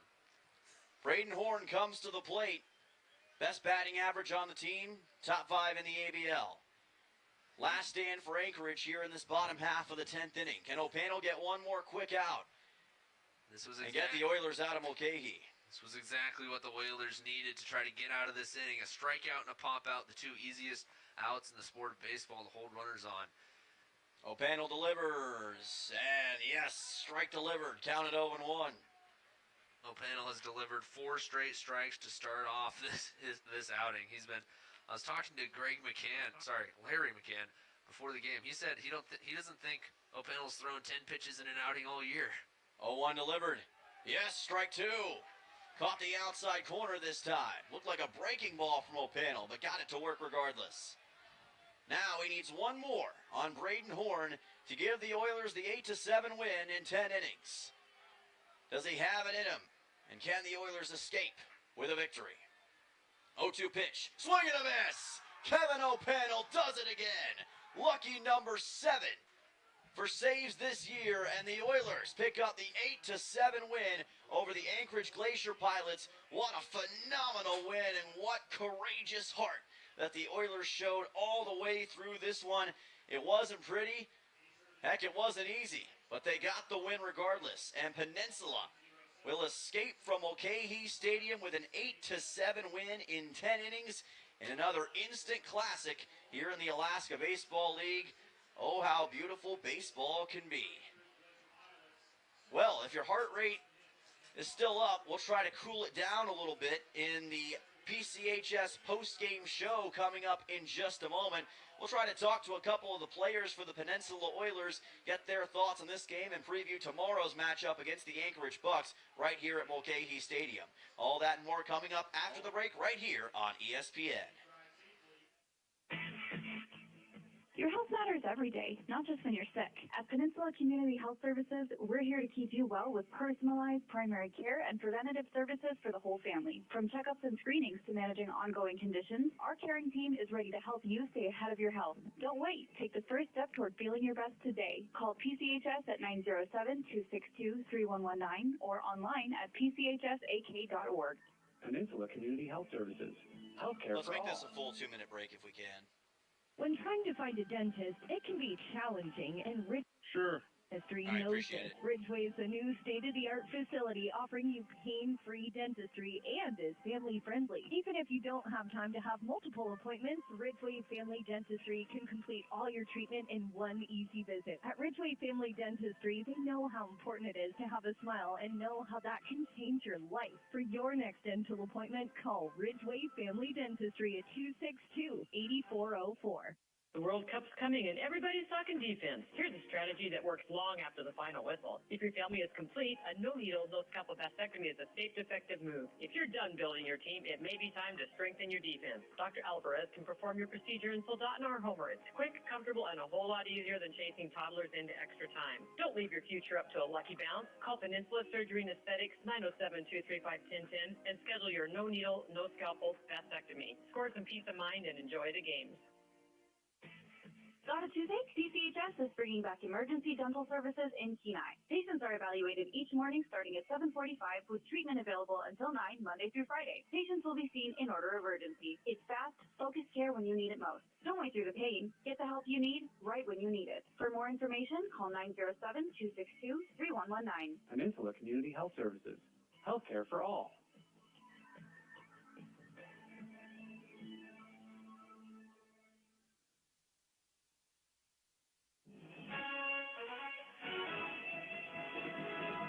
And now it's time for the post-game show on ESPN 1140 and 96.9.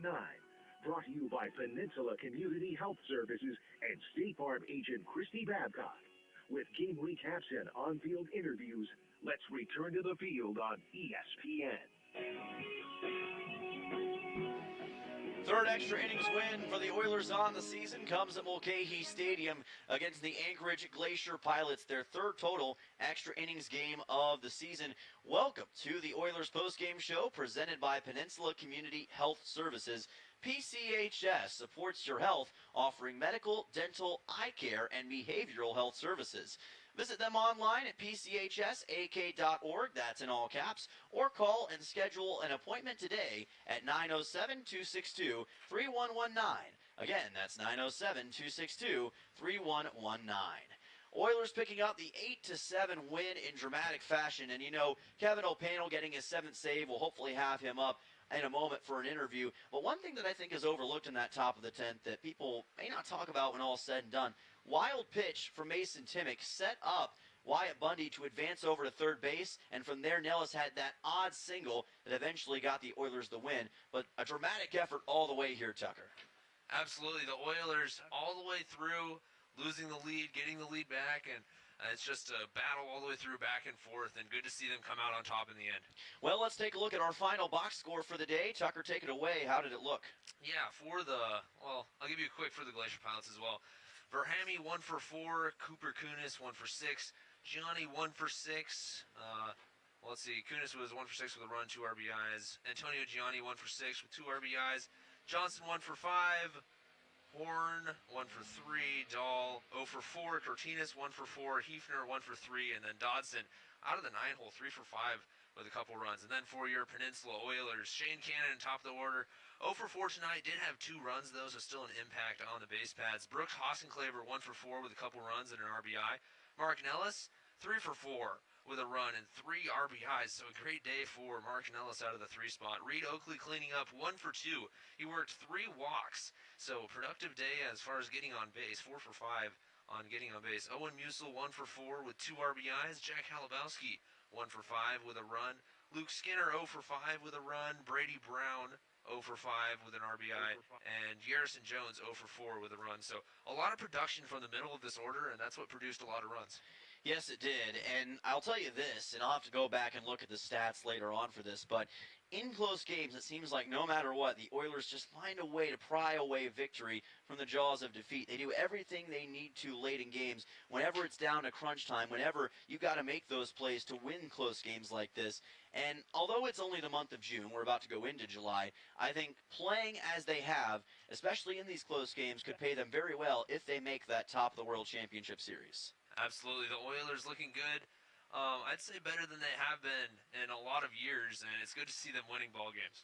10-7 now on the season are the Oilers. For the Glacier Pilots, it's a heartbreaker. Looked like they had a chance late, but they'll drop their 7th game in a row and move to 3-12 on the season. Just can't buy a break in some of these close games, but we'll see if they get chances down the stretch. ABL standing is going to look pretty interesting after today. Chugiak, of course, lost at home against Anchorage, so they're now a total of 10-6 on the season. Oilers at 10-7, so just a little bit behind them. And, of course, the Bucks trying to make their way up. They're now 8-7. So those top 3-4 teams separated by not much. It's going to be a very interesting stretch as we get into the month of July. Yes. Hopefully we get O'Pannell. It doesn't look like he's got the message yet. I still see him down there. So if you want to, we can take a quick break. I'll see if I can get him real quick, but I guess that's up to you. Yeah, we'll take a quick break and see if we can get Kevin O'Pannell up. Tucker will do his best Usain Bolt impression, get down there and see if he can bring him on up. So stay tuned here on the PCHS postgame show. We'll be right back, hopefully, with Kevin O'Pannell in just a moment, back in a little bit on ESPN. Your health matters every day, not just when you're sick. At Peninsula Community Health Services, we're here to keep you well with personalized primary care and preventative services for the whole family. From checkups and screenings to managing ongoing conditions, our caring team is ready to help you stay ahead of your health. Don't wait. Take the first step toward feeling your best today. Call PCHS at 907-262-3119 or online at pchsak.org. Peninsula Community Health Services. Healthcare for all. When trying to find a dentist, it can be challenging, and Ridgeway Family Dentistry knows this. Ridgeway is a new state-of-the-art facility offering you pain-free dentistry and is family-friendly. Even if you don't have time to have multiple appointments, Ridgeway Family Dentistry can complete all your treatment in one easy visit. At Ridgeway Family Dentistry, they know how important it is to have a smile and know how that can change your life. For your next dental appointment, call Ridgeway Family Dentistry at 262-8404.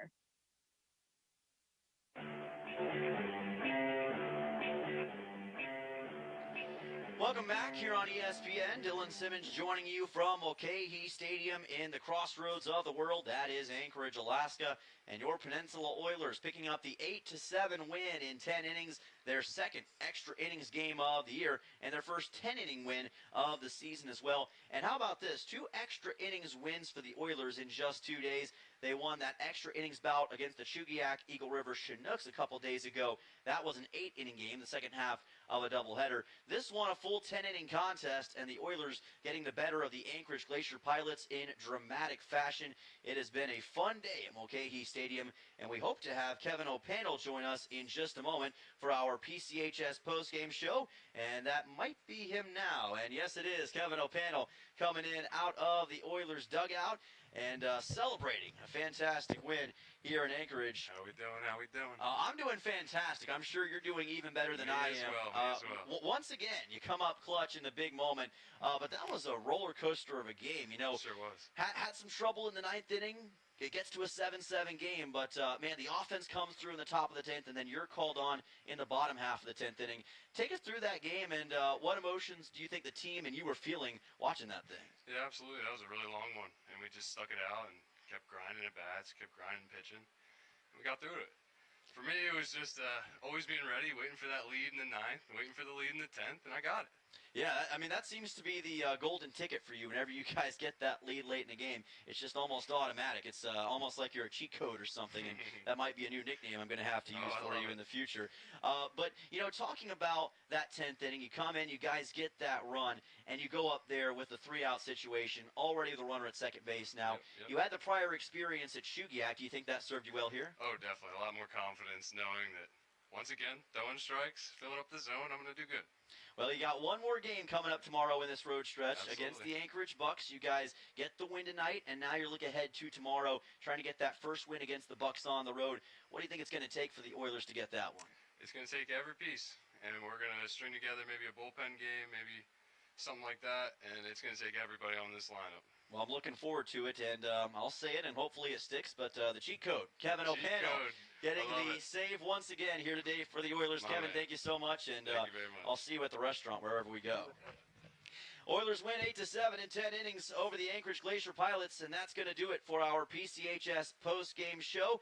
We will see you once again tomorrow as the Oilers take on the Anchorage Bucks. I'll have the call for you. Should be a fantastic matchup to end out our road stretch. But as for tonight, for Tucker Blau and for Carson back at the station, that is going to do it. This has been a presentation of ESPN. The Oilers picking up the 8-7 win over 10 innings over the Anchorage Glacier Pilots. We will see you tomorrow. So long and have an electric night. All right, everybody. See you tomorrow. Have a good night. All right, appreciate it, man. Take care. ESPN 11.